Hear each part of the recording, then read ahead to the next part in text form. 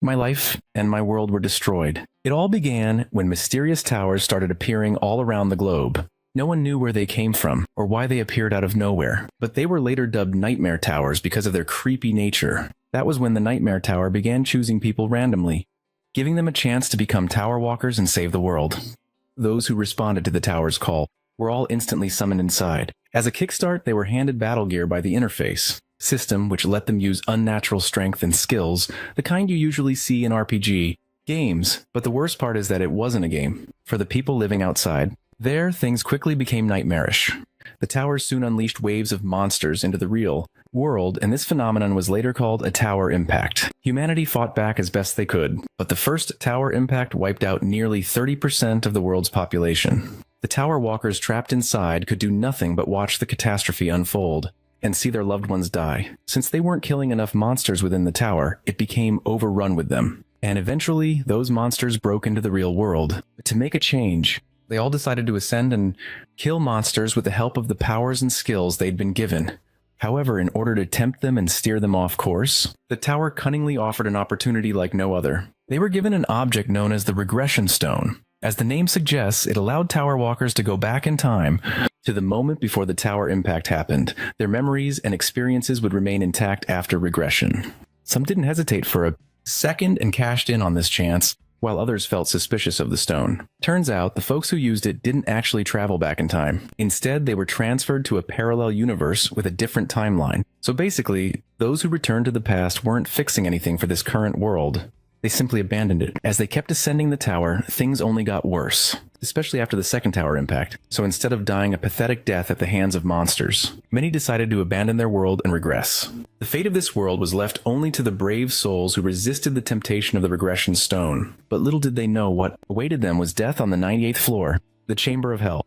Jaewon was utterly defeated along with his calm raids, yet they didn't give up, fighting until their last breath. Eventually, our boy managed to slay the Tower Guardian at the cost of his friends' lives. His one and only friend, the one he cherished most, also chose to abandon this reality with his final breath. It broke Jaewon's heart to see his friend make such a pitiful choice. But the protagonist didn't waver. He pushed forward and eventually reached the 99th floor, where he had to face the Guardian, the Frostworm Velkasus. It's been 10 long years since he reached the 99th floor. Fighting that monstrosity, though the 98th floor nearly destroyed him, he knows that without the equipment abandoned by the other tower walkers, who were once his friends, he'd have been dead long ago. Right now, he's back in the lower levels of the tower, meeting a blacksmith named Jay. The blacksmith is shocked that our protagonist actually wants to challenge that monster again, but Jaehwan doesn't hesitate before confirming it. He's not backing down until he finishes what he started. Here's a little context about this place. Some time ago, the tower walkers reclaimed a village on the 50th floor after finally defeating the dragon that ruled it. That village is now called a topos. Of all the blacksmiths who once lived in a topos, Jay is now the only one left. Jay is even sad because the demand for ore that had always come from the lower level floors has almost extinguished. Jaehwan thinks to himself that this kind of outcome had been bound to happen sooner or later. After all, there are barely any survivors left. Jay pauses for a moment and then asks if he's noticed anything strange during his recent travels through the tower. Jaehwan recalls the plate where the stone of regression had been found. Strange markings carved into its surface in letters he couldn't read, though when Jay asks, he only says he didn't see anything. His mind drifts briefly to Hiren, the old woman who disappeared only yesterday, leaving Jay and her as the last remaining supporters in Atopos until now. Jaehwan then asks directly to be taught smithing. The sudden request causes the smith to freeze mid-swing. Once again, our boy is back on the 98th floor, taking another shot at defeating this arrogant dragon. The monster commends the brave tower walker, acknowledging him as the pioneer who managed to reach the 99th floor all on his own. The dragon may have a tough exterior, but our boy has already begun chipping away at its hardened scales. No matter how many times it takes, he's prepared to return endlessly until the monster finally falls. During one of his runs, an attempt ends with him being completely crushed, leaving him battered and bruised. At this point, even the mighty dragon can't help but acknowledge the resolve burning within this young man. Jaehwan carries an unyielding desire, a singular obsession. An obsession to defeat this monster and make his friend's sacrifice truly meaningful. However, the dragon believes defeat is inevitable, and failure is the only fate awaiting Jaehwan. But our boy lunges forth after breaking free from the ice, fully prepared to prove the monster wrong. He takes his stance once more, relying on the only technique he knows, which is piercing. The dragon even finds it funny that the kid keeps charging in with the same old trick. You see, Jaehwan wasn't as fortunate as other tower walkers who started their careers much earlier. giving them opportunities to obtain unique skills and hidden classes. Jaehwan had nothing to his name, so he poured everything he had into one simple yet devastating technique: the art of piercing. He pierced his targets relentlessly, repeating the motion tens of millions of times. This refined mastery even earned him several nicknames. His piercing only grew faster, stronger, and more precise, eventually evolving into something comparable to a hidden class skill. And because it isn't an actual skill, Jaehwan can use it endlessly without consuming spiritual energy, unlike hidden abilities. Even so, not even hundreds of thousands of jabs were enough to deal truly significant damage. Then Jaehwan notices something. The monster's weakness lies in its jaw. The moment the dragon opens its maw to unleash a massive icy roar, Jaehwan seizes the opportunity. He pierces upward from within, obliterating one of its eyes and shattering half its jaw. Even after pouring everything he had into that strike, it still wasn't enough to completely destroy the monster's maw.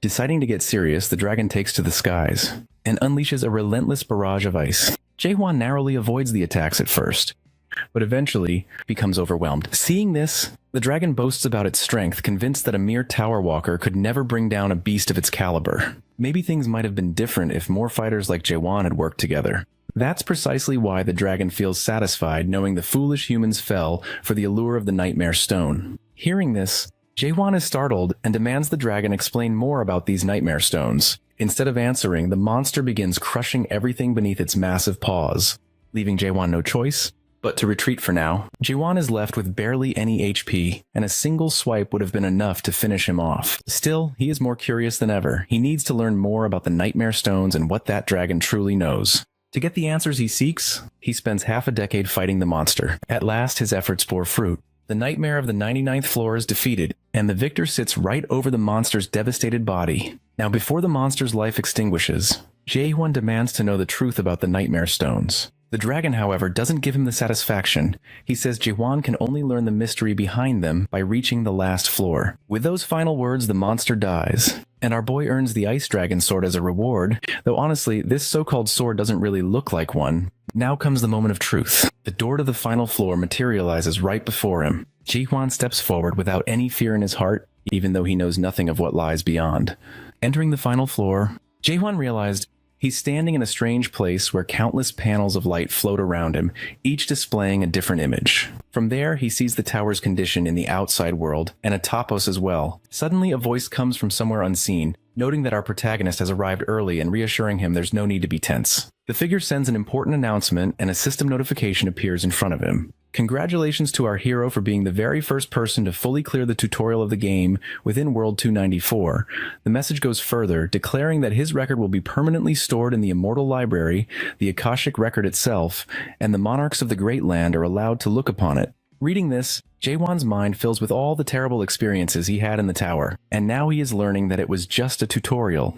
The mysterious voice observes how shocked our boy has become and warns him not to let it bother him too much, or else he will face the consequences. A huge wave of water crashes into Jaehwan as a beast with glowing eyes emerges into sight. The creature comments that he has already gone further than he should have, yet praises the amount of control he's shown for a human. The praise doesn't last because the beast suddenly stops mid-sentence as our protagonist rises from beneath the water. The figure notes how quickly Jaehwan has recovered, much faster than expected. He doesn't waver as he demands to know who the being is. The figure only laughs in response, admitting it got too excited and completely forgot to introduce itself. It tells Jaehwan he should be proud of reaching the 100th floor alone for the first time in history.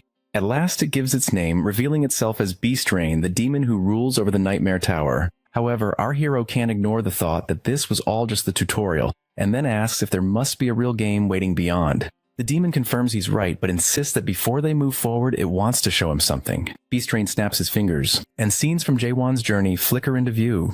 Our boy watches the images unfold, starting with the moment Seoyul joins his party. He sees Seoyul and Yoonhwan standing beside him as the three of them laugh together, introduce themselves, and fight side by side as a true team. Then some dark memories are shown, where Seoyul's body is lying wounded on the ground, and Jaehwan falls to his knees, calling her name repeatedly with a trembling voice. Next, the last moments of Yoonhwan appear. Meanwhile, Beastrain asks if this rising tide of sadness is stirring emotions Jaehwan thought he had buried. The demon calls those feelings a waste, yet offers something cruelly tempting, a chance to go back and start again from the very beginning, only this time keeping every memory exactly as it is. B-Strain's grin widens as our protagonist realizes more clearly that this is not the end of the path at all, but the prompt glowing in front of him isn't a gift either.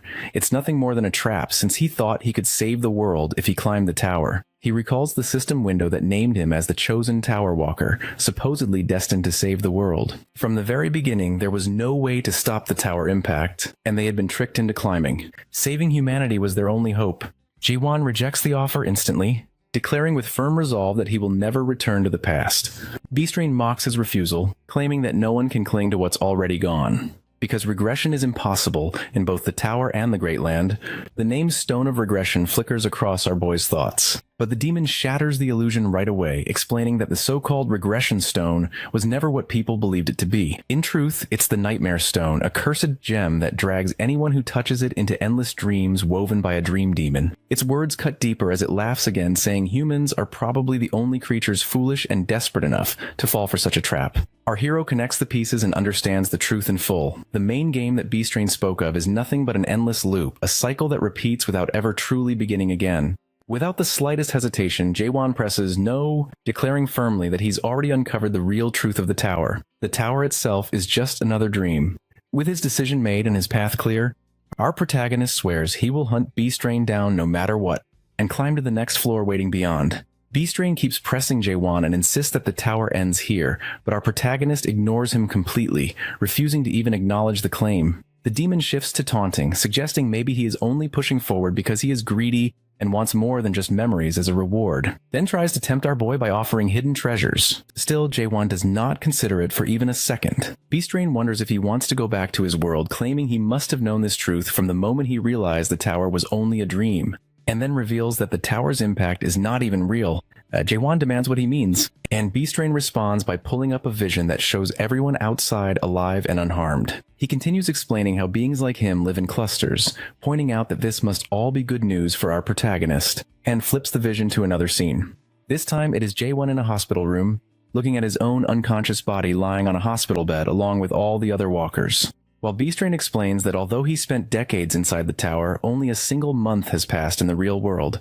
The demon starts boasting again, claiming our hero could never hope to defeat him, calling their difference the same as the gap between a dragon and a human. Jaewon simply raises his sword and declares that he has already slain a dragon, which makes B-Strain snarl and call him arrogant. In the next moment, the two crash violently into each other. Later, Jaewon steps into a building, calling out for Jay but hearing no response. His mind drifts back to all his battles with B-Strain. 72 days have passed, and he never managed to land a killing blow. Yet despite all those fights, the demon never actually killed him either. And now our boy realizes it is because he never intended to. With that in mind, our protagonist swears to keep going no matter how long it takes. Meanwhile, B-Strain thinks deeply about Jaewon as a product worth selling, a seed that refuses to grow the way he wants. Normally, the process is simple. Pick out the good seeds during the tutorial, nurture them through the main game and watch them develop, but this one is the exception. Resisting all progress no matter what is done, the demon considers killing him, but the thought of damaging the soul and drawing the attention of the harvesters holds him back. Instead, he decides to raise him carefully and make a fortune, imagining himself rising into the upper ranks and clearing all of his debts, especially since even gods who usually avoid demons have shown interest in Jaewon. Suddenly, Jaewon attacks him from behind, prompting B-Strain to ask about his real goal. But our hero just keeps swinging his sword without pausing for even a second. The demon tries to reason with our protagonist, insisting that moving on to the main game would benefit not only him, but also everyone connected to him. Yet Jaewon does not show the slightest sign of caring. The fight grows fierce, until B-Strain slams him into the ground, and starts shouting again, offering every hidden skill and item in his possession if Jaewon will only agree.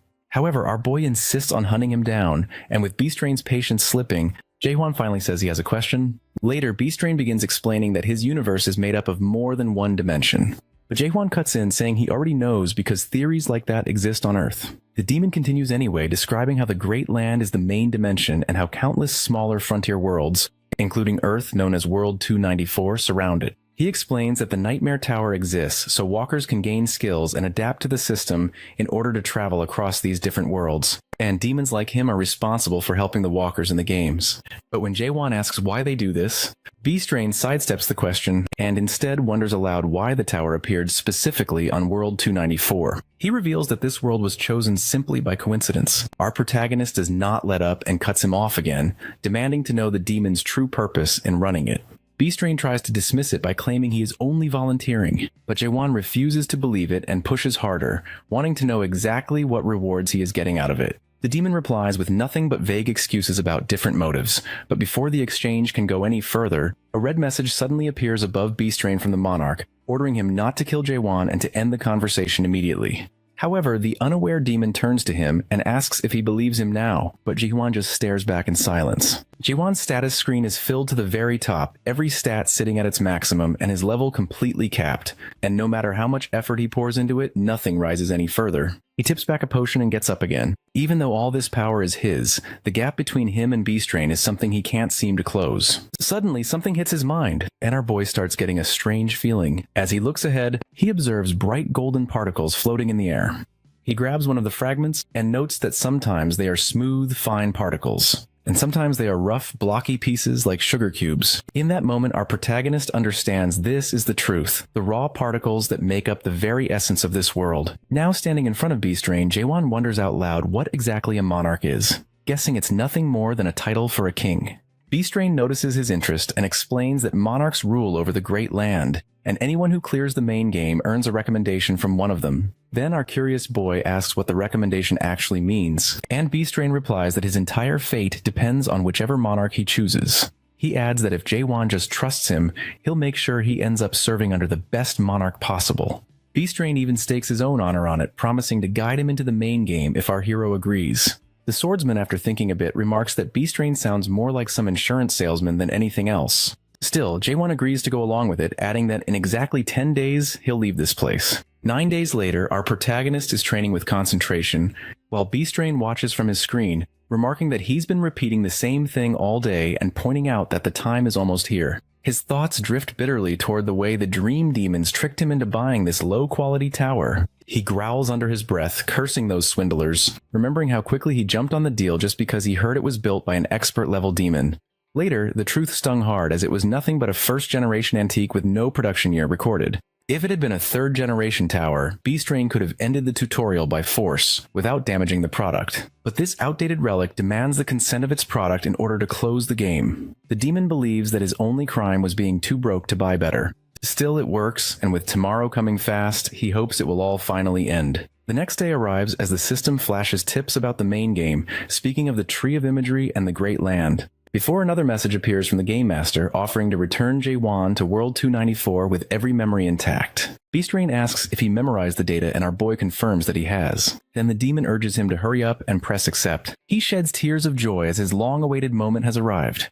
But to his surprise, Jaewon suddenly swings his sword. Beastrain freezes in shock and demands to know what he thinks he's doing. Our protagonist's grip on his sword tightens, as he tells him he should already know the answer, that he'll be hunting him down. Ever since Jaewon observed those particles, his pierce technique has felt unstable, and he can sense something off. He feels like something has awakened inside him. Pressure builds as a massive claw comes crashing down towards our hero, and his strike slices forward in response. Beastrain admits he's never seen anyone like this before, and that things would have been much simpler for both of them if this had happened earlier. Tendrils lash out and coil tightly around Jaewon, locking him in place. However, our boy points out the game can't end without his approval. Beastrain calmly reveals he gave up on getting consent a long time ago, then wonders aloud why Jaewon thinks the tutorial will never end. He explains that the Tower of Nightmares is built to automatically end 100 days after the tutorial is cleared. Therefore, Beastrain decides to let our protagonist stay like that until it's time to play the main game. Still, Jaewon clenches his sword as he calls out to Beastrain, then mentions that he knows he is the trickster, who is 784 years old and has visited a total of 128 worlds, having spent his time cultivating the products in each world. The Tower Master gets stunned as he demands to know how Jaewon could possibly know all of this. However, our hero adds that he was going to hand him over to Harvester, the Monarch of Darkness. Beastrain starts sweating in panic as he asks who Jaewon is. Our protagonist confidently explains he is the product Beastrain cultivated here for decades. In the next moment, he unleashes a huge amount of energy, aiming to defeat the Tower Master. Jaewon pushes forward with full force as he swings his blade, striking Beastrain directly and pushing him backwards. Then both clash with their forces. As a result, our boy skids back, while Beastrain's shoulder is injured. This leaves the demon confused, and then something hits his mind. Meanwhile, our protagonist prepares his sword, while Beastrain wonders if he is an over-adapted player. Our boy recalls that ever since he reached the 100th floor, he wondered if the demon could even kill him. Reality itself began to break down. He finally understood stabbing when he had no doubt left. He strikes the shield of his opponent, breaking it completely. The system notifies about the lifting of the sync limitation. Then the demon transforms his body to counter Jaewon with his full strength, trying to make him surrender. As Beastrain strikes, he admits he is impressed seeing our hero reach the second stage of adaptation after just completing the tutorial. But he believes a human can't defeat a demon. As he unleashes a high number of spikes, the spikes hit Jaewon and his blood flows. But still, our protagonist clenches his sword and decides to stab his opponent no matter what. He keeps stabbing as the count climbs higher and higher, until it finally reaches 10 billion times. Finally, Jaewon manages to land a powerful blow towards the demon, making his opponent realize something. However, it's too late for Beastrain to do anything, as our protagonist successfully defeats him and points his sword toward the demon. He states confidently that humans are not just things for demons to trade and sell. With unshaken resolve, Jaewon declares he will destroy the tower and climb to the next floor and then to the top. The ceiling begins to shatter as he declares that he will see the end of the world the demons have formed. A system window pops up with his info filled with just question marks. Beastrain scrambles in desperation, pleading with him not to do this, claiming that there is nowhere left to go. However, our hero refuses to listen. His mind flashes to the carvings he found in the lower floors, which revealed that the Nightmare Towers are just imitations of the first nightmare at the top of the Tree of Imagery. He realizes these messages were left by the creator of the Nightmare Tower, Mulak. Now our boy knows that this place is just a root, and because a root exists, so must a branch. Therefore, he unleashes his power to completely destroy the ceiling. Then the prompt appears, declaring the tutorial over. However, he has failed to complete the game. After a moment, Jaewon wakes in a new place, which is kind of like a forest. He looks ahead as he has finally found what he was looking for. Massive beasts burst through the thick leaves, growling heavily as they surround Jaewon. One leaps at him to attack, but he eliminates it with ease using his shallow stab. The ground suddenly rumbles as a towering beast steps out. Upon seeing it, our boy instantly notes that his shallow stab won't be enough against something like this. Using his normal stab, he eliminates the towering beast with a single strike. Later, he collects all of its horns. Unexpectedly, a yell rips through the air, and strange ant-like people appear from the trees, one of them shouting and pointing directly at him.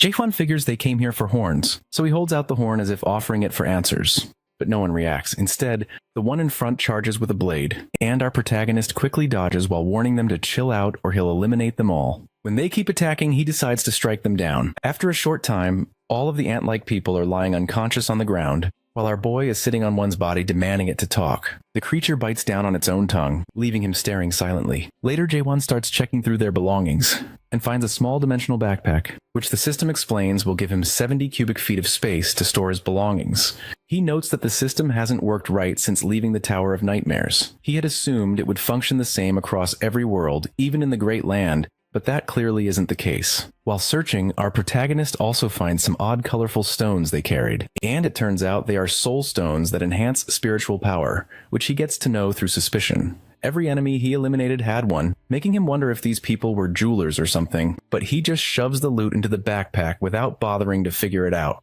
After that, his sword opens its jaws and eats all the dead bodies.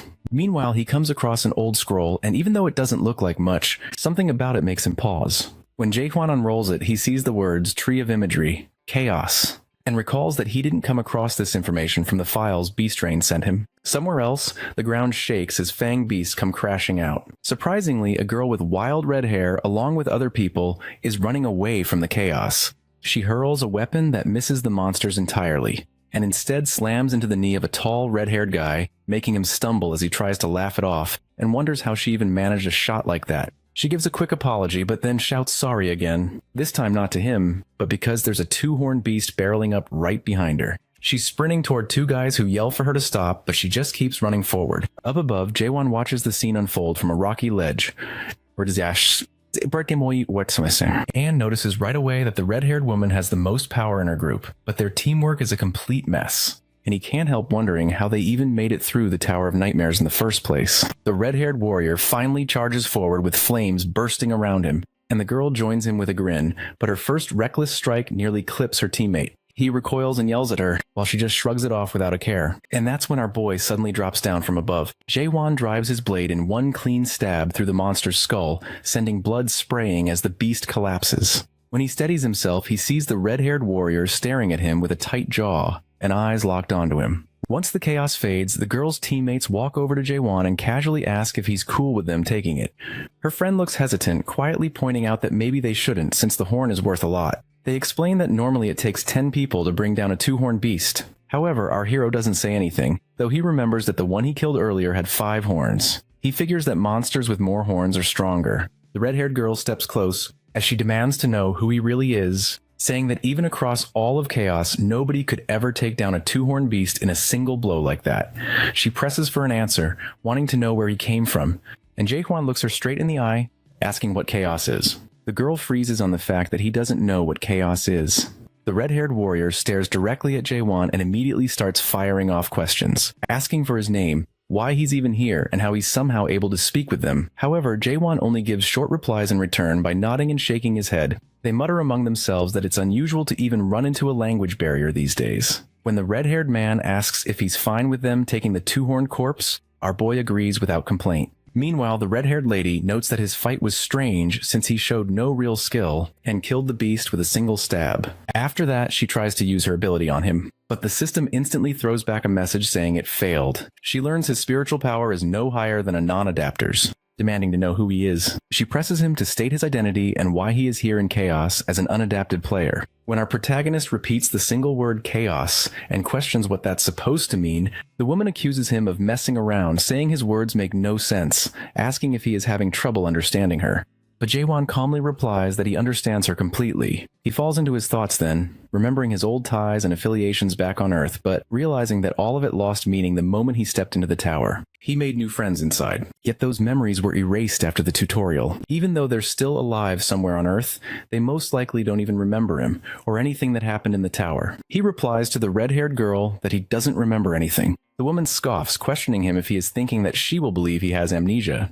Our protagonist sharply replies that he never said he has amnesia. She argues it's the same and keeps pressing anyway. Suddenly his sword starts to buzz, and then it opens its jaws. The red-haired girl suddenly recognizes it as a spirit weapon. The sword starts to eat the weapons Jaewon stored in his backpack. People around him mutter about him feeding equipment to his blade, while the girl gets stunned because he is showing off his spirit weapon to everyone, and he has no idea what he is doing. She is clearly frustrated that he ruined her mission for eliminating that red-haired man. Then an idea hits her mind, so she whispers to him, mentioning she has something to propose. After a short time, our boy comes to know her name, which is Mino. He also gets to know more about the people she is traveling with. Those people belong to the Red Fox clan. Jaewon immediately realizes her so-called proposal is for him to wipe out that clan, as she has warned him that they'll come after him too. Later at night, the red-haired man suggests they should camp for the night to avoid attracting horned beasts. Later, our protagonist notes that the village isn't far, through his second stage of awakening, understanding. He has overheard the Red Fox clan's conversation, agreeing his two-horned kill was just because of the spirit weapon. They claim such weapons can only be found in the Abyss, also called the branches of the Tree of Imagery. However, our hero knows they're mistaken since his weapon came from the roots. Although the demon told him that the gear in the tower isn't very good, he never thought anyone would want that thing.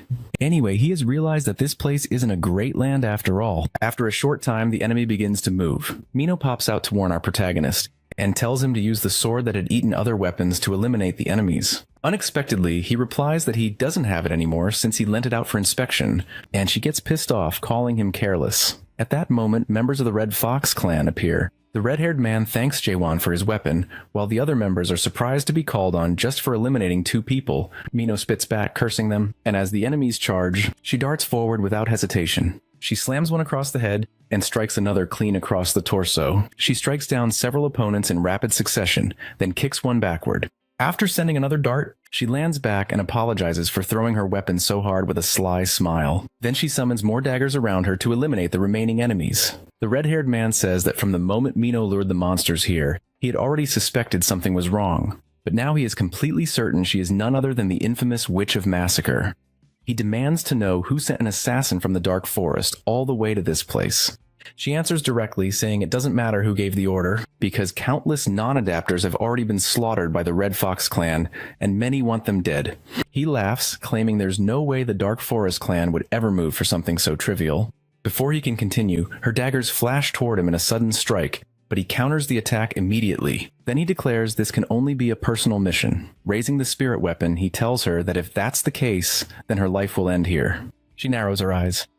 And he calmly explains that he hasn't come alone since he brought backup. Looking around, she sees what he means and quickly notices that every one of them is at least a first-stage adapter. When she counts, there are 40 in total. The red-haired man adds that facing both the Witch of the Dark Forest and a man who once killed a two-horned beast by himself required these numbers. Then he remarks that if he had known the spirit weapon would fall into his hands this easily, he never would have called his master. As soon as he finishes, a large clawed figure steps forward and tells her to see this as an honor. This new arrival is Clant the Black Fox, master of the Red Fox clan and a third-stage adapter, who declares that half the Red Fox clan has gathered here to hunt her down. She gives a mocking smile in response and turns toward Jaewon, telling him to give her a moment. Tossing something his way with a quick instruction to run, he catches it and finds a stone of nightmare in his palm. Confused, our boy asks what it is. She explains it's actually a stone of escape that will teleport him to the nearest fortress. But she only has one. He stays silent for a moment, then asks if she'd go back to the past if she had the chance.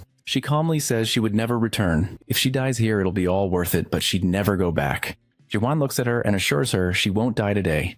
Then he moves, striking the enemies with his second sword and strikes them down in quick succession. Right after that, a heavy attack slams into the battlefield as the Fire King unleashes his technique. Still, our protagonist charges forward at full force, invoking Oblivion, the third stage of awakening. He slices straight through the incoming wave of flame and force. Their clash creates shock waves that tear across the field as weapons collide. Even though the Black Fox presses his attack with overwhelming strength, the counter pushes him back. When the dust settles, Jaewon is the one standing, who retrieves his spirit weapon back from the red-haired man. A moment later, a massive blue slash rips across the battlefield, scattering the enemies that still remain. As Mino stands watching the scene unfold, she calls his name. When he turns toward her, she steps closer and asks about his true identity, though he replies that she already knows. Then he asks if she has also lost her memory, which makes her grow uneasy. She demands the return of her precious stone, however, he mentions he has lost it. Her voice sharpens as she questions how he could lose something so valuable, yet he simply tells her to search for it herself. Later, Mino does exactly that, overturning everything she can, but the stone remains missing, making her regret giving it to a stranger, although our boy watches and tells her again that she already knows who he is. When she presses further, he finally says that he is a human. She looks at him and asks if he's being serious. He replies by asking if she herself is human, and when she admits she is, he tells her that alone is enough for him.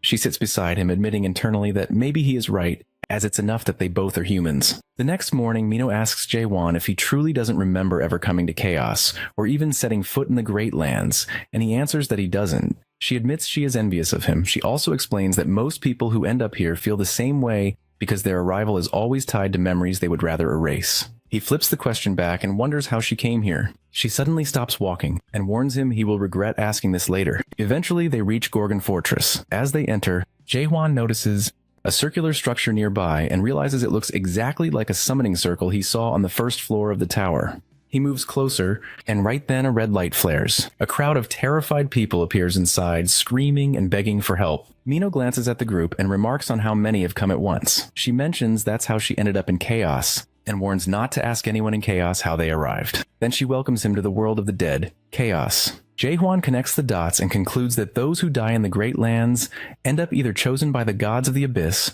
or they are chosen by the masters of the Great Realm.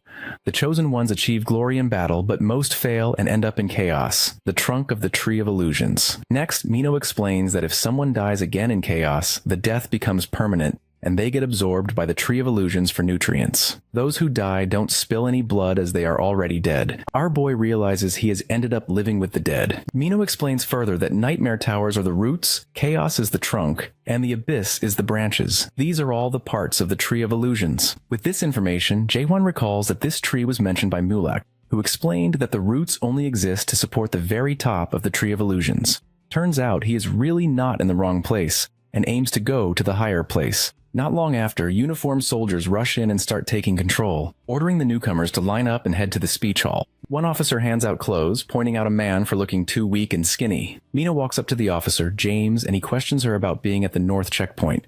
She responds that she was only passing through and just wants entry. However, he tells her new rules now require a certificate. When she looks at Jaewon, she asks if he has his certificate. Surprisingly, he does not, which clicks something in her mind. Therefore, she claims to James that she has forgotten her certificate. To cover for herself, she shows James a two-horned beast horn and asks if that works. After a moment, he agrees. James then demands Jaewon's certificate, but he tells him straight up that he doesn't have one. Mino hints that she could help if he asked, but James cuts her off and insists no one gets in without papers. Jaewon acknowledges and starts searching for something in his backpack. This makes Mino think he must have decided to kill the guards to get inside. Therefore, she immediately comes between our hero and James, panic rising as she is about to explain something. However, a commanding voice cuts her off, asking what's happening. The soldiers all freeze, as a man in uniform appears. Chief Carlton, the one managing the checkpoint. He walks up to James and demands an explanation. James points at Jaewon and says he's trying to enter without a certificate. Carlton doesn't hesitate and says entry is impossible without proof of identity. He explains the inspector is allowed to refuse anyone who lacks it. He even starts reading fortress laws and uses his legal code skill to make everyone kneel down. Then he also brings up the Restraint Act. However, Jaewon uses his blade to slash the legal code skill barrier away from himself. And Mino. He interrupts Carlton and asks what's actually on the certificate. Carlton says it lists one's identity, records, and skill data. Jaewon replies that he doesn't need one because he refuses to show him anything about himself. The chief is confused as his legal code isn't working on our protagonist. Therefore, he decides to detain him under the law and summons chains using a skill called Silver Restraint. The chains move forward and try to coil around Jaewon, but our boy resists until they snap apart. Every guard freezes in shock.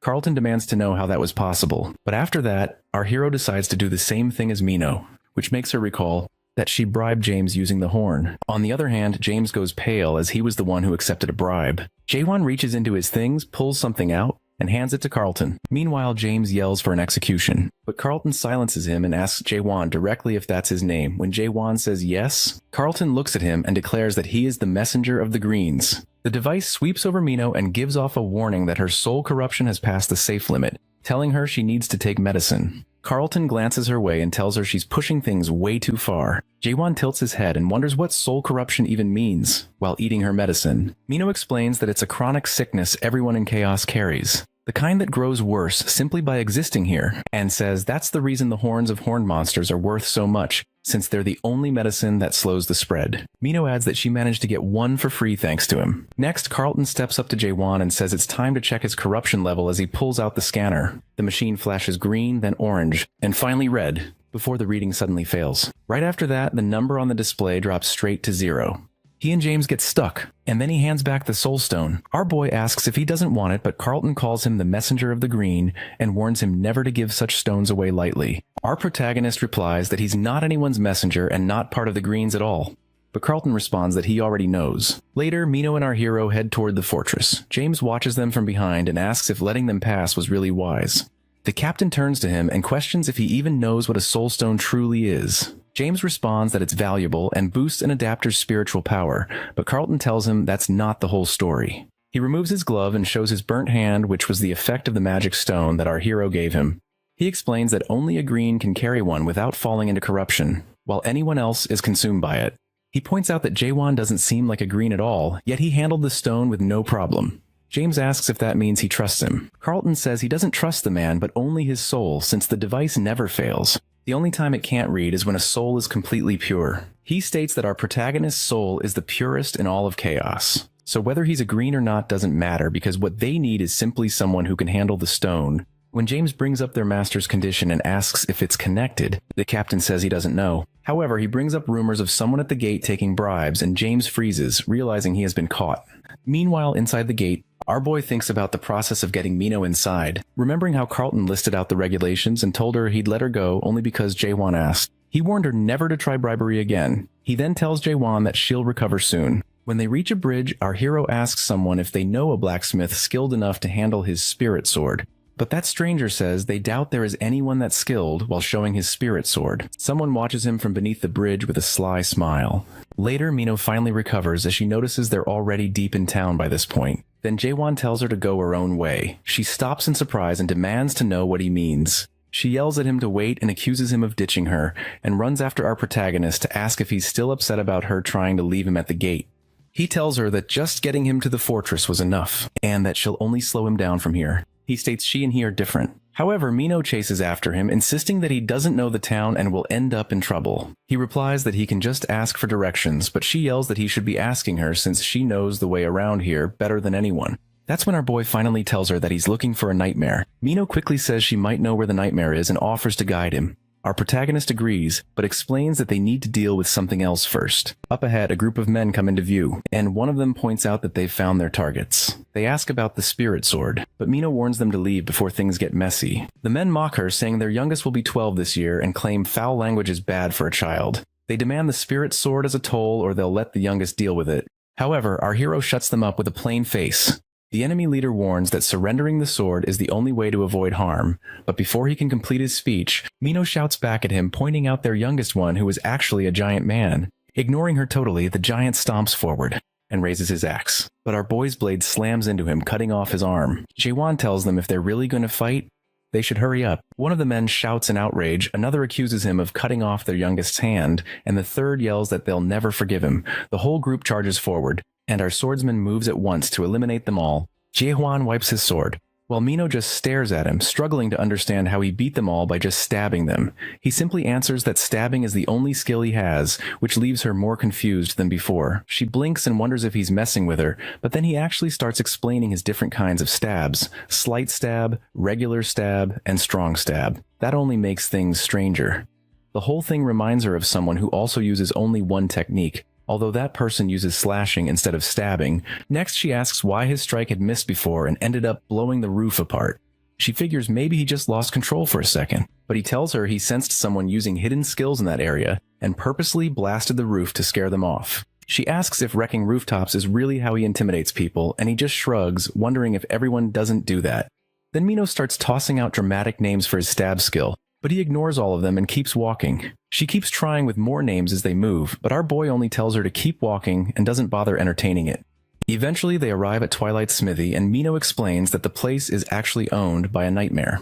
She leads him to a heavily reinforced door, and a worker comes out to tell them that if they're here to submit anything, it's going to take some time since the main workshop manager isn't around. All that's left is the vice manager, who's busy running a test for the other workers. Inside, a massive man stands by a table surrounded by apprentices, and sitting on it is a sword made from a quadhorn's horn. The man, Michael Garnard, is the vice manager of the shop, and explains the blade is complete, but they still need to drill a hole through the hilt to finish it properly. The apprentices all jump at the chance to prove themselves, but he warns them straight away that it's nearly impossible to even leave a mark. He promises that whoever manages to do it can act as vice manager for the day. They each step up one by one, but none succeed, and one even ends up breaking his tool. Michael mocks the group, calling them weak and tearing into them for being useless. The attempts keep going until a worker who was greeted outside steps up to try. But right as he does, Jaewon slips quietly inside. The worker immediately starts yelling that no one's allowed to just walk in like that.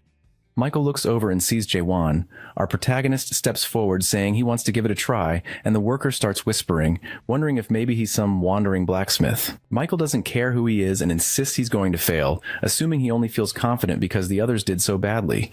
Jaewon simply asks if he should go ahead and make the hole or not, but the vice manager starts lecturing again about how incredibly tough quadhorn horns are and how it isn't that his workers are bad, it's just that he's on another level, before he even finishes.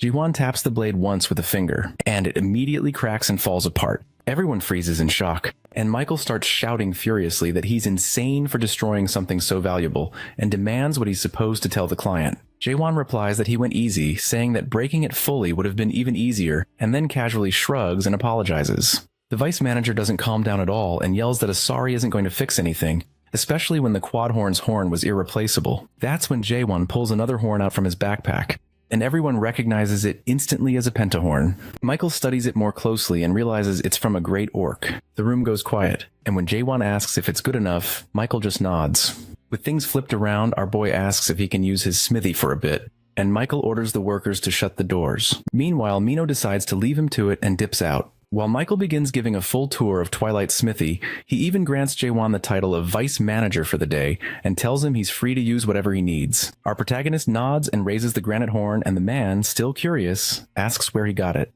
Jaewon answers plainly that he hunted the pentahorn alone and took it himself, which Michael doesn't buy for a second. Jaewon then asks for help since it's his first time making a sheath. The vice manager, confused, asks if he's really planning to use that material for a sheath. But Jaewon pulls out his weapon, and Michael's eyes widen. It looks like a frost dragon sword replica. But when he tries to grab the granite horn, the sword reacts violently, releasing a burst of energy and absorbing the horn entirely. Michael realizes on the spot that it's actually a spirit weapon, and the aura inside belongs to a high-tier race.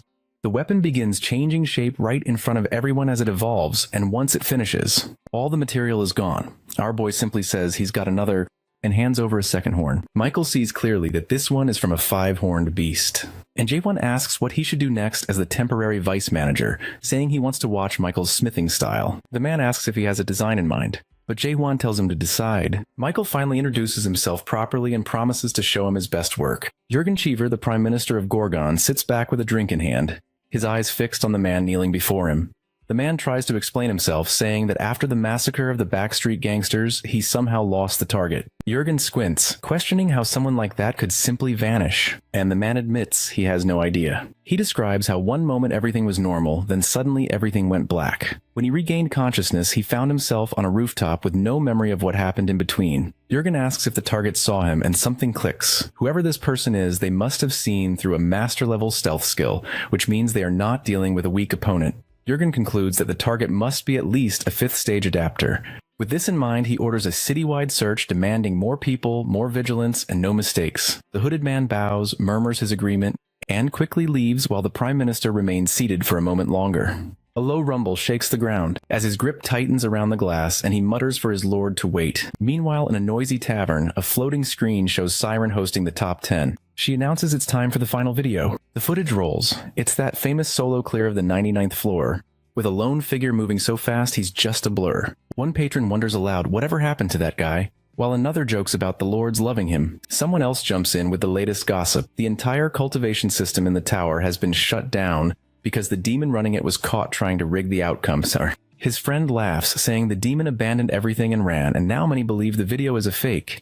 They start arguing over why anyone would trash a first-generation tower built with borrowed loans. One insists the demon must be spoiled, while the other jokes he would have just sold it at a discount. He calls out for more beer, and the bartender starts pouring. But the room falls silent when the door slams open. All eyes turn as Mino enters, tall and fiery. She strides straight to the counter. She takes a seat, and before anyone can speak, a man approaches, complimenting her looks. He tries to flirt, but she isn't interested. With a glare and a surge of dark energy, she tells him to leave. And he quickly backs off. Still seething, Mino mutters about feeling awful, and tosses a gold piece on the counter, demanding enough alcohol to knock her out. Later, she suddenly starts shouting about Jae-won, venting about how full of himself he is. Our boy's name keeps coming up as she rants, until the bartender sighs, mentioning that everyone's heard enough about him already. That's when Claire, the tavern owner, steps in. She asks why Mino is being so dramatic when she isn't even drunk yet, and questions why she sticks around someone she claims to hate. Mino snaps that it isn't like that, but admits that every time she sees Jae-won, something inside her ignites. She recalls how our protagonist walked straight into chaos, sword swinging, destroying everything in his path with no hesitation. She can't shake the memory of how he looked at her, repeating his words that they are different. Mino points out that everyone else, including Claire, works hard just to survive. But this guy arrived out of nowhere. She remembers asking what he'd do if he ever encountered a nightmare. And all Jae-won said was there was no use explaining because she wouldn't understand. She complains that he always brushes her off and looks down on everyone. Claire sighs, resting a hand on her head, and says our hero is just immature. She warns Mino to keep her distance. Mino tries to argue, but Claire's expression hardens as she says staying around someone like that isn't brave, it's reckless. If Mino keeps playing with fire, she's bound to get burned, before Mino can respond. The doorway flares with light. A blazing streak slices through the air, heading for the counter. She spins just in time to catch a glowing golden bird, which drops a sealed letter into her hands. Mino glances at the wax seal and recognizes it as a letter from Carlton Javier, addressed to the Master of the Dark Forest. She wonders why he would contact her. But before she can open it, a massive figure steps out of the crowd. He locks eyes with her and asks if she's the Witch of Massacre. Her eyes widen as his sharp clawed hand shoots out, grabbing her wrist. Mino smirks, admitting that's her. But the man yanks her closer and tells her he has a job for her and she's gonna listen whether she wants to or not. Elsewhere at Twilight Smithy, the ground trembles as an explosion of energy blasts outward, sending dirt and rubble flying while Michael is hurled back. A booming voice roars through the chaos, warning that he isn't allowed to enter this place. Michael struggles to lift his head, dazed and shaken, just in time to see a monstrous figure rising before him, a terrifying beast radiating overwhelming presence. Frozen in place, he cannot move before he can gather his thoughts. Ji-hwan's voice cuts through the air. Our protagonist looks down at him, reminding Michael that he was supposed to be smelting the sword and that, if he truly wants to help, he had better follow through. Michael slams his tool against the horn again and again, but no matter how hard he strikes, it doesn't leave even the faintest mark. He finally admits the truth, that the item's level is far beyond what he can manage. Jae-hwan shakes his head and tells him it isn't about level at all. Before the craftsman can even react, our boy grabs hold of his head and forces the first stage of awakening to ignite, the one called doubt. Then without pause, he drives him into the second stage, understanding, which opens Michael's eyes to what really stands before him. The horn in front of them suddenly begins leaking an unnatural matter, and Michael stumbles back as black mist spills upward until it floods the air. Out of the darkness, a pentahorn slowly emerges. It suddenly crashes into the ground with a force so great the earth splits and bursts around both Michael and our protagonist. The fighter shouts at him, demanding he pull himself together and actually fight if he plans to do anything at all. He stares at the beast, realizing in shock that this is its true form, and starts questioning why he has wasted all his time using such small and meaningless skills against something like this. It feels too unreal, and he convinces himself it must all be a dream, so if he just wakes up, then everything will disappear. Muttering under his breath, he bolts for the door, but the massive shadow of the pentahorn combined with the sound of our boy's voice makes his legs lock and freezes him on the spot. Jae-hwan exhales, ready to move. And in a sudden blur, Michael bursts through the doorway instead, yelling for help, only to stop cold. When he sees an endless flood of undead creatures calling him vice manager, standing in the hall, a giant eye appears, fixing its gaze directly on him while telling him he's not even qualified to look at this place. Then the ground suddenly splits apart, throwing him backward and leaving him stunned and disoriented. Our protagonist doesn't let him recover, grabbing Michael's hammer. He charges forward and smashes down against the pentahorn's horn, using the opening to surge closer. He darts into striking range, slipping past the snapping jaws, and when the beast lunges again, he is already there, driving his fist forward with all his strength toward its face. The battle explodes in noise, and Michael's roar joins the chaos as the struggle rages on. Later outside, Michael asks if Jae-hwan is simply going to walk away, and the other responds that his role here is complete. Michael offers to name the sword, calling it Dokbul, and when our hero asks if that means the lone hero, Michael insists it is the perfect name before turning to leave.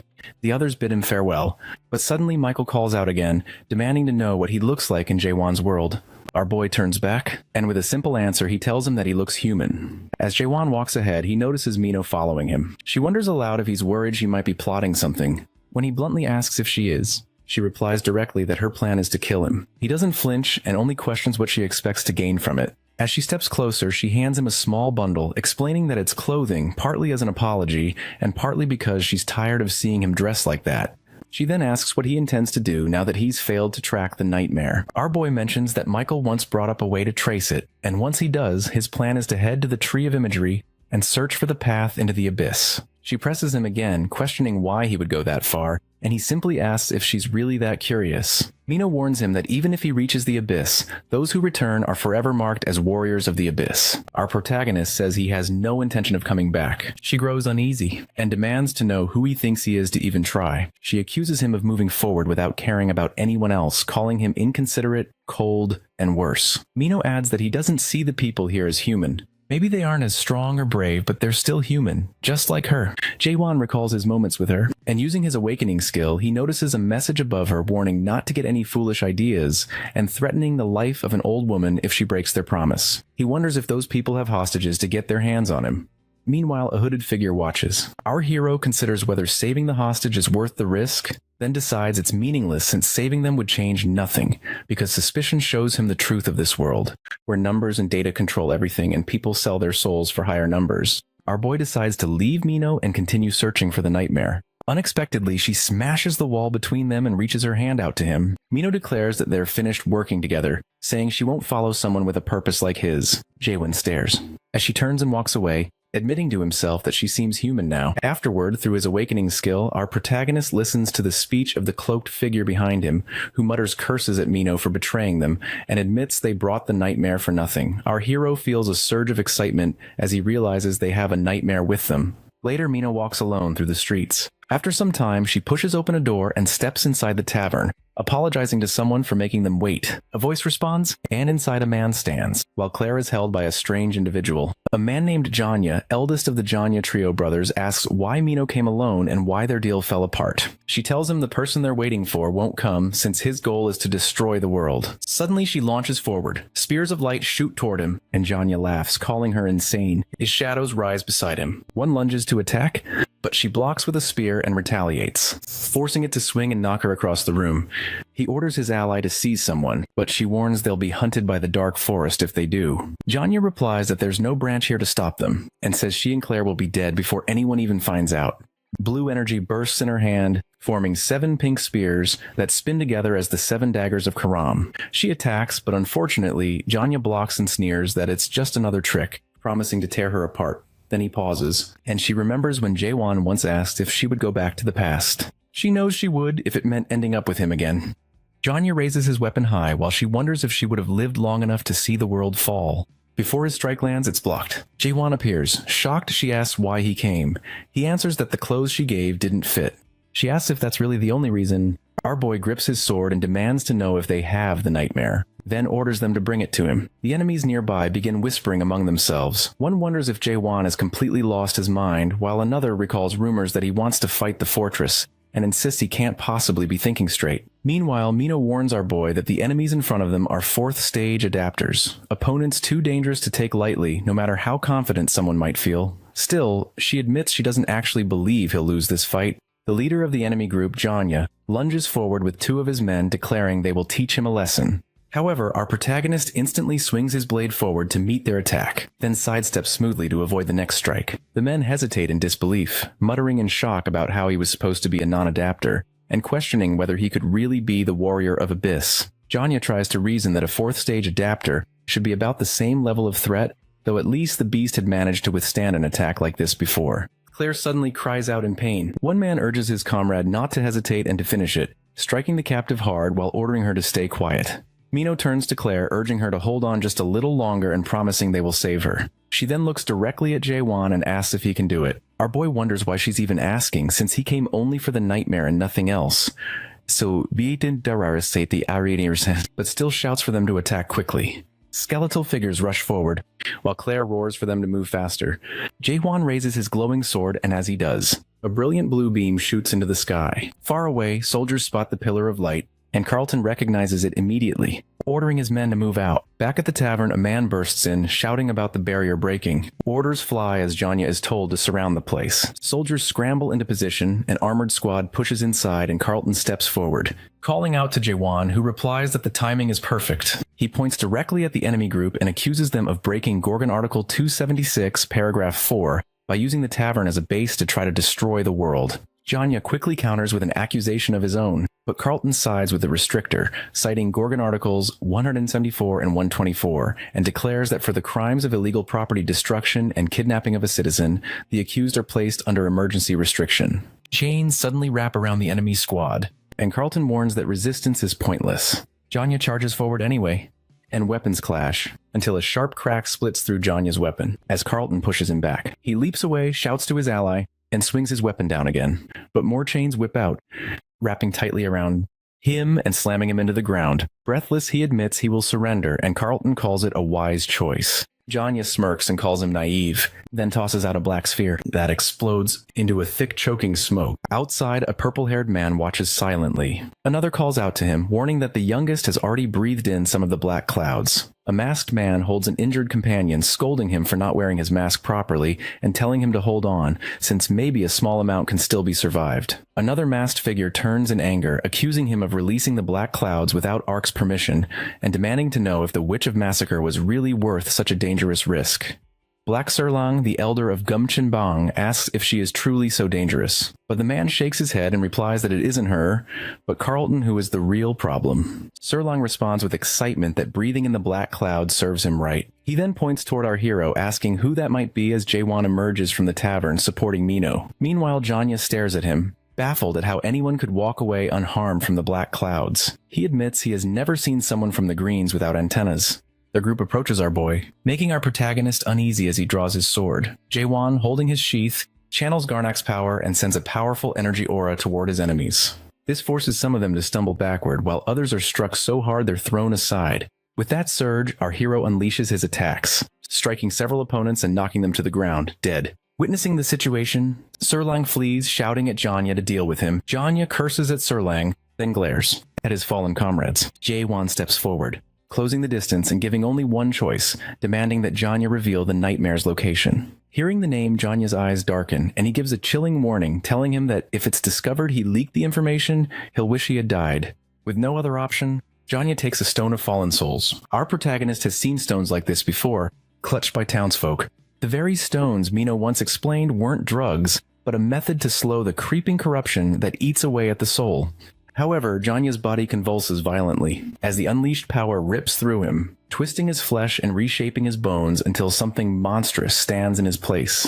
What rises is an undead beast, charging through the streets with wild strength, and eliminating people in its path. Now Janya, transformed into that monster, can see the truth of the world he lives in. As he observes, he wonders what he was so afraid of.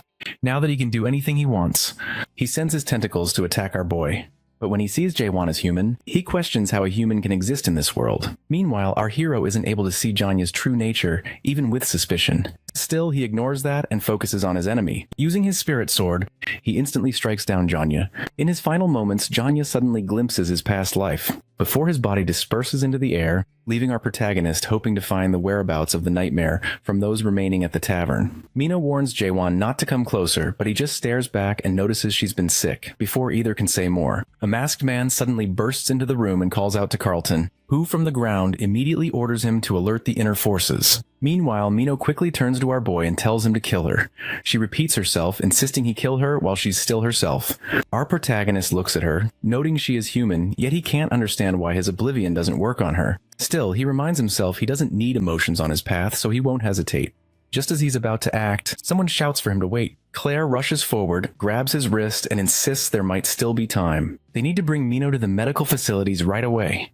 He asks if she can actually survive, but the answer is grim. If the corruption keeps spreading, her chances are almost non-existent. Before he can respond, an alert blares through the fortress from the Fortress of Gorgon, announcing that an undead man has been discovered inside and ordering an immediate evacuation. Fear instantly spreads as people panic and shout, and then a man wearing a hat appears with twisted, monstrous features that prove he is no longer human. The creature lunges and snatches up a citizen, and almost immediately another one charges into the area. A man in a red robe steps in to annihilate the undead. Inside the medical facility, Claire turns to Jae-won, wondering aloud if he is the man Mino mentioned, the one who ignores every rule, judges only by his own standards, and decides for himself what it means to be human. She says she knows people like him because she's seen them before. Then she explains that the people here have not adapted because they never had the choice. Our hero answers that it is because they lack courage. But when she presses and asks courage for what, he says nothing. Instead, she tells him there is one thing he has to do and warns that he should leave, because it will be dangerous for those around him, and she can't stand people like him. This causes our boy to recall past hardships. While this is happening, a guard asks how much medicine is left for Carlton, and another admits most of it has already been used just to calm him down, leaving almost nothing. James instantly demands that every last bit be brought to him, so the medics rush to prepare it. Jae-won watches as the medicine is administered, but even though the medic works quickly, it does nothing to purify the chief, and they can only beg him desperately to hold on. Our protagonist then demands to know if there is any way to bring someone back after turning into an undead man, but James snaps that if he had the answer, he wouldn't be wasting his time here doing this. Ignoring the anger, Jae-won grabs Carlton and tells him to wake up because there's something he needs to ask, not stopping even when James shouts at him. Surprisingly, Carlton stirs slightly, looks up, recognizes him, and then grips his hand tightly to ask for a favor, to be killed. He insists our boy is the only one who can do it, but Jae-won asks why he isn't asking to be saved instead. Carlton explains that it is the law for those losing their soul. The corruption meter suddenly spikes to 94%, and at that moment, Zahir, the chief exterminator of the Great Deadman Extinction Force and a 5th stage adapter, steps forward while drawing his blade. James immediately shouts for him to stop, but Zahir ignores him and declares that under Article 1, Paragraph 4 of the Gorgon Special Act, Carlton, chief of the North Checkpoint, will be executed immediately. Basically, chaos is a spiritual world. People here cannot usually endure the idea of endless time for too long, and eventually start losing their memories, becoming the monsters known as undead. It's essential that they consume pills regularly to maintain their sanity. If they don't, the risk becomes too great. Even the weakest undead is at least as strong as a three-horned beast. Whenever something like this happens, all 4 fortresses of chaos have a single top priority: bring the undead down. Back to the story, where Zahir announces a farewell to the Northern Checkpoint Inspector, Carlton Javier. However, as soon as he is about to swing his blade, Jaehwan stops it with his bare hand. Shocking everyone, Zahir stresses the urgency of the matter to our boy, explaining that Carlton Javier is already a 5th rank adapter, and if he turns into a monster, the consequences could be catastrophic. Hearing this, our protagonist offers the horn of a 5-horned beast. An officer is shocked, unable to believe he actually possesses such an item. Not missing the chance to be savage, our hero crushes the supposedly indestructible horn with his hand, and feeds it directly to Carlton and Mino. Everyone watches in disbelief. James is nearly brought to tears seeing the contamination being managed at last. However, Mino's body is too weak to stop the process, and she will become an undead despite the medicine. Her contamination rises to 95%. Because of this, Zahir decides to eliminate her at once. Claire protests, insisting they should wait for the doctor who can perform the undead slash. Jaehwan isn't sure what that is. A guard mentions the doctor is occupied with the fortress master and that they can't call the divine physician for a smaller matter like this. As Zahir moves in to eliminate Mino, our boy blocks his way, stating that he's the one who should kill her since he was the one she asked. After Zahir steps aside, Jaehwan uses his suspicion technique. Suddenly, he's enveloped by immense light and transported to another realm, an infinite white background. He sees Mino on the bed being observed by a little old man. The man wonders aloud who could have done this to good old Mino. The old man notices Jaehwan standing behind him, and is stunned that someone could access this realm. He senses the purity but pettiness in our hero's soul, yet Jaehwan is unable to use suspicion to see the man's true nature. He can't even rule out that this might be the source of Mino's contamination. Our protagonist attacks, and the little man retaliates with a slash of his own. Both are astonished when the other blocks the attack. In the next moment, Jaehwan's strike breaks the old man's blade, a sword crafted from the crown of a 4-horned beast. Both return to chaos from that strange realm. Seeing the old man cry, Jaehwan remarks that he's pretty sure he broke the sword himself. It turns out the old man's name is Chung Hyo, the Doctor of Doom, also known as the Divine Physician. Zahir recalls that the doctor was supposed to be occupied in the castle, but Chung Hyo admits he doesn't care what happens there. He just can't let a beauty like Mino die. Furious at our boy, Chung Hyo blames him for failing to perform the undead slash, and for losing his 4-horned beast sword, meaning he now cannot save Mino. Suddenly, the doctor's eyes fall on our hero's spirit sword, and he's instantly excited, praising its appearance and asking where it came from.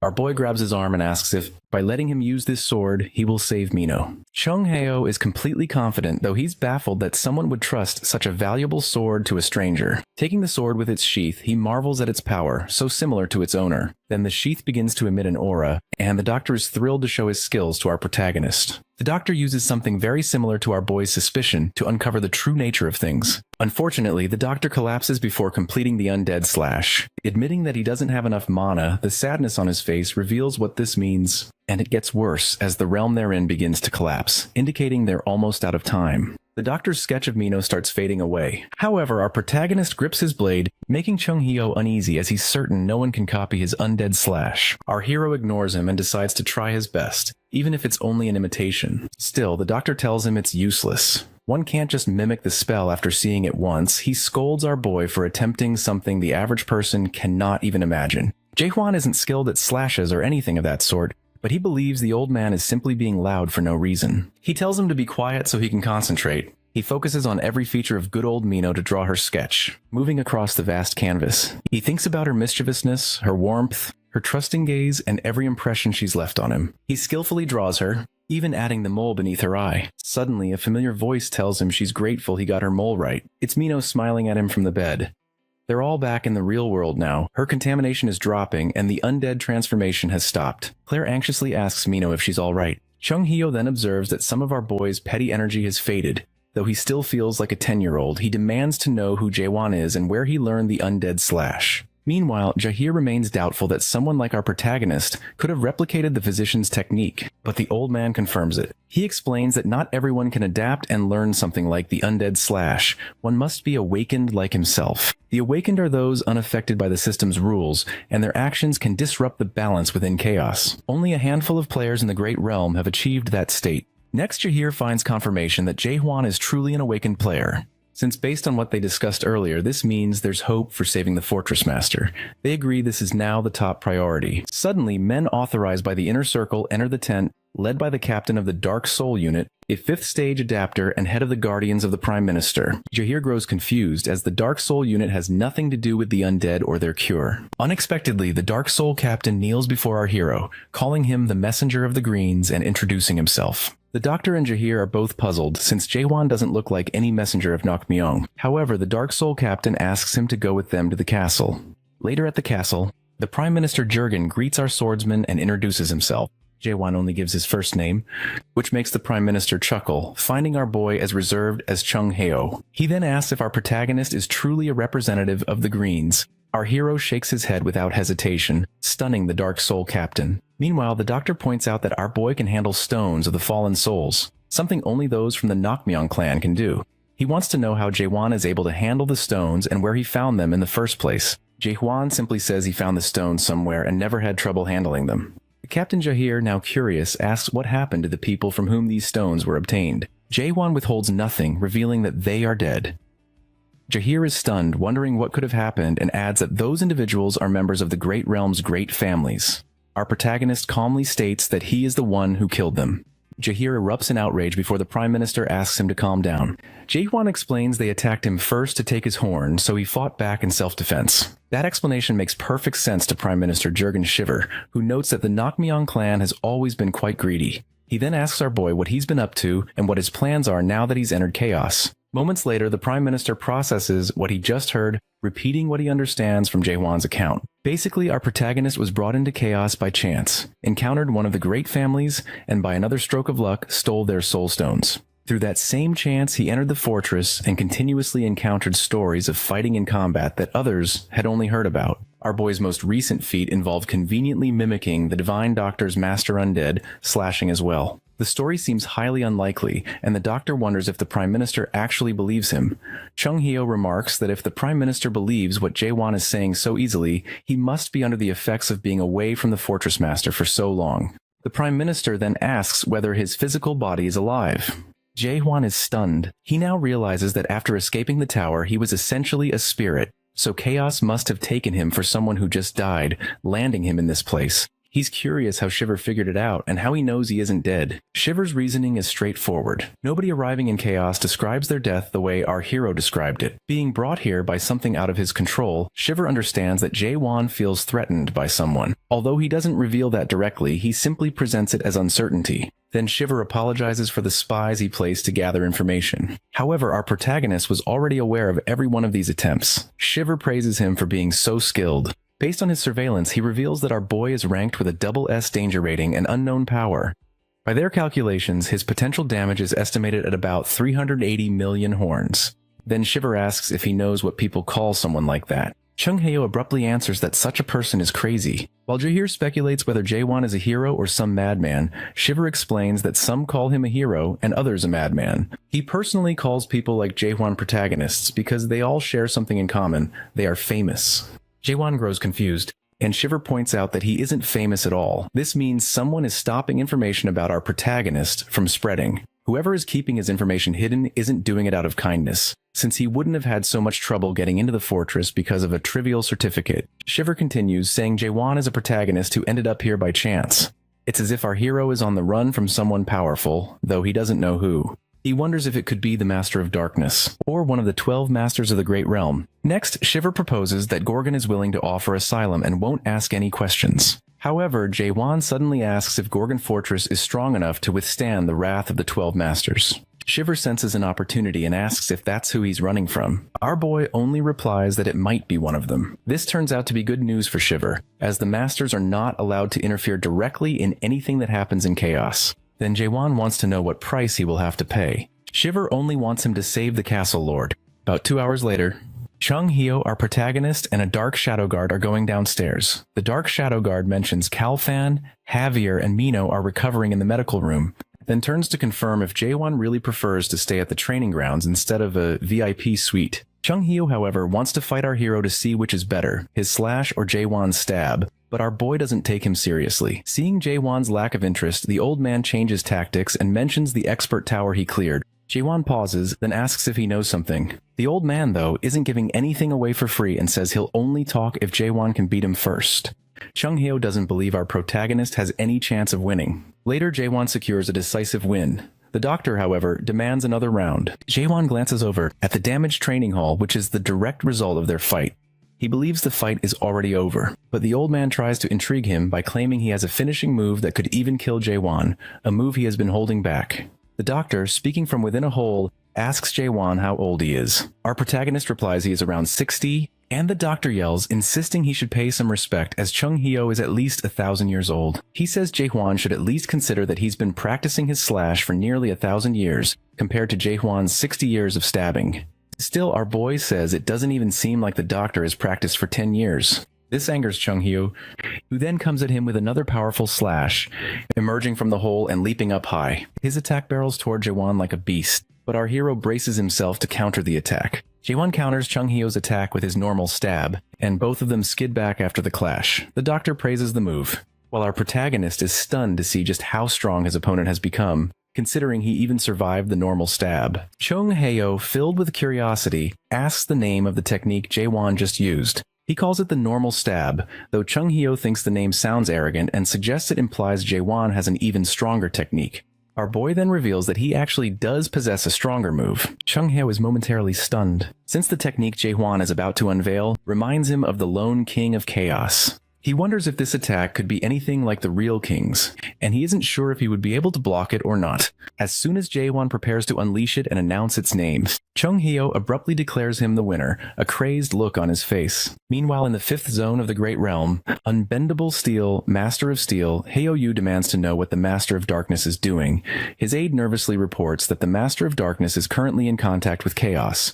Hyo-yu is surprised since all the Masters had agreed to stay away from Chaos. The aide, trembling, suggests Hyo-yu see it for himself. He presents footage of Jaewon clearing the 99th floor alone. Hyo-yu acknowledges hearing about the boy who beat an expert tower and assumes the story is fake, but soon learns Jaewon is the product of the Master of Darkness. That product didn't follow the rules. He refused to finish the tutorial and begin the main game, instead breaking through the ceiling and entering Chaos. The Master of Steel is curious how a mortal could do this with a cultivator waiting at the 100th floor. What captures his interest is that Jaewon killed the cultivator in order to escape. Hyo-yu finds it unbelievable, but the aide insists the Master of Darkness from the 9th realm swears by it. It turns out this has been happening for some time. The Master of Darkness has been meddling with Chaos, and several zones have secretly been in contact with him. Curious about the 9th realm's actions, Hyo-yu instructs the aide to notify those in Chaos that he wants to visit, though he makes it clear he has no intention of interfering. He also orders 10 gold-level elite guards to be assigned and wants Hyo-yu's own warrior to join. The aide, relieved not to have been yelled at, hurries to make preparations. Hyo-yu, meanwhile, thinks of Chung Hyo and his reckless ways. Back in the training hall, the old man begs Jaewon not to use that attack, even going so far as to hug him in desperation. Although annoyed, our protagonist wants the old man off his blade. When Chung Hyo finally steps back, he remains deeply concerned about how a move like that could be mastered in just 40 years. Jaewon simply states he has stabbed 10 billion times. Chung Hyo finds this ridiculous, pointing out that it would require practicing 80 times per second without sleep or rest for 40 years. However, that isn't what our boy did, since he can stab 100 times per second and he doesn't even need a sword to do so. He could stab without one. Chung Hyo is utterly dumbfounded. He sensed something different about Jaewon from the very beginning, but he never realized the extent. It isn't just his aura. Each time he stabs, it feels like every motion is filled with hatred for the world, channeling pure rage into the attack. It's difficult to describe, but it seems as if our hero is stabbing the world itself, even without a blade or movement, having become a stab in essence. Jaewon notices Chung Hyo's expression, and repeats that he has done 10 billion stabs. After that, he shows Chung Hyo the oath they signed before their spar. It turns out the doctor had sworn on every beautiful girl in the world, and on his own honor to grant Jaewon a wish if he beat him. Chung Hyo is certain the kid will ask for something odd or quirky, but all our protagonist wants is for his questions to be answered. The doctor suggests they walk outside to talk. Once outside, Jaewon begins by asking what an expert tower is. Both of them are familiar with the dream demons who create these towers, and Chung Hyo explains the tier system. Typically, towers are ranked between S and F, but some dream demons can build S-ranked towers even as apprentices. These individuals later become masters known as experts. However, not all towers made by experts are classified as expert towers. Only truly special ones, completely unrelated to cultivation, count as such. No one really knows the true purpose of these towers, but one thing is certain. Expert dream demons are curious about the true nature of the world. A small percentage of those who clear these towers are known as awakened ones.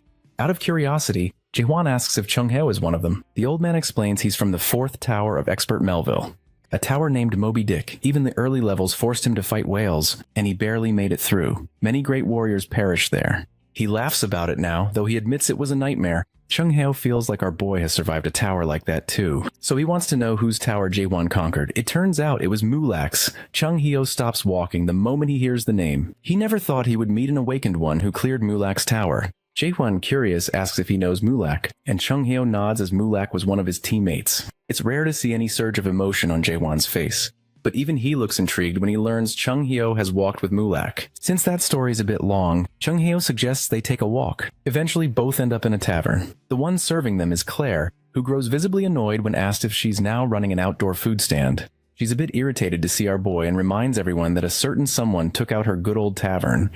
Jae-hwan, ever observant, notices things as beer is served, a fact not lost on the doctor.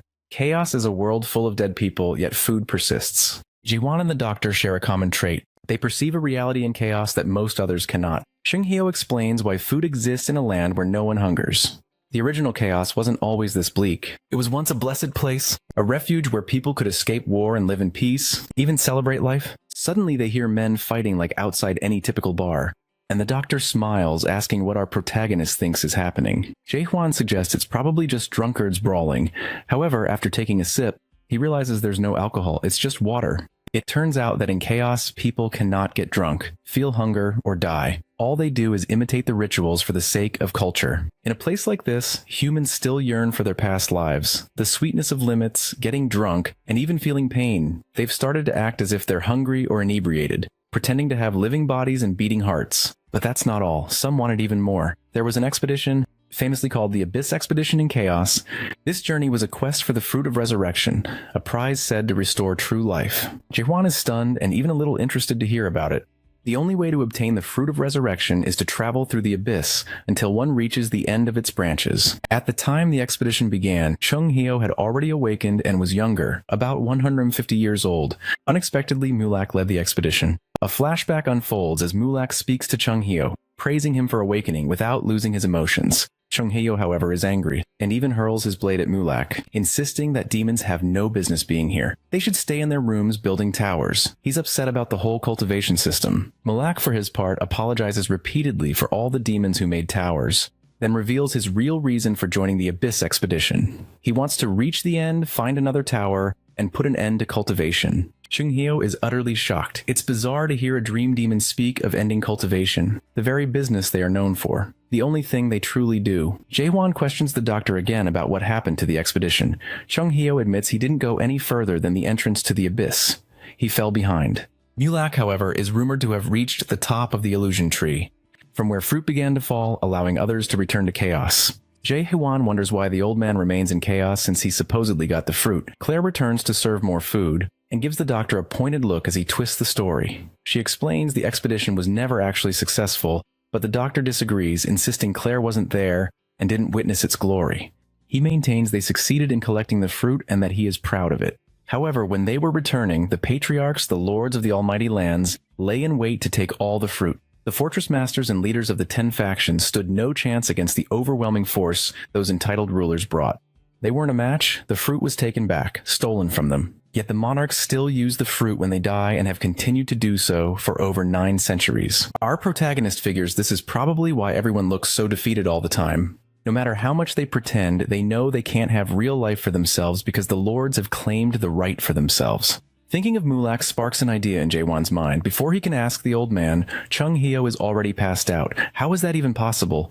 They were only drinking water? Claire clarifies that Chung-hyo has been acting drunk for 1,000 years. She then adds that Mulak was never seen again after that. He simply vanished. As Claire explains, James walks in, eager to thank Jae-hwan personally for saving his captain. Our boy remains expressionless. James even has to reintroduce himself. Just then, the Demon Extermination Squad captain, Jahir, arrives looking panicked. He reports that a major problem has arisen. It turns out that Jahir is here to deliver an update on the condition of the Fortress Master.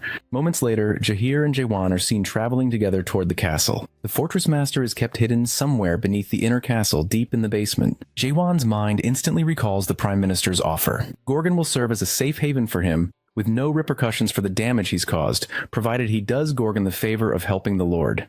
Jahir explains that the Lord has gone critical far too many times lately, usually losing control about once a week, but this time the situation is different. Our protagonist already suspects the Fortress Master is turning into an undead. Jahir goes on to explain that the Lord is a good man and also a survivor from the Abyss expedition. He is worried because Chung Hyo still isn't waking up, and our boy is expected to perform the undead slash. However, all Jae-won has done so far is mimic the old man, nothing more. As soon as they reach the castle, they begin to feel tremors beneath their feet.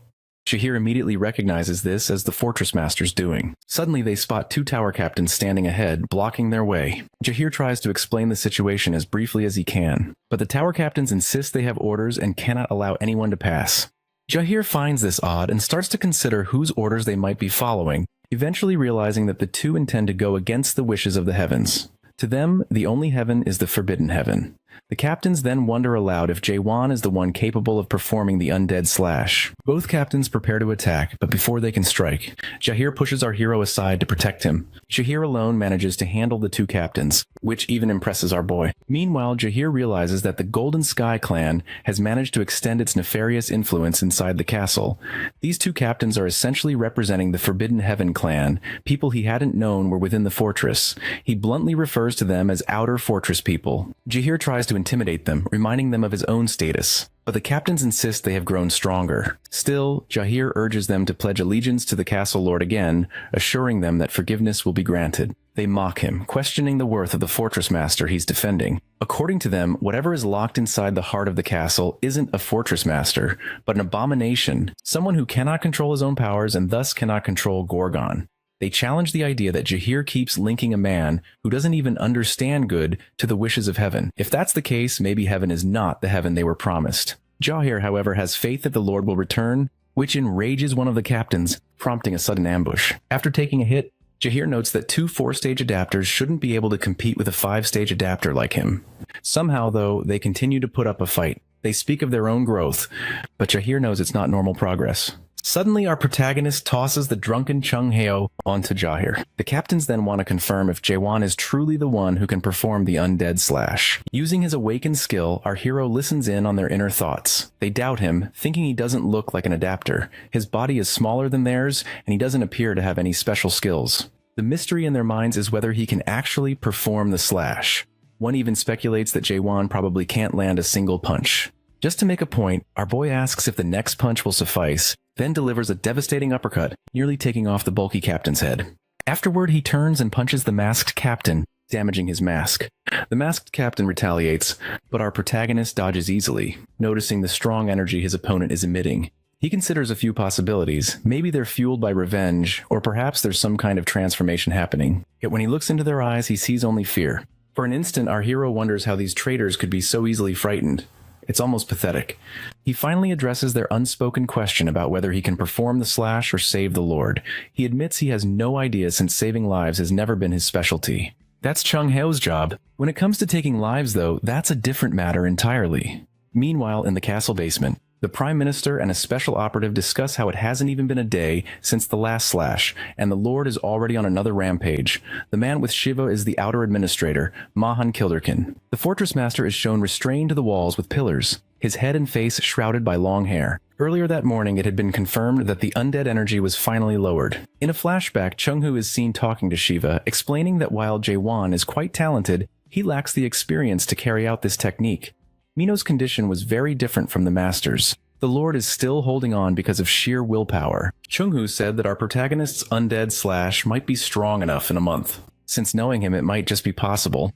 Now Shiva suspects there's a traitor among them ever since that day. He recalls an earlier conversation with the Lord. At the time, there were rumors about people appearing who could control corruption.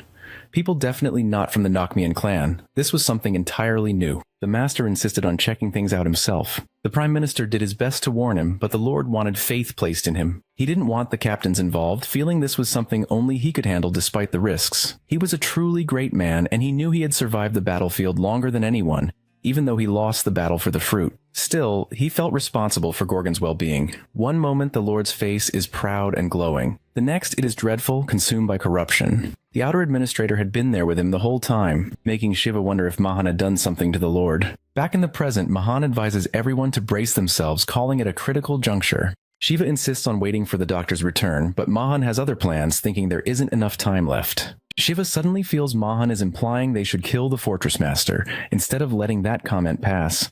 Mahan tries to reason that they won't be able to stop the Lord if he goes full undead. Shiva's eyes widen when Mahan suggests using the undead seal. The Prime Minister is completely against it. This is a last resort only to be used after the Divine Doctor arrives. However, Mahan believes that at least the Master's spirit power could be preserved through the undead seal. Otherwise, things will spiral out of control. Shiva remains reluctant, pointing out that they don't even have the soul stones necessary for the ritual.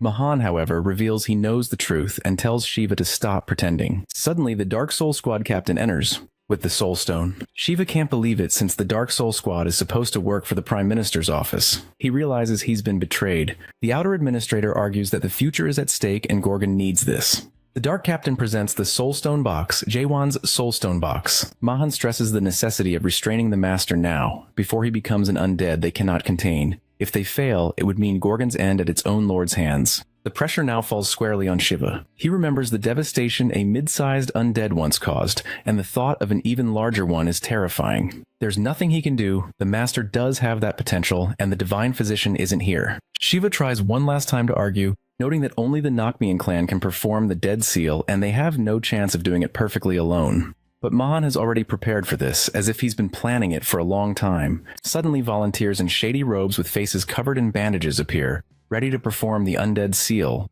They don't look like Nakmian people, but Mahan reassures Shiva not to worry, saying these people know how to perform the ritual. There's something utterly eerie and wrong about all this, not just the bandaged people, but also the speed with which they intend to lock the Lord's spirit into the Spirit Stone. With no clear successor to Chaos, anyone who wields the Soul Stone could become the next Fortress Master of Gorgon. Shiva notices these bandaged individuals handling the Spirit Stone just as Jaewon and Nakmian members do. He grows tense, wondering who they really are. Abruptly, he remembers his final conversation with the Master regarding those who can control soul contamination. Now he realizes everything happening isn't due to the Divine Physician's delay. It's been in the works for at least a year and a half since the Master's soul was corrupted. Until now, it's all been Mahan's plan. With this realization, Shiva orders his men to arrest Mahan. To his dismay, they ignore him, revealing their loyalties have shifted as well.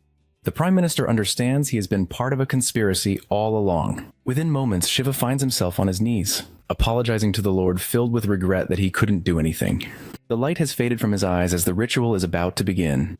He sees flashes from the Fortress Master's glory days. Suddenly, the ground shakes and the roof of the basement splits open. A massive section crashes down on most of those present. Leading the way through the chaos are Jaewon and Jahir. The Prime Minister's eyes widen in pleasant surprise as he sees the two arrive. The Outer Administrator demands to know what is happening. Jahir immediately cuts him off, telling him to stop pretending ignorance. They are fully aware of the Forbidden Heaven clan's conspiracy. Those two captains have already confessed everything. The captains outside expressed deep apologies to the Outer Administrator. But before anything else can happen, their bodies suddenly explode, leaving Jahir stunned. Mahan quickly claims no responsibility, stating the captains took their own lives. Jahir now understands clearly that this is not a misunderstanding, it is outright rebellion. If they don't stop the Outer Administrator and halt the seal, these traitors' intentions will become reality.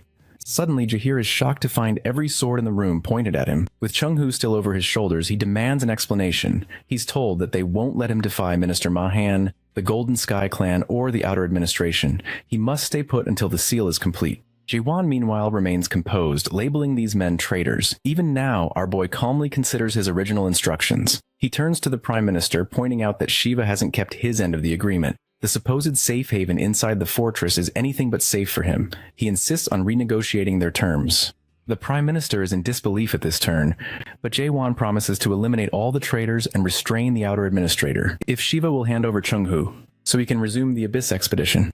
His words leave everyone stunned. Mahan Kilderkin recognizes that this must be the man who's become notorious around Gorgon lately, the one who killed an undead with a single strike. Mahan wants to witness Jaewon's strength firsthand, so he orders all the guards to restrain him. Our protagonist's eyes glint for a moment before he snaps into focus, stabbing rapidly, his blade finding targets in every direction. Even the Dark Shadow Captain struggles to keep up with the multitude of simultaneous thrusts Jaewon can manage. The numbers are overwhelming, but for now he holds them at bay.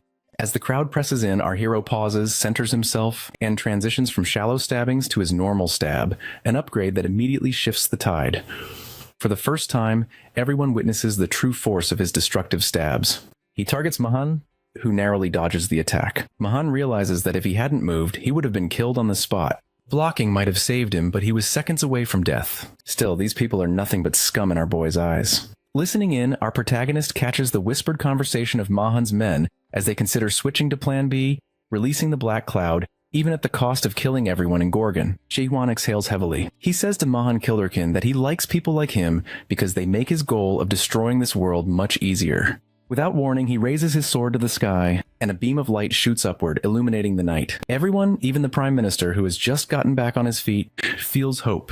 Shiva recalls the Fortress Master's last words about the people of Gorgon needing a symbol of hope. Shiva realizes this must be the moment the Lord meant, and even he feels that hope. Though the irony isn't lost on him since it comes from someone determined to destroy the world. Moments later, Mahan Kilderkin's face is shown, then the view zooms out to reveal his limbs and body severed. With his final breath, Mahan insists there's no point in trying anymore, as the Fortress Master is beyond saving. Jae-won checks with Jahir on Chung-hoo's status and what's happened so far. No matter what they try, Chung-hoo won't wake up. With no patience left, our hero grabs Chung-hoo by the white hair and slams him into a wall, waking him instantly. Everyone is shocked by this method. As he's coming around, it becomes clear the Fortress Master is no longer restrained and is now at 99.9% contamination. Before Chung-hoo can make sense of the situation, the system starts processing updates on the Fortress Master. After the contamination reaches 99.9%, it becomes unable to make any further estimations. As everyone watches in horror, the system announces its verdict: a super huge undead is emerging, and Gorgon's automatic alerts are triggered. Warning sirens blare and the evacuation protocol begins, with professionals rushing to get people to safety. However, this time things won't be so straightforward. Jae-won witnesses the horrible aura radiating from the castle. Darkness and tremors spread outwards, sending chills through the air. The Demon Extermination Squad Captain Jahir is assigned to escort the Prime Minister to safety. While Chung-hoo turns to our boy Jae-won for help creating a path, he draws his brand new sword, remarking that Jae-won's thrust is too sharp to save anyone,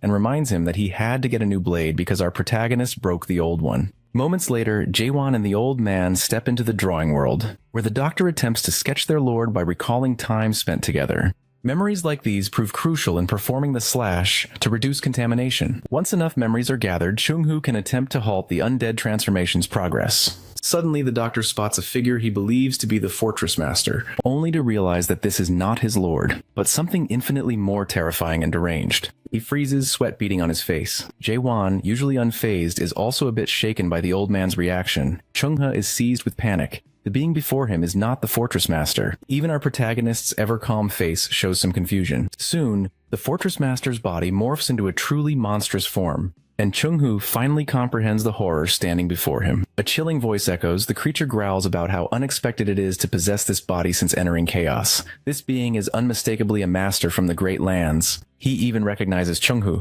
as the man who went to the Abyss 900 years ago.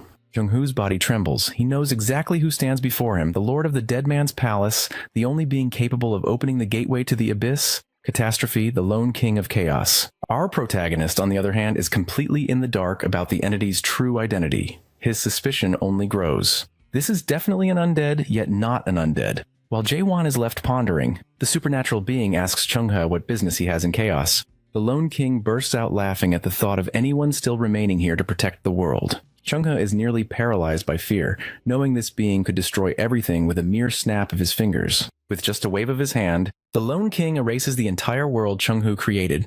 Suddenly, the king points at Jae-won, noting he still has a human heart even after awakening.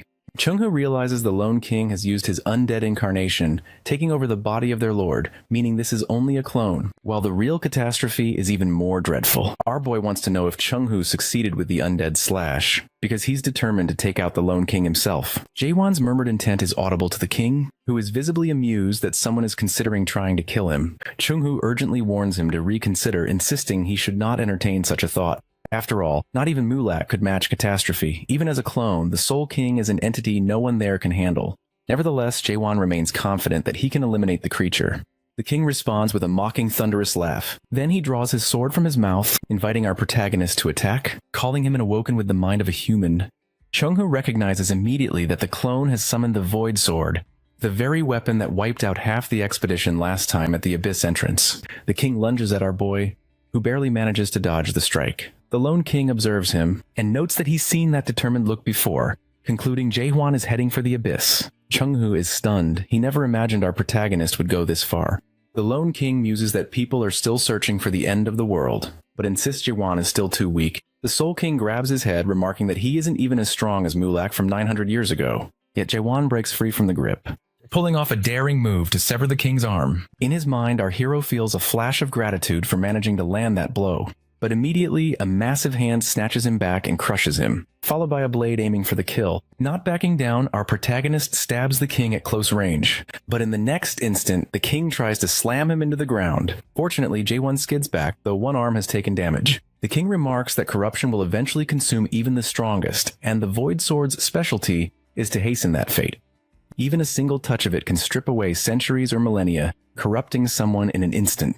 Surprisingly, our boy slashes his own arm to remove the contamination. The king admires his willpower, noting that only someone like him could do such a thing. The Soul King then summons numerous blades, launching them at Jae-hwan. He notices that the sword in our hero's hand is an imitation of Mulak's blade. It's not bad, the king admits, for a mere toy crafted by a dream demon. Their fierce battle continues, and Chung-hoo tries to warn Jae-hwan about something, just as our protagonist slashes at his own soul to purge more corruption. But the king warns that Jae-hwan's soul won't last much longer. Our boy acknowledges this internally, realizing that even with all his suspicion, he can't find a single weakness in the Lone King, and those strange particles continue to disrupt his concentration. He recalls Chung-hoo mentioning the White World, a special domain.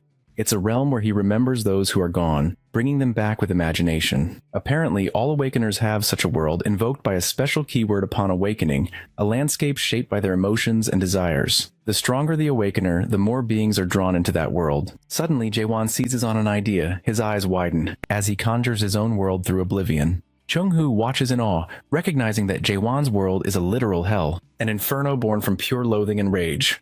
A massive eye appears in the sky above the Lone King. The king acknowledges that this ideal world of Jae-hwan's is quite fascinating. Now our protagonist has the upper hand, and the particles that once clouded his mind stop bothering him.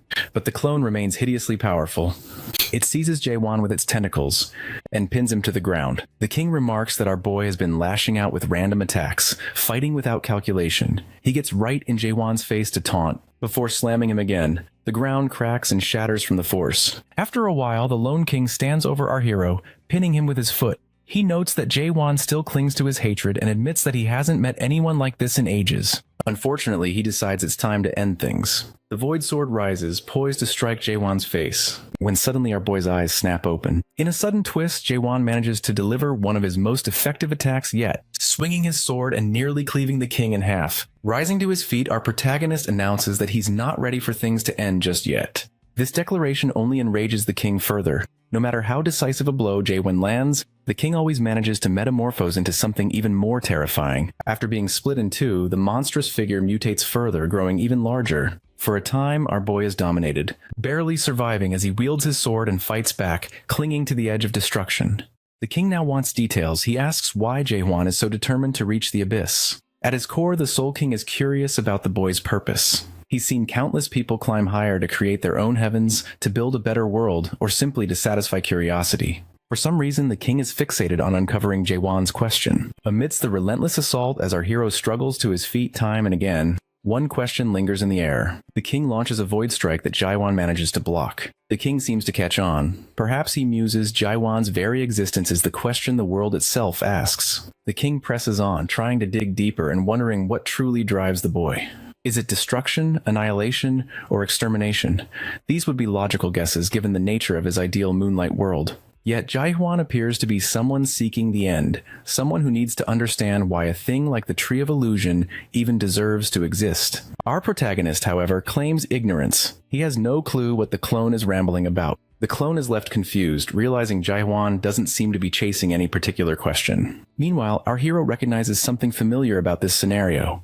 He recalls his previous fight with the Beast Range. Suddenly, everything clicks. The king is merely a clone occupying the Fortress Master's body. Acting on this realization, Jae-hwan drives the king back and slams him violently into the ground. The clone emerges again, never showing fatigue despite the Lone King's madness. Soon, Jae-hwan focuses on the strange particles, and with the help of his suspicion technique, he figures out his next move. As he leaps upward, he notices a thread connecting to the king's main body. Seizing the moment, he lands a powerful strike. The king recognizes the move, the Fisher technique. Finally, our hero targets the monster's weak point and lands a decisive blow into the main body. Eliminating his opponent, the Soul King promises in his final moments to meet Jaiwan at the entrance to the abyss.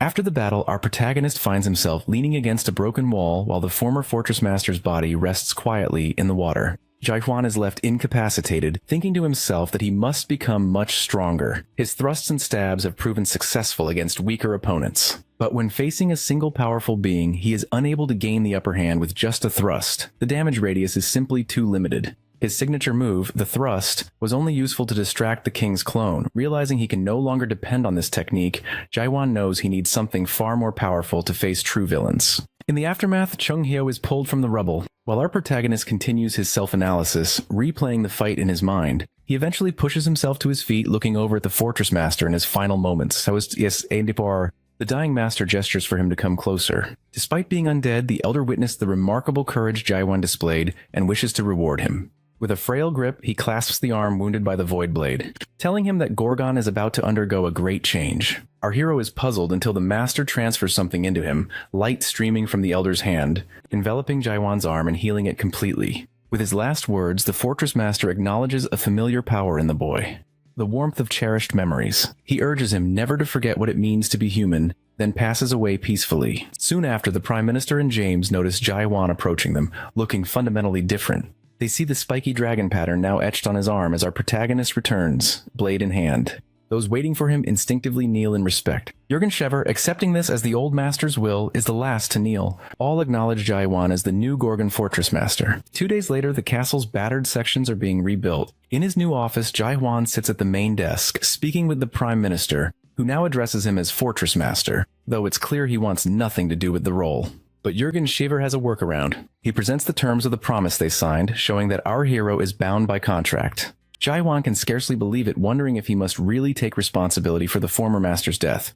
Although the elder is gone, that should have closed the chapter. Yet our hero must now abide by the contract, protecting himself as the Fortress Master.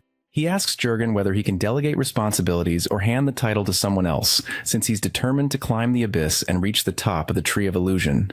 Schever explains it's not possible, as Gorgon wouldn't accept such a move. Jaiwan realizes he's referring to the tattoo on his arm. The only way a new Fortress Master is chosen is when the old one dies. Annoyed, our protagonist watches as a thick stack of papers, his first duties, lands on his desk, courtesy of the Prime Minister.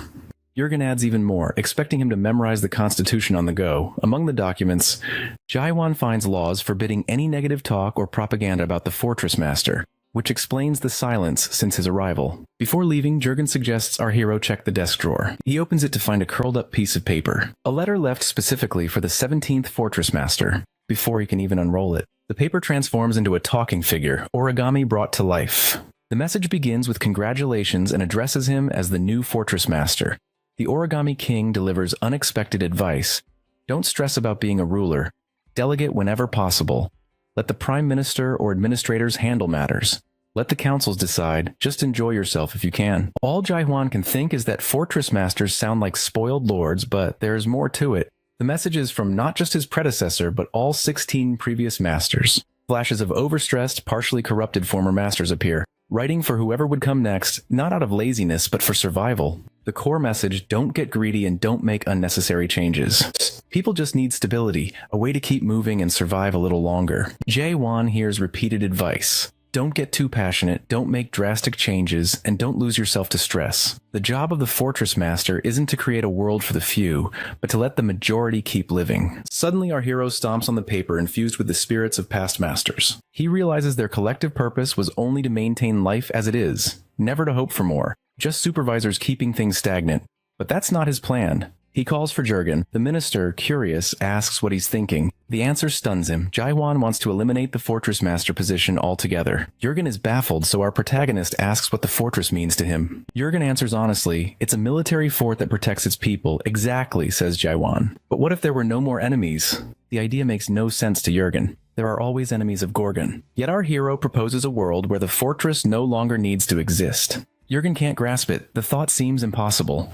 But our protagonist believes otherwise. As the new Fortress Master, he's determined to unite chaos. There are no funerals in chaos. Instead, goodbyes are called soul farewell processions, a ritual meant to send off those no longer among them. Unlike funerals that remember the dead, this farewell is designed to erase them. They gather to discuss the soul of the departed, then make a point never to think of them again. The Prime Minister soon mentions the name Amal Grotesque, reflecting on the memories he left behind. There is no burial in chaos, as everyone eventually becomes nourishment for the Tree of Illusion. So instead of vowing to remember, the custom is to promise to forget Amal Grotesque. During this week of the Soul Farewell Procession, they'll talk about him for the last time until there's nothing left to say. Ironically, this is the first time Jaihwan hears the name of the previous master. While everyone eyes him with skepticism, it's understandable. How can someone under 100 years old lead them? Some suspect Jürgen Schiever is playing politics, while others think this must truly be the end of an era. Suddenly, his chain of thought is interrupted by a veiled lady. She tries to meet his gaze, but an old spry man reaches him first, greeting the new fortress master. While Chung Heo engages the lady, who is the priestess of the Faith Clan,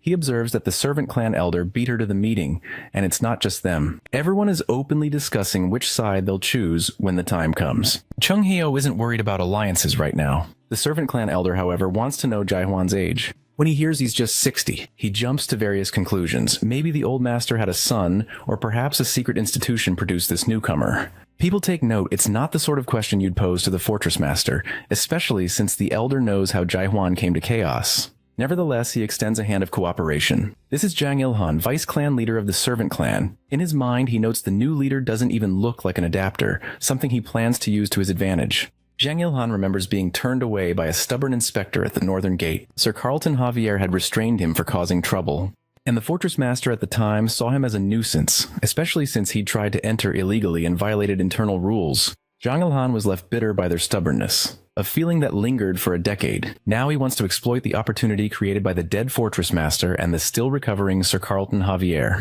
Jang Il-han is quick to act as he shakes Jaihwan's hand. He draws our protagonist into a high-level illusion skill, the 8 Gates of Hell. Instantly, Jaihwan finds himself trapped in an inferno, facing a fierce fire dragon. Meanwhile, in reality, people notice his strange behavior, realizing that on his very first day, the new fortress master has been ensnared by the most powerful illusion courtesy of Jang Il-han. Yet before Jang Il-han can even construct his dream palace, it shatters. He waited for Jaihwan to go berserk to force negotiations, but the plan fails. Our hero simply jokes about how weird handshakes in chaos are, leaving the old man speechless. Having tolerated enough, Jaihwan calmly announces it's his turn to greet Jang Il-han. He grabs his hand and drags him into the Moon Eye world. In seconds, Jang Il-han is on his knees screaming, as if he has seen hell itself. While the rest look on in confusion, Jaihwan could easily have him executed, but lets him go for now so he can reflect on his actions. Chung Heo is disappointed, wanting more action. The priestess, the onlookers, and the crowd are left with no idea what to think of this new fortress master. Soon it's time for the inaugural speech. The Prime Minister sets up the rostrum, amplifying Jaihwan's voice with magic as he addresses the masses. He starts strong, admitting he doesn't know who Amal Grotesque was, what he accomplished, or if he was a good leader. He confesses he isn't their guy, no spiritual energy, no experience, and nothing to recommend him except luck. He clarifies that it wasn't even his intention to take the role. You don't want me as leader, and conveniently, I don't want to be one either. He explains that after 30 seconds of thought, he decided on a solution. Anyone who can defeat him in combat wins the Fortress Master title. Some in the crowd are instantly energized by this, especially Kaiman, leader of the Southern Sea Clan. But there's a catch. Only those who challenge him within a month will be eligible. After that, the offer expires. There's another twist. Anyone who loses to him will automatically join his Abyss Expedition squad, leaving within 2 months. The crowd and leaders stand in total shock. The Prime Minister accepted Jaihwan as the true Fortress Master the moment he saved Gorgon from the Forbidden Heaven clan. Even when considering relinquishing the title or uniting chaos, his conviction remains. Jürgen felt uneasy, but ultimately knows Jaihwan would never jeopardize Gorgon's future. Meanwhile, some speculate the new master might be from the Resurrection Palace, having no clue how he suddenly claimed the position. Crowds press against the castle entrance, forcing James to struggle to keep order. James then informs the Prime Minister about Chung Heo's recent interview, where Chung Heo claimed that even if all 10 clans gathered, none could defeat Jaihwan. The minister freezes, tea spilling from his cup as he processes the news. Moments later, an angry Prime Minister storms toward the Fortress Master's office. Upon entering, he finds piles of unattended paperwork and questions how long our protagonist intends to delay his responsibilities. However, instead of Jaihwan, he is greeted by a still recovering Sir Carlton Javier at the desk. The minister, beside himself, wonders what Sir Carlton Javier is doing there, as he should still be hospitalized. Meanwhile, our hero is elsewhere, blowing up statues as part of his training. They observe stone versions of Sir Carlton Javier being shattered, which feels like a waste. Chung Heo calculates the lost fortune as those artifacts are highly valued in chaos. Suddenly, Jaiwan mentions to the old man that he's working on a new technique, sparking Chung Heo's interest. The Fortress Master prepares his sword for the demonstration. Earning Chung Heo's admiration during the setup, it looks as if he's about to imitate one of the Elder's legendary strikes. Chung Heo jokingly suggests calling it Chung Heo's thrust, but warns that if he insists, Jaiwan might just make the name famous by attacking him with it. Before Chung Heo can scold him for such an absurd idea, Jaiwan launches the attack toward him. The old man is stunned, unable to believe the Fortress Master actually struck at him. It seems since taking the position, the boy has lost all restraint. However, the attack doesn't hit Chung Heo. Instead, it lands on the Lightning God clan leader Yoon Yong, who had been lurking nearby to ambush them. A flashback reveals Yoon Yong had been asking around for the Fortress Master's whereabouts. Once he discovered the training grounds, he planned to attack and claim the title for himself, preferring assassination over a fair duel. In his mind, such an approach still counted as a one-on-one victory. Moments later, as he regains consciousness, Yoon Yong finds himself face-to-face with the Fortress Master and the Divine Doctor.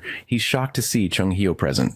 The lightning upstart hadn't even recognized the Fortress Master, surprised that it was the black-haired man beside Chung Heo. The Elder points out Yoon Yong's scheming nature, but Yoon Yong feigns ignorance, insisting he's never met them, though Jaiwan's presence clearly unsettles him. Nevertheless, with the Fortress Master right there, Yoon Yong stands up and declares he'll return to challenge Jaiwan again, insisting this encounter doesn't count. Ironically, he accuses the Master of cowardice after his own failed ambush. Chung Heo can only marvel at the audacity of this kid. Yet Jaiwan pays it little mind, ready for another match if necessary. Soon Yoon Yong charges up his lightning, preparing for battle. While the Fortress Master readies his weapon, true to form, his opponent attacks first, but Jaiwan dodges the blows with ease. Yoon Yong is impressed by the speed of the evasion, warning that nothing can match the speed of lightning, or so he believes. After several exchanges, Yoon Yong notices that the Fortress Master remains completely unscathed. Finally, he resorts to the Lightning God attack, yet before he can complete it, Jaiwan coolly observes that channeling all that energy into a single blow is far too slow, as the Fortress Master prepares his own move. The next thing anyone knows, Yoon Yong sits with a fresh bump on his head, vowing to spread rumors that Jaiwan barely won. This comic relief is a calculated move to keep his reputation intact. Chung Heo recognizes the opportunity. Stronger opponents will now be drawn to the Fortress Master, which is exactly what they hoped for. It took Yoon Yong 100 years to reach his current position. The Yoon family, one of the 5 great families of the realm, counted him among its members, but only as a slave. Yoon Yong was an unfortunate soul who cleared a tower only to remain a slave. Many of his friends were sold, died on the battlefield, or perished in bondage. Yet somehow he survived for a century. Eventually he was promoted to servant, but that wasn't enough for the life he envisioned. After demonstrating loyalty for 100 years, Yoon Yong chose betrayal. He sold his trust raiding the Yoon family's tome library. That was where he acquired the Lightning God's art. Later, the price for using the Lightning God's secret knowledge became clear. He was hunted for 20 years and eventually killed as a traitor. Even so, the expression Yoon Yong wears now in Chaos is far happier than when he was a slave. Upon his summoning, he rose to become the 9th of the 10 clans, a sweet deal for him. Yet the frustration of seeing someone under 100 years old become the Fortress Master is real. The scene returns to Yoon Yong, who protests that this makes no sense. How could Jaiwan possibly be the master? Chung Heo agrees that it seems absurd.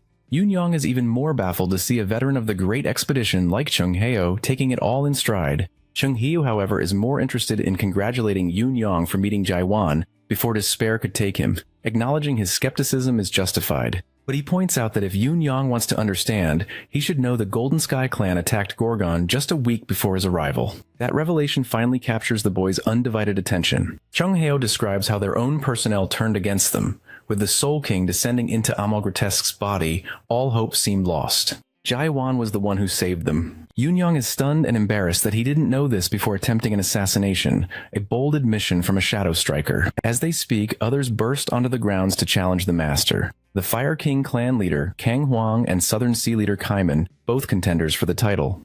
Kang Hwang insists on going first, but our hero doesn't want to disappoint either of them. Why argue over turn order? He invites both to attack together, a classic first impression. He urges them to hurry so he can resume practicing his new technique. Chung Heo, watching from the sidelines, can only facepalm, anticipating a chaotic day ahead. Kang Hwang charges in alone. The resulting fire show is spectacular, and the Fire King's skill is undeniable. but he can't land a single hit. Soon after, Chung Hyo's frustration is evident as he surveys the now charred training ground, silently blaming Jaiwan for the mess. The duel's highlight comes when their swords clash. Kang Hwang is convinced our protagonist fears his blade, but Jaehwan thinks the fiery clan leader should be more concerned about himself. With a grin, the Fortress Master launches a powerful thrust, jokingly asking if Kang Hwang is afraid of his move. The attack is overkill. Kang Hwang is sent crashing into the wall, breaking it. This spells trouble for Chung Hyo, who will have to explain the disaster to the Prime Minister. The Fortress Master himself isn't pleased, having specifically asked Kang Hwang and Kaiman to attack together. But that doesn't align with a warrior's sense of honor. And besides, Kaiman hates the heat. Talk about coincidence. Jaehwan's day began with a lightning wielder, moved to a fire warrior, and now he faces a water type.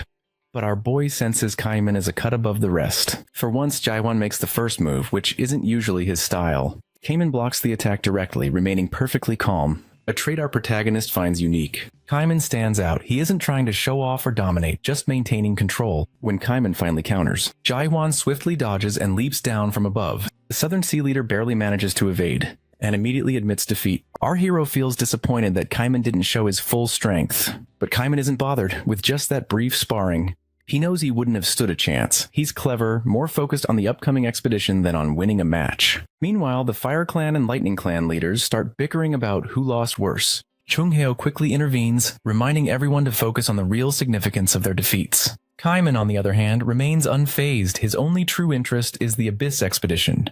It turns out he was close friends with the last Fortress Master, Amal Grotesque, and had wanted to join the previous expedition, but wasn't strong enough at the time. He confides to Chung Hyo that witnessing the previous failure firsthand left him desperate to join this time. Chung Hyo then wonders aloud about Kang Hwang's decision, prompting the Fire King to declare his participation. He knows he has no choice after losing. Just then, Yoon Yong dashes over to our protagonist, only for Chung Hyo to start scolding him. As Jaehwan raises his blade, Yoon Yong unexpectedly kneels and swears loyalty. Jaehwan finds it unsettling and tells him to relax. But Yoon Yong continues his declaration of absolute devotion, even if it costs him his already ended life. The irony isn't lost, considering he's already dead. Unable to argue, he simply begs to be accepted, even as a captain, promising not to steal any skills and pleading for a place. Chung Hyo then asks what will happen to his clan, and Yoon Young replies that the Lightning God clan no longer exists in chaos. Only 7 members remain, including himself. Just a week ago, his entire clan was wiped out. Yoon Young mentions that his clan was defeated recently. Chung Hyo wants to clarify the situation. The Lightning God clan was wiped out, Yoon Yong fled to Gorgon, and by coincidence, the Fortress Master announced an open challenge for the title. Yoon Yong decided to fight, lost miserably. And now that he's powerless, he wants acceptance. Jaehwan nods brightly in response. Chung Hyo is puzzled. He wonders how such news arrived so late, since Manticore and Gorgon are not far apart. Word should have traveled within a week. Yoon Young realizes the others have no clue about the reality, asking Chung Hyo to repeat how Jaehwan saved them. Chung Hyo reiterates that the Golden Sky clan tried to bring down Gorgon. Saying those words makes him pause as a new realization dawns. The same traitors who attacked Gorgon must be behind the ambush on the Lightning God clan. He wants to confirm his suspicions.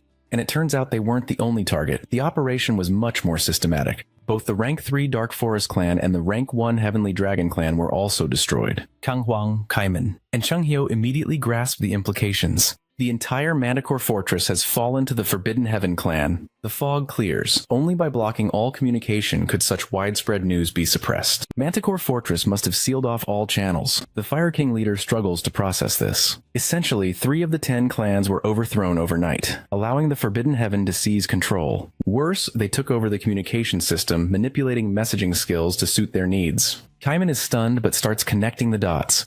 Rumors said the Forbidden Heaven clan was amassing power, and taking over Manticore in just years is shocking. Meanwhile, Jaehwan is quietly working through details, particularly the connection between clan rank and strength. The lower the rank number, the stronger they are. Yoon Yong, unimpressed, comments that it took the master this long to figure it out. Realizing his mistake, he quickly bows an apology, hoping not to offend Jaehwan. Chung Hyo can only marvel at how any of them have survived so long. The workings of the fortresses are clearer now. Gorgon, Manticore, Dryad, and Garuda, each ruled by the 10 clans. Jaehwan knows this much, but Yoon Yong explains the clans aren't equal. They are ranked 1 to 10, with rank 1 being the strongest. It's shocking that rank 9, rank 3, and especially rank 1 were all toppled by Forbidden Heaven, the supposed weakest at rank 10. The unnaturalness makes Yoon Yong suspect there's powerful support behind this sudden invasion.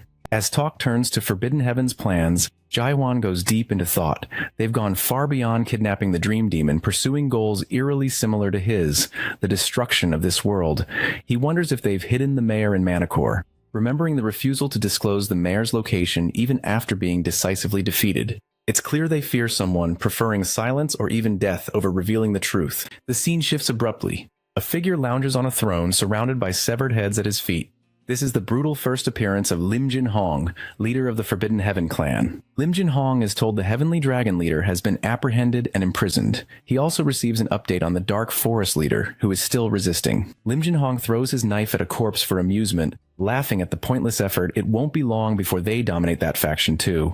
He is slightly more interested in what happened to the Lightning God leader. One man replies they haven't caught him yet, and suddenly a knife is thrown into the man's shoulder for that news. Trying to control the pain, the man apologizes to the clan leader. The clan leader acts as if he's shrugged it off, asking for the Lightning leader's whereabouts after they annihilated his clan. Another man reports on the Gorgon situation. Lim Jin Hong ponders this. He has heard of the new fortress master, who decided to hold a contest for his title, even piquing interest in the expedition to the Abyss. He remarks how crazy it is that someone still talks about the expedition even now in Chaos. He notes the clan leaders might have joined forces after Manticore's fall, though this doesn't scare him as they were few in number. The big loss is Kildergran, who had put in a lot of effort to gather the foundation stones, and now he's gone. Even Lim Jin Hong knows that meeting the Master of Darkness, the Pitch Darkness Monarch, is no joke. It's hard to believe a newcomer took down Kildergran. Lim Jin Hong activates his screen to look up Gorgon's new master. Upon closer look, the face is familiar as he learns the master's name is Jai Huan. All of a sudden, the screen displays a giant message. He almost goes into a frenzy when he receives a message from the Master of Darkness. Look for the runaway product. Lim Jin Hong thinks it's stupid. If the master couldn't handle this product, how can those in Chaos do so? Still, he orders his men to relay the message that they will keep looking for it. After thinking, he comments how weird it is that a product could run away from a tutorial, something unheard of. Not to mention the product actually killed a cultivator while still inside the tutorial. Then he throws another dagger at the injured man's face, killing him. Lim Jin Hong asks his other informer if this makes sense to him. The informer shakes his head, then asks what to do about the Lightning God leader. Lim Jin Hong couldn't care less. In his mind, everything has happened for the best. All the clan leaders have stupidly gathered under Gorgon's roof, hearing the master's title is up for grabs. It's quite simple. They now have just one bullseye to focus on in their pursuit of unifying Chaos. He suddenly focuses on Amal Grotesque's demise, when there was an extreme evil surge from the castle grounds. He has no doubt that this was none other than the Soul King Catastrophe. It's common knowledge that a catastrophe's energy soon fades, but now they have new information. They know the undead can summon other undead. Lim Jin Hong declares those in Gorgon have no idea of a catastrophe's power and laughs crazily.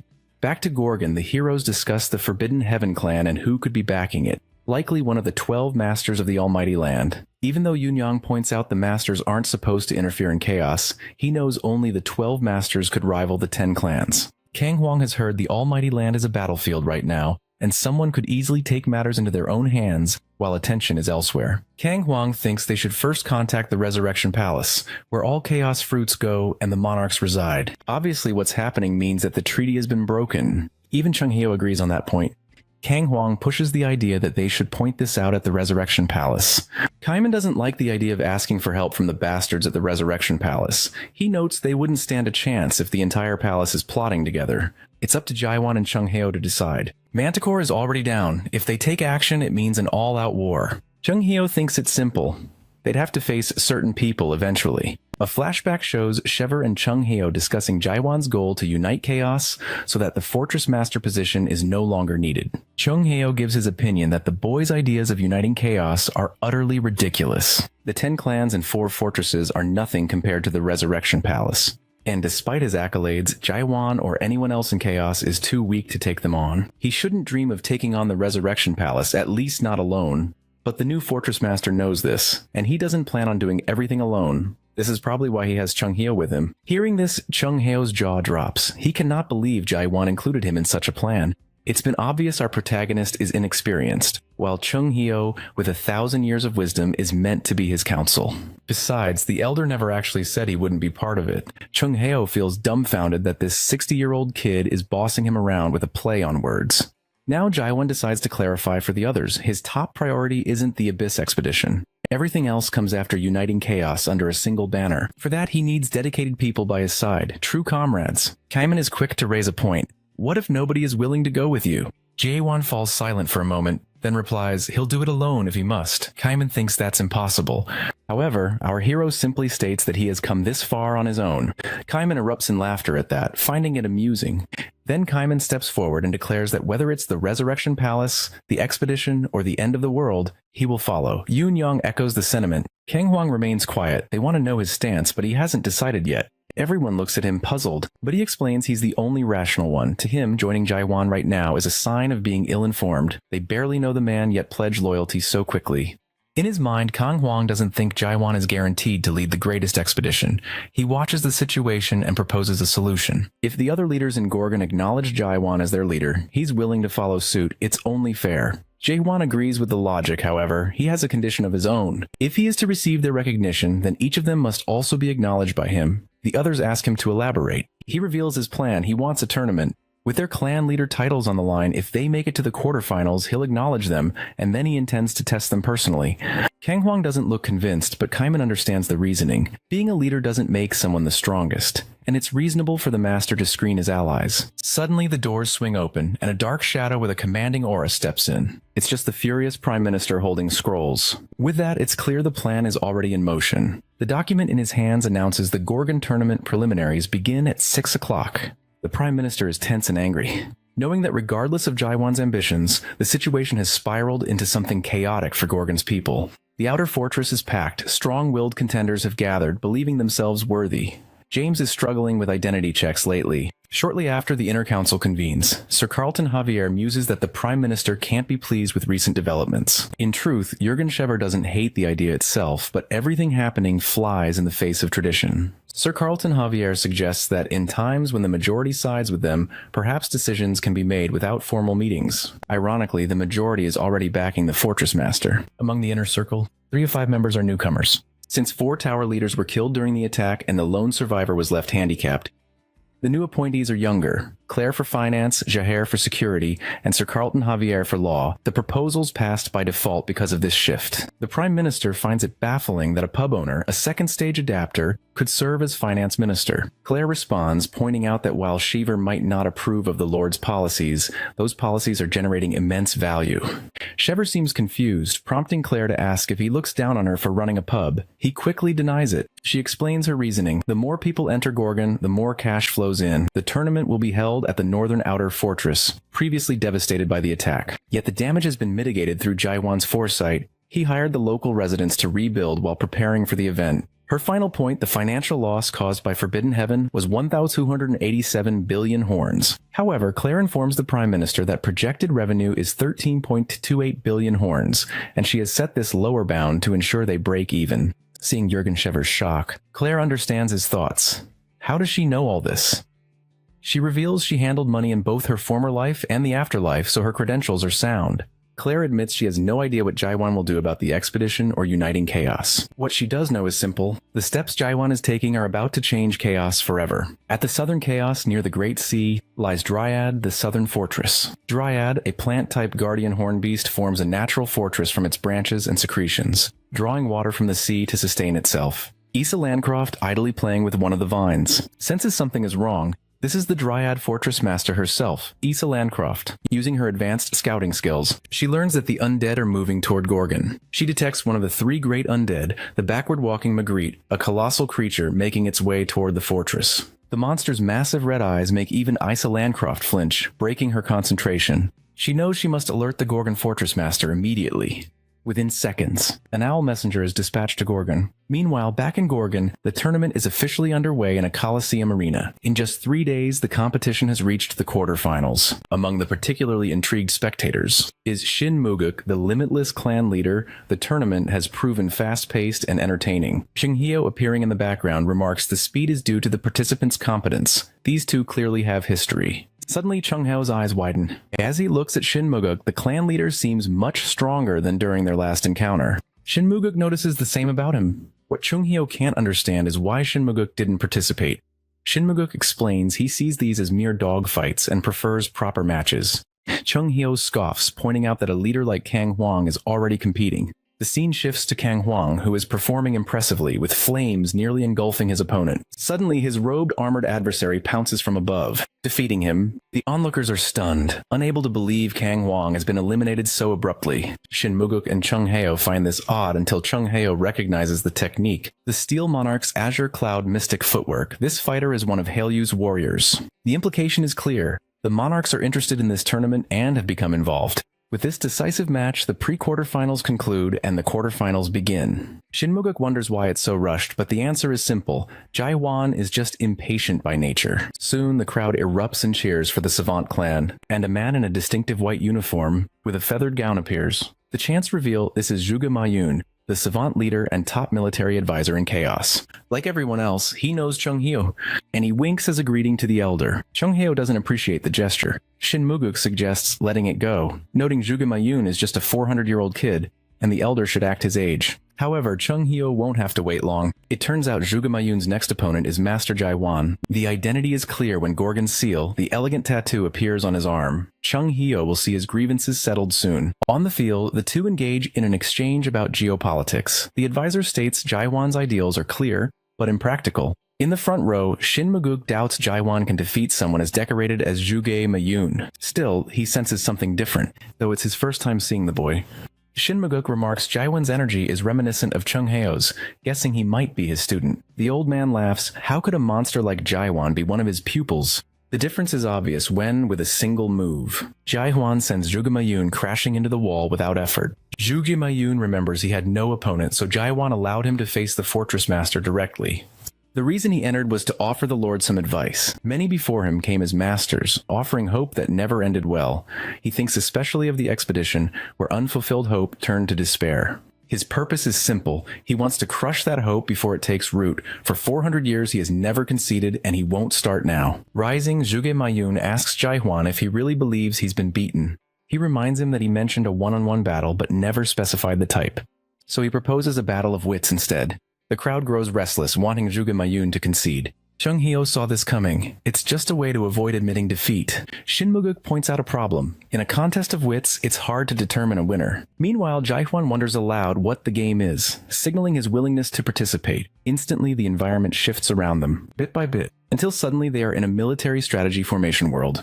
A notification pops up, warning him he's a rookie and offering a manual. He realizes this is a strategy game inspired by Frontier, created by one of the 13 Masters, Maris, a favorite pastime in the Almighty Land. Zhuge Mayun brags that he is practically the best in Chaos at this game, and offers Jaiwan time to learn the rules, but our hero thinks it's much simpler than they say. He is familiar with this scenario: 3 races fighting, collecting resources, and training troops in real time to destroy the opponent's base. He spent thousands of hours playing this exact game at a PC Bang back in Korea. It's almost as if these mares are just plagiarizers stealing technology from Earth. Since Jaiwan is eager, the clan leader suggests the Lost Garden setting, a battlefield designed for this strategy world. In moments, Jaiwan represents the human race, while his opponent takes the undead. The undead master assumes Jaiwan is a novice for picking humans, widely considered the weakest race.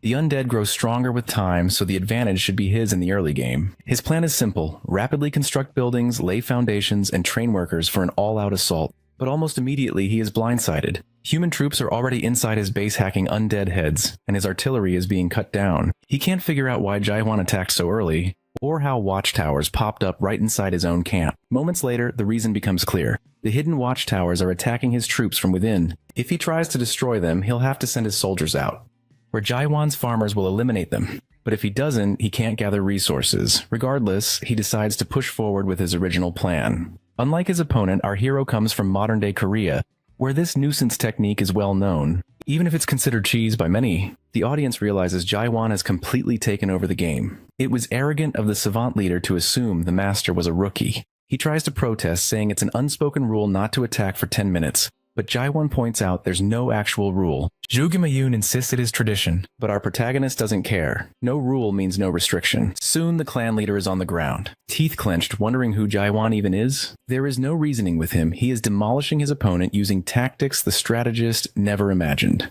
There is no catching up to our hero now. Eventually, the truth sets in. He can't win. It took 400 years, but maybe this was the moment he was waiting for. He kneels and finally concedes defeat before the master. After the match, Chung Heo is curious about the move used against Zhuge Mayun. Jumping down from the audience with Shin Muguk, he heads over to our boy. Chung Hyo points out he usually only does thrusts, but now he's pulling off slashes. He jokes he must have been inspired by his style, and adds that the spiral slash was clearly based on his technique. Jaewon doesn't hide his annoyance at hearing the name. He reminds Chung Hyo he hated names like Chung Hyo Thrust, and now the elder is changing the title they agreed on. It was supposed to be Fatal Spiral, as suggested by Kaiman.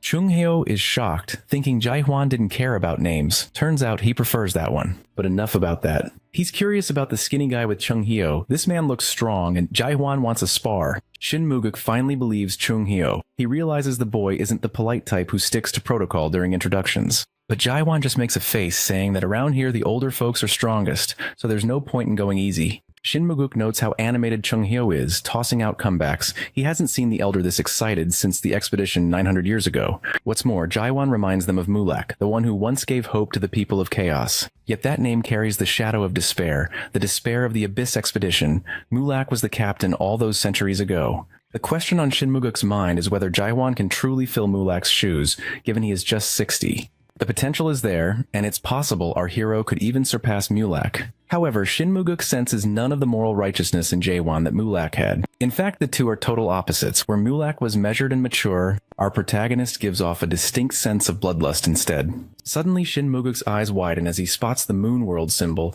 realizing he can now see from Jaehwan's world.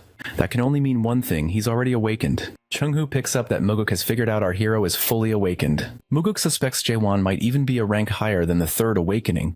Before this goes any further, it's already time for the quarterfinals, which will be filmed live on stage for everyone to see. Hearing this, Chung-hoo suggests they return to the front row, but our protagonist isn't interested. He heads straight for the arena instead. It's not his turn yet, but his impatience is at an all-time high. He surveys the remaining competitors. If he sets aside Kaiman and Yoon-young, the rest are genuinely powerful, especially the one Chung-hoo and Muguk had discussed earlier, the Steel Monarch Hyoyu's subordinate. The woman with the chain sickle catches his eye as well, before he can think more on this. Jahir steps onto the stage, reminding the Fortress Master that it's not his turn. Jaehwan's sudden appearance makes the crowd buzz with excitement. Grabbing the two-horn mic, he starts to announce his intentions. He's too bored and things are moving too slowly for his taste, so he declares a change of plans, even throwing out the one-on-one rule. One of the opponents is in disbelief at what the new Fortress Master is proposing. We learn this is Jagok Ryong, the Priestess clan leader. She immediately criticizes his move, questioning what right he thinks he has at this stage. To her, it sounds crazy. How would a group fight even work? How would they determine a winner?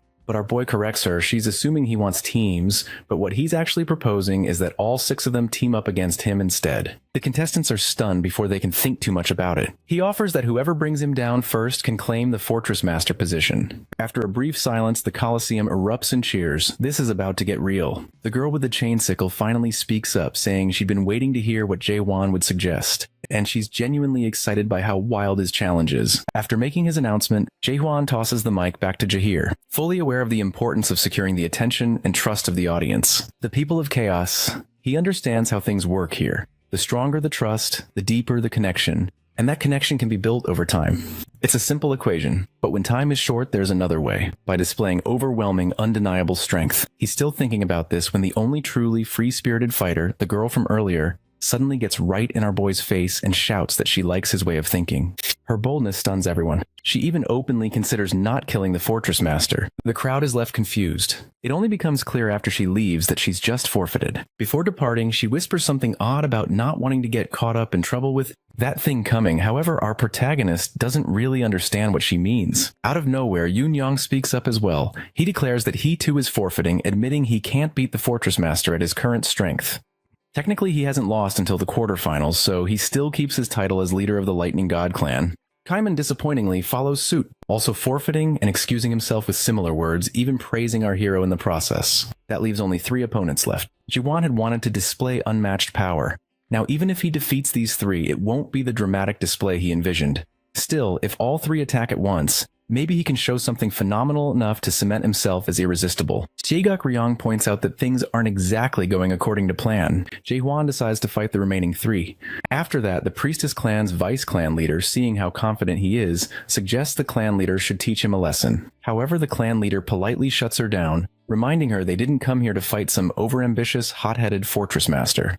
Hyoyu's warrior is there too, the one Lord Hyoyu specially requested earlier. The two clan ladies ask him what he's after. His approach has been even more effective than she anticipated. She uses the moment to shift the discussion to the Abyss expedition. Since it ended, no one has had the drive to revive its legacy, but she genuinely believes Jae-won is the right person to lead it. She supports him openly, throwing her full backing behind him before the entire audience.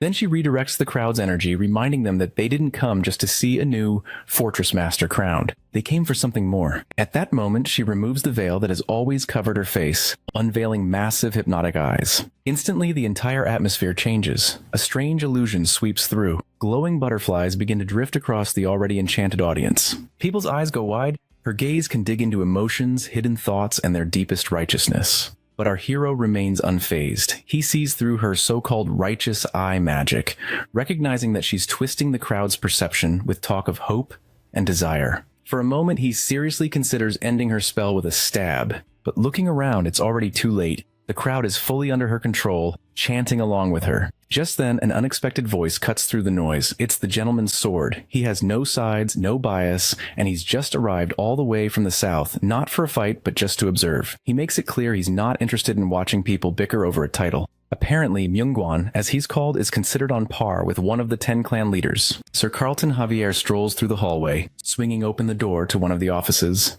only to find a messenger bird waiting inside. That's when the news drops. A group of undead is on the move, and not just any group. There's a massive mega undead leading the way, heading straight for Gorgon Fortress. The message is from Issa Landcroft, Fortress Master of Dryad Fortress. This shakes Carlton badly. Meanwhile, back in the arena, things take a turn. The sky has been slowly turning pitch black. Fortress Master Jae-won remains cool and expressionless as always, but even he knows something is off. The Priestess clan leader steps up and announces that there's no need for more internal fighting, and the tournament should come to a stop. She addresses the audience, saying that a proper expedition needs a captain everyone can trust. Chung-hoo and Shin Maguk, with all their experience, see right through her.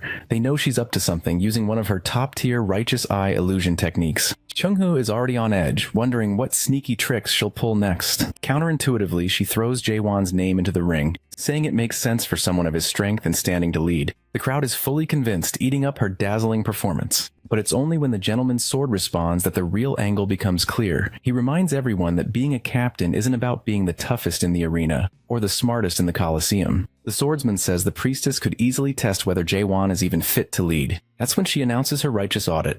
To everyone else, this sounds like a perfectly fair idea. Even Jahir, who's usually level-headed, is swept up in her spell, clearing the stage and announcing that the priestess will test the morality of their fortress master. Up in the sky, she conjures huge magical arrows, aiming them right at our protagonist. She turns to Jae-won and directly asks if he's ready to be audited. That's when it clicks for Chung-hoo, who facepalms, knowing exactly how the clan master operates. Many people take this test to see if they're ready for the next step. But he's stressed, gritting his teeth, aware she's setting a trap. She's about to gaslight our boy, trying to shake his confidence and make him seem unfit. After all, who wants to follow a captain into the abyss if he might just turn on his own squad for the greater good?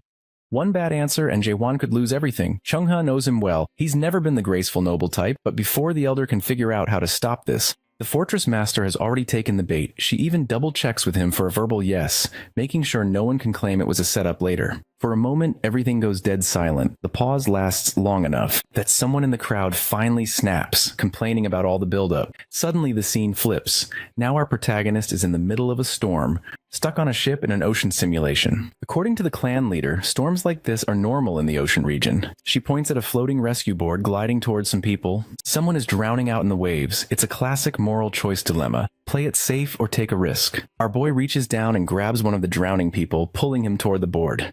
But here's the twist. The rescue boat has a limit of 10 people. If he brings one more aboard, the whole boat will sink. Then comes the notification, like a prompt straight out of a game. Does Jae-won play by the rules and save the majority by letting the one go? Or does he risk everyone for the chance to save this last person too? There's no middle ground. He's got to decide, and quickly. The priestess turns to him and asks what he wants, what he would choose. It's clear what will happen if he lets the drowning man go. People will throw a tantrum at our boy. If he pulls the man aboard, everyone will criticize his poor judgment. But what the priestess doesn't realize is that Jae-won doesn't play by the rules. He refuses to choose option 1 or 2, despite all her attempts to prove he isn't fit to be expedition captain. He picks a third path. She is utterly stunned, not expecting him to find the hidden choice, the one that only appears if someone truly thinks outside the box. Unfortunately for the clan leader, the notification board suddenly reveals that same hidden option. It reads, they'll rotate, each taking turns on the support board, with only 10 people at a time and 1 person in the water for a brief period. It's a price everyone is willing to pay so no one becomes fish food. This is probably the best judgment anyone could hope for, and it doesn't strip away the humanity from our protagonist. She realizes he's come up with this solution and it's genius. All signs point to a win for our hero, at least that's how it appears. She notes, however, that he still hasn't spoken up. The priestess clings to a last hope, wishing he'll try some other clever trick instead. But the Fortress Master surprises her by focusing on the real problem. It's the sea itself. So what does Jae-won do? He declares he'll split the sea since that's what's swallowing his people. It works out for the clan leader, except, of course, it really doesn't. Chung-hoo is the first to catch on to what he's about to do, realizing our boy is about to go way off script. And then Jae-won literally splits the sea with his world stab. The clan leader's entire setup crashes down. Jae-won's solution is so far outside the box that he straight up solves the dilemma. Not long after, the people in the simulation are clapping for the Fortress Master, cheering him for the slick move he's just pulled. Meanwhile, the notification panel glitches like a cheap knockoff game, then crashes entirely, announcing the audit is over. That's when the Clan Master breaks character. For a moment, it looks like she's about to curse out loud, unable to believe she's been beaten at her own illusion-ridden game. Before things can escalate, a sharp alert slices through the moment. This isn't a drill. Gorgon has made the call. Everything is shutting down. No more fights, games, or dramatic speeches. The fortress is locking down, and everyone, especially the crowd, needs to evacuate immediately. At first, people file out in a civilized way, confused by the sudden order. But once word spreads that there's an incoming undead attack, not just any, but a massive, terrifying one, true panic erupts. The reality sets in. The sky is darkening not for drama, but because an undead army is coming. Yoon-young can only whine about his fate. How he was the Lightning Clan leader and sole survivor, yet will now die in the Gorgon undead attack. As usual, Kang Hwang and Yoon-young start bickering, tossing insults as nerves get the better of them. In truth, Kang Hwang's legs are shaking just as much as Yoon-young's. In the midst of the emergency, Chung-hoo and Shin Muguk focus on bigger issues. Shin is amazed that this kid, Jae-won, not even a couple of centuries old, is leading as if he's some kind of caped crusader. It's enough to put some of the old-timers to shame. Chung-hoo wants to focus on the present. He admits he never thought he'd see a situation like this again, not even after 900 years. Muguk completely understands the deja vu. 6 of the 10 clan leaders are already here, and the situation mirrors that old death wish from their visit to the undead palace. Whatever they saw there, something they still don't talk about, might just be about to repeat itself. There's an old rule the veterans have spotted. When there's a medium threat, smaller undead follow. When a giant one appears, so do the medium ones. But this time, King Catastrophe, the ultimate boss, has shown up in Gorgon. The Soul King was one of the main reasons they built the fortresses to begin with. As the story unfolds, the true horror of the Soul King and the monstrous abomination he is comes into view. Following him is an undead beast, a mega-dead level threat. The situation is beyond dire. Among the chaos, they see the creature with huge red eyes, the terrifying backwards-walking Magret, poised to unleash havoc upon Gorgon. The scene twists into a waking nightmare. Death spreads everywhere, devouring the place alive. Civilians scramble in panic, but most aren't fast enough to escape the horror rolling through Gorgon. In the middle of the chaos, the priestess stands completely frozen, her body refusing to move. She watches helpless, as nightmare undead rip through people, tearing limbs and snuffing out lives without mercy. All her confidence is stripped away. Everything around her is sucked into a darkness that keeps spreading. There's one moment she can't shake. A monstrous, twisted undead snatches up an old man right in front of her. This isn't cinematic drama. It's cold, suffocating, and revolting. Though it seems impossible, her trembling is real. Her wide eyes are stretched even wider, but they're useless now.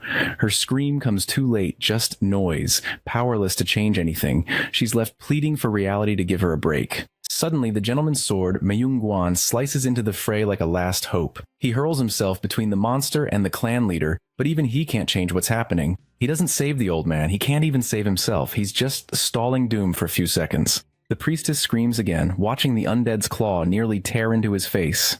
Then her world collapses into slow motion. She's caught on the fact that nothing matters anymore. Every action feels meaningless. Every what-if is a joke, and she knows it. That realization breaks her worse than the monsters do. Watching Myung-gwan's fate, she understands something bitter. Free will means nothing if the universe is just mocking you. Hope is a scam drowned by the same outcome. Death.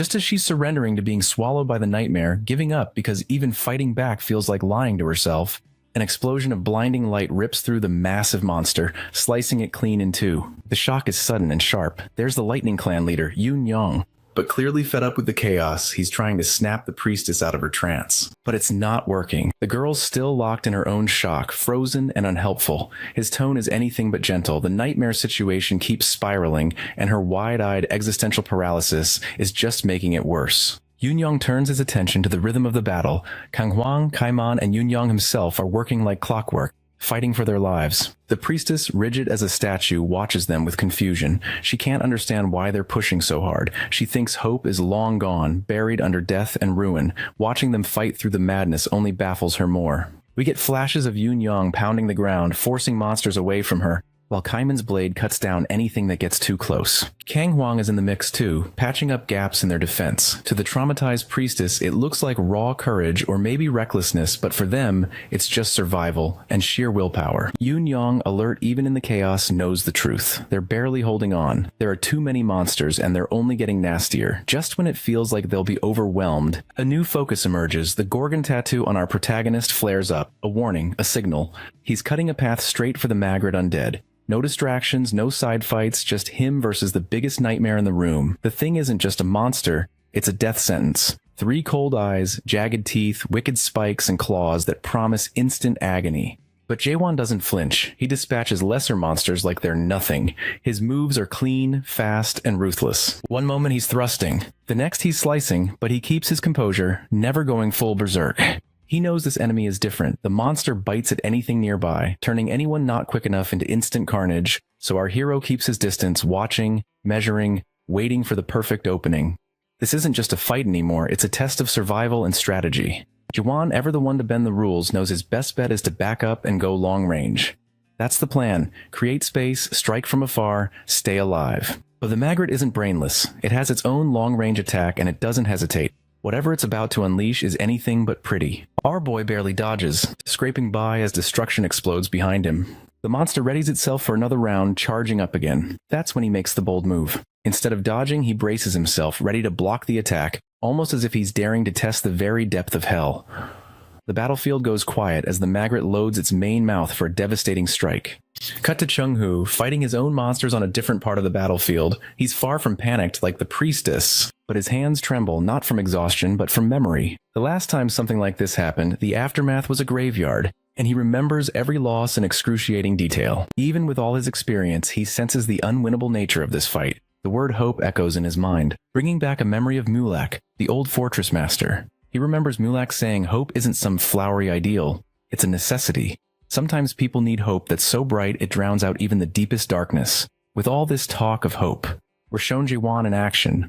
Our protagonist is already deep in the fray, charging straight at the beast as it charges up. No hesitation. He knows exactly where the blast is forming, and he plunges his blade right into its core. He's done testing. He's aiming to end the nightmare before it can even finish its attack. Moments later, a blinding flash slices through the battlefield, forcing everyone nearby to shield their eyes. It's coming from the exact spot where Jaewon has been locked in combat with Magret. Chung-Hoo's gaze tracks the light, and what he sees next nearly freezes him in place. Our boy is standing there grinning like a madman, fresh off landing a heavy blow on the creature. The monster looks even more grotesque now, somehow more revolting than before, as if the hit peeled back a layer too far.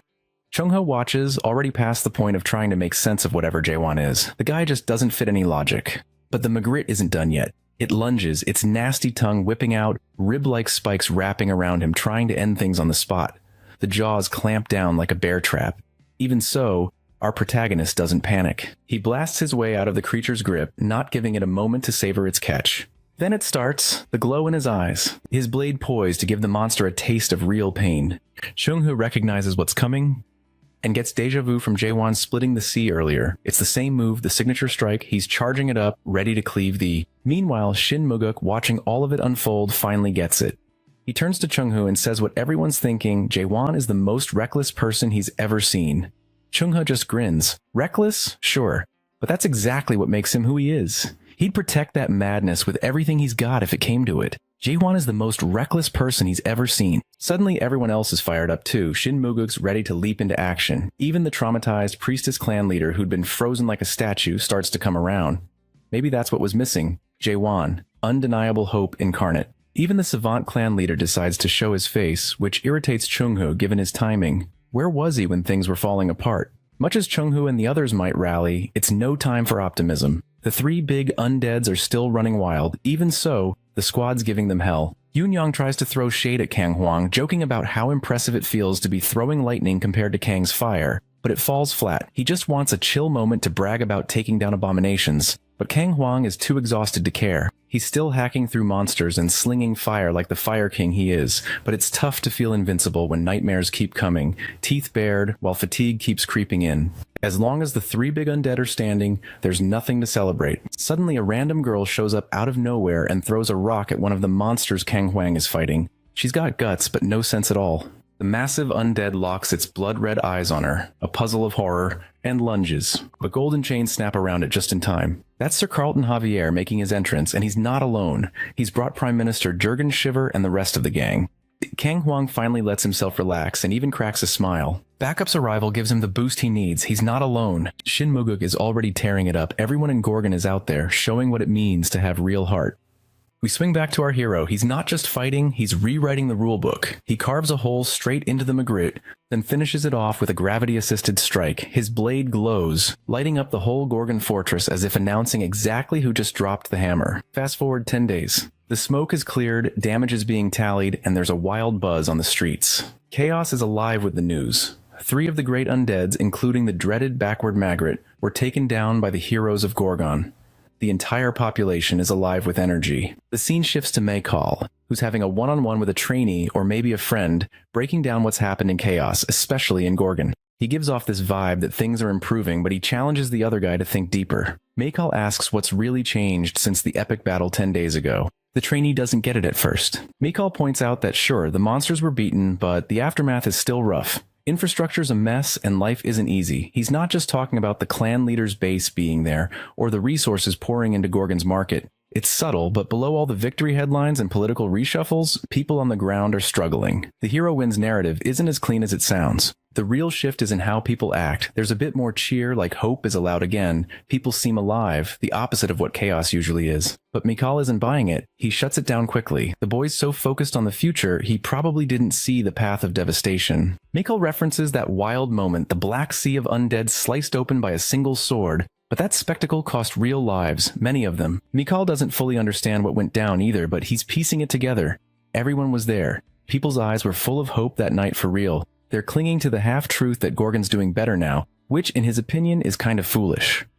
What really bothers him is that people actually think they can live normal lives in chaos now. Suddenly, a massive explosion-like sound shatters the calm. The trainee flinches, looking around as if they've been dropped into a bombing run. Maekal, calm as ever with his great horn slung over his shoulder, doesn't blink. He tells him it's nothing new. It's been happening for 10 days straight. The younger guy, wide-eyed, speculates it must be because the 10 clans moved their headquarters there. He gets even more spooked as he realizes that could mean war is coming or has already started.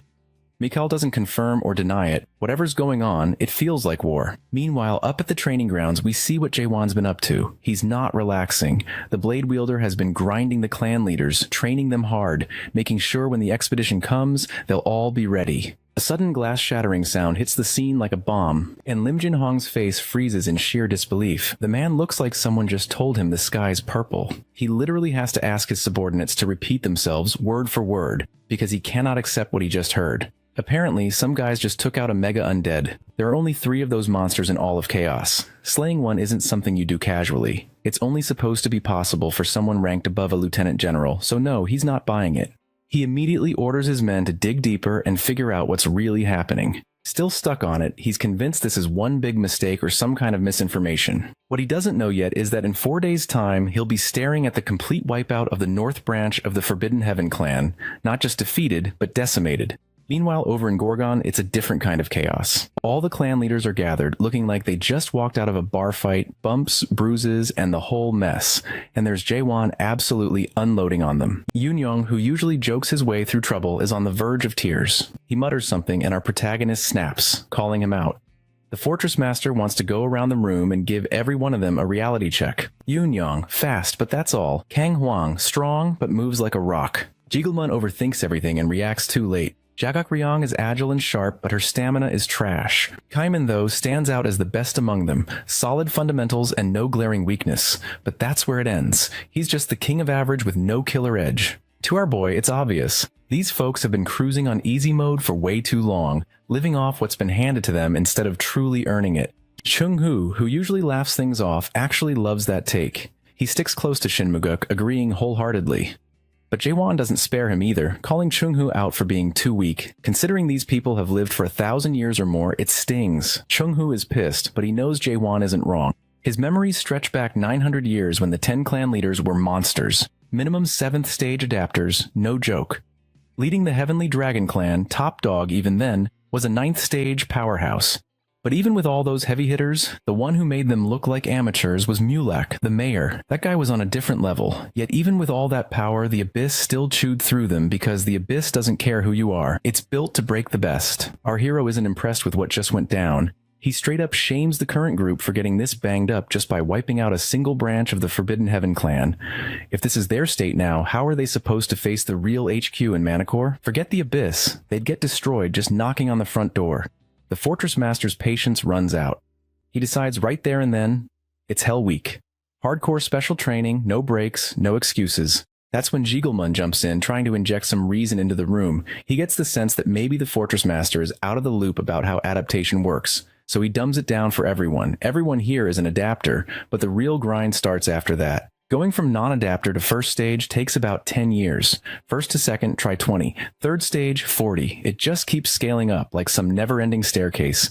Living humans can't even begin to dream of reaching the 4th stage. Most would be dead before ever getting there. Meanwhile, Jae-won has that mischievous glow in his eye, like he's plotting something wild, and the strategist is starting to sense what's up. He suspects our boy is trying to push them all toward awakening. If that's the case, he's got bad news for him. That's not how awakening works. You can't just train for it like earning a gym badge. It hits you out of nowhere, sudden and brutal. Our protagonist is actually stunned for a moment, like he hadn't expected that. But there's still one thread he can hang on to. There's a consistent pattern for those who awaken, and he knows it firsthand. You have to give up your world, not metaphorically, literally. That's when Chung-hoo steps in, laying it all out like a prophet. There are 3 stages to becoming awakened, but for now, only the first matters. You destroy the world you came from, the world of adaptation.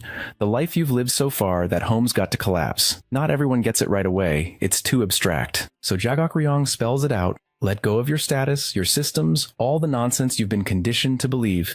Forget everything you thought was true about power and progress. Yoon Young for once finds her words surprisingly insightful. He wonders how a guy like him ever became a clan leader. He doesn't get offended, he's already back to chilling. The man's an overcharged adapter. His potential nearly unlimited. He's got natural ability with everything.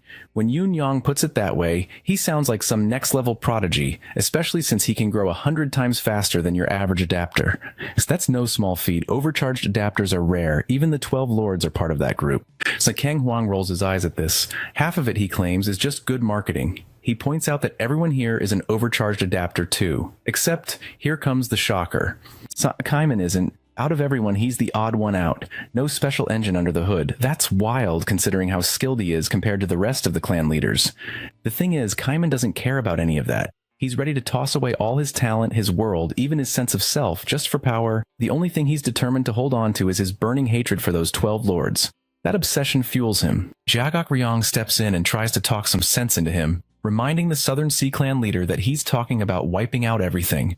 Gone, vanished, erased. She brings up the Great Disappearance, which is yet another can of worms our boy hasn't even heard of yet. By now, Jae-won's used to this kind of lore surprise. He raises an eyebrow, curious about what's coming next. She explains that around 700 years ago, cracks began appearing all over the Almighty Land. Back when everyone was locked in battle with cultivators, the cracks weren't just phenomena, they were more like a rogue terrorist group with a clear message. Reject the current world, awaken yourselves, and head for the Forgotten Land. The monarchs responded by agreeing to wipe them out. The philosophy those rogue adapters preached, it matches up a little too well with what the Fortress Master is now suggesting. Jae-hwan wants the crew to let go and aim for true awakening, that same message. Back then, the cracks managed to rally thousands of adapters to their cause. The wildest part is that no one knows where those people ended up. It's like they disappeared from reality, poof, gone, as if they never existed. Jagok Ryong isn't just sharing this on a whim, she's narrating because some of the returners were her friends.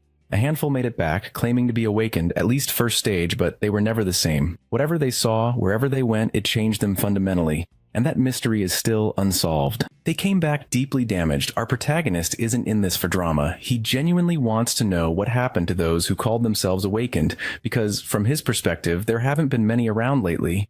That's when Jagak Ryong drops the real bomb. Every single one of those who returned eventually killed themselves. Straight up, they couldn't handle it. Some suffered complete mental breakdowns, others faded into madness, and a few lost their memories entirely. No matter what form it took, amnesia, insanity, unbearable knowledge, it all ended in the same place. Identity collapse, existential nightmare territory. They all ended up claiming in some way that they no longer knew who they were. Our boy gets it now. He draws a clear line. He's not part of the Cracks movement or any cult, but he won't pretend this new road is safe or easy. It's as dangerous as it gets, and Jagak Ryong is right to be wary. That's why he won't force anyone. He only wants volunteers, not blind loyalists, but people willing to face whatever this is head on. So there's just one more question to answer. What's he gonna do with the ones who don't volunteer? Jaewon's never been the type to leave anyone behind. He's not gonna toss them aside. He'll help them grow in their own way too. Even if Jagak Ryong still thinks this is another setup for disaster, he sincerely wants everyone to grow stronger, to adapt and evolve beyond anything they've known.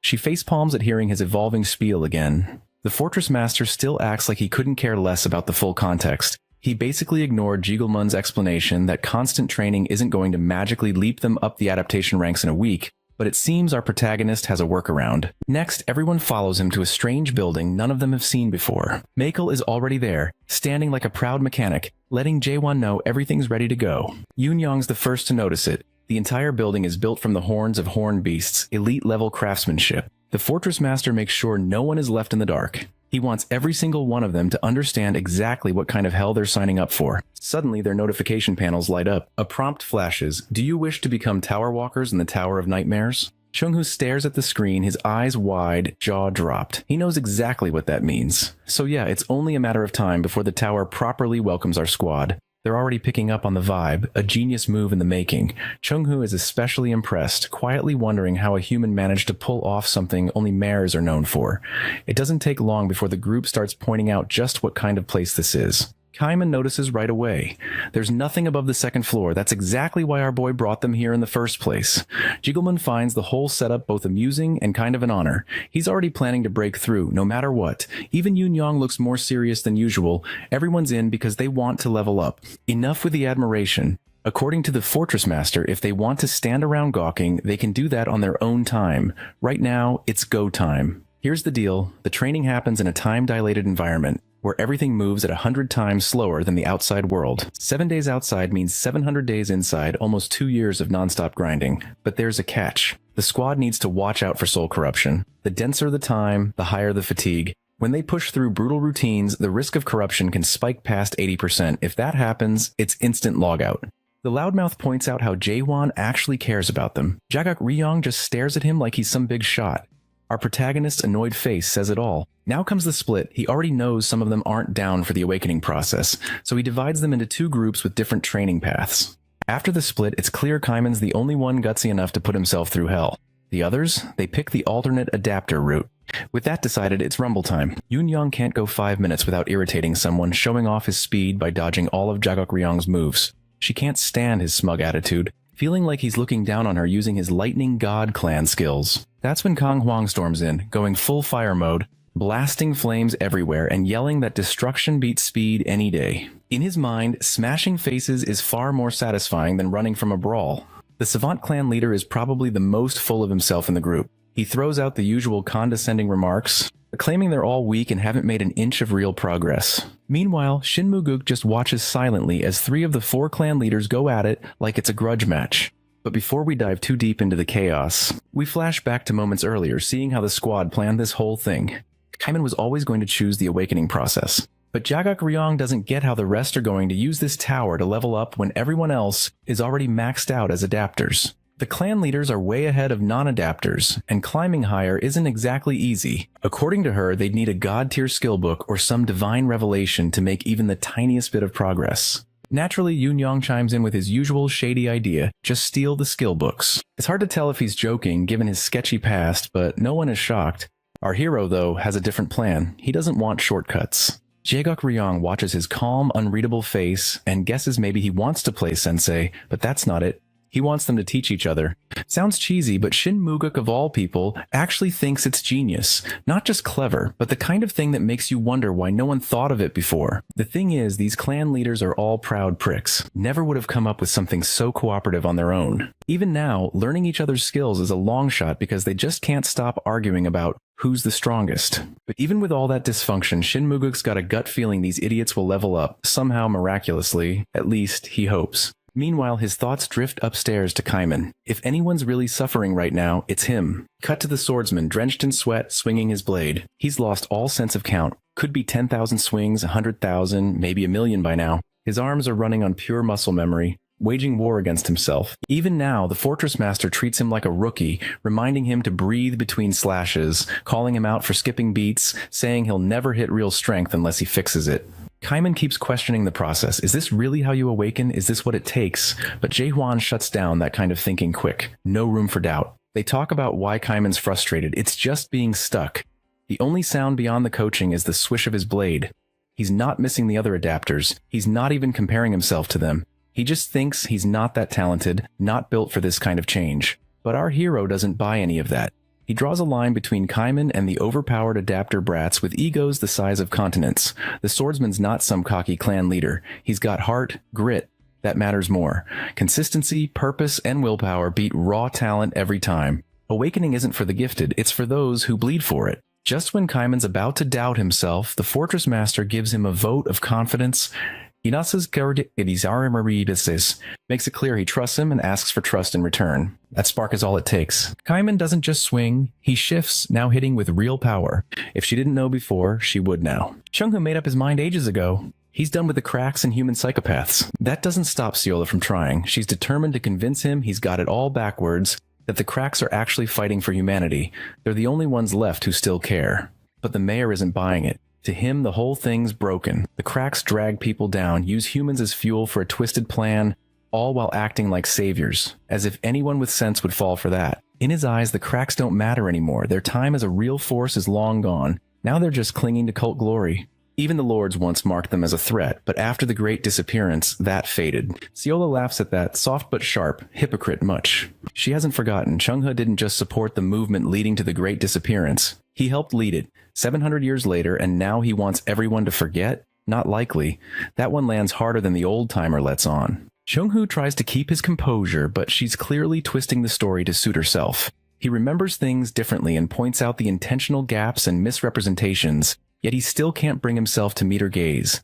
Staring at the floor hardly exudes confidence. There's at least a kernel of truth in what she's saying. Seola, too, doesn't hold back. He saw everything unfold. The great disappearance happened right before his eyes, and he didn't intervene. Whatever transpired back then, Seola wouldn't be who she is now if he hadn't played his part. The most disturbing part is that there are still real people in the crack, clinging to his grotesque techniques as if they were gospel. Out there, they're trying to awaken by tearing each other apart, swinging swords, stabbing, dying, and repeating it all in a deranged ritual.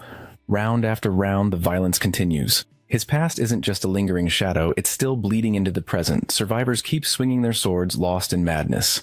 As she pours a glass of wine, harsh flashes of these scenes surface. People killing cult mates in a blood-soaked well. The worst part is that this brutality is the goal. Only a handful survive after slaughtering their comrades to deaden their emotions.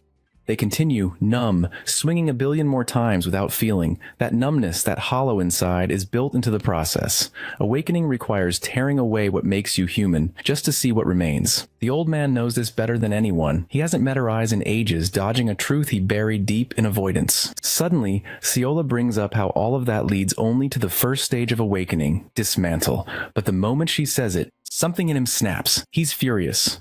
That's not the right way, nor the right word. His sword is drawn before he realizes it, reflex taking over. It's ironic, coming from someone not even fully awakened. He pulls her into his white world, the same space glimpsed when he treated Mino, a blank canvas still untouched. That's the irony. The man who chased awakening like a religion is too afraid to create his own world, scared he'll lose whatever soul he has left. She, on the other hand, isn't afraid. Whatever chaos she's conjured on her canvas is deeply disturbing. That's when he realizes times have changed. Seola is now the second co-captain of Crack. She's not here to show off, though. She attacks, flinging blood-stained sickle chains, each drop telling a story. This is about more than rank. The way she moves, the raw force behind her strikes. She might have reached the third stage of awakening. Then she unleashes her power. The blood on her chains pulls him directly into her unique world, a nightmare landscape. He's frozen, wide-eyed, as if his soul stopped cold. The ground is littered with corpses from cult violence, bodies hacked apart in slaughterhouse fashion. And then it clicks. This is the aftermath of the Great Disappearance. This sea of blood, the stench of massacre, this is her unique world.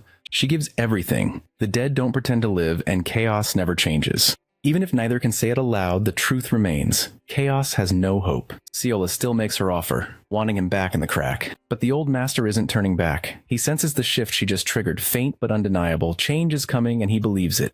His expression betrays him. This new fortress master, this unexpected hope, is dragging even the most stubborn veteran into belief. It's remarkable that neither the disaster 900 years ago, nor the massacre 700 years back, knocked sense into him. Seola's anger boils over. Her voice turns bitter. She wants him to fail again, hopes that blood-soaked defeat clings to him like a curse, praying he'll abandon his new allies just as he once left the crack. Regardless, Crack is watching. They're not finished with him yet. Meanwhile, back at the Nightmare Tower, Kaiman is deep into his awakening arc. Stage 1, the question, he confronts a doppelganger made of his own doubt. Stage 2, understanding the world he just questioned. Stage 3, erasing it all, leaving it blank. He's meditating when Jaewon bursts in, sword drawn, shouting at him for sitting idle. Our boy demands he stop pretending and fight as if his life is on the line. Kaiman feels weak, he knows he can't win. Our protagonist, though, is already on another level. He's not here to coddle anyone, he's tired of excuses. The clash comes fast and hard, existential, as if Jaewon isn't merely attacking Kaiman's body,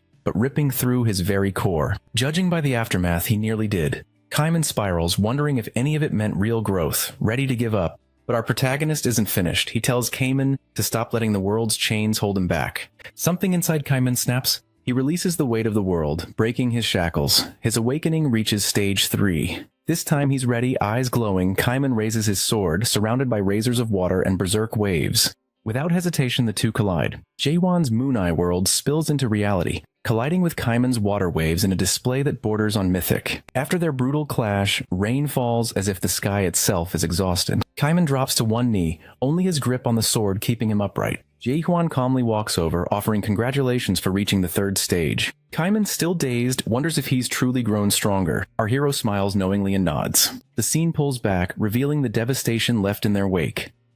Kaiman's realization lands hard. He's nowhere near Jaewon's level, not yet. Not like this. Our boy's third stage awakening stands leagues above the rest.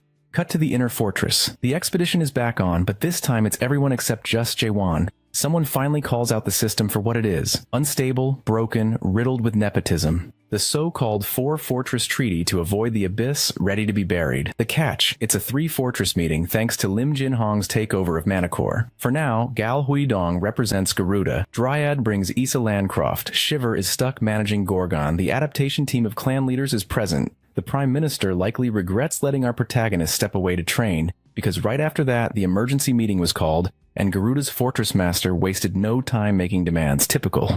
Kang Huang and Yoon Yang are already fed up with the delegates. After ignoring everything, these people now want to lead the Abyss expedition? Not a chance. Meanwhile, Shiver tries to steer the discussion back to the original issue, the hidden clans.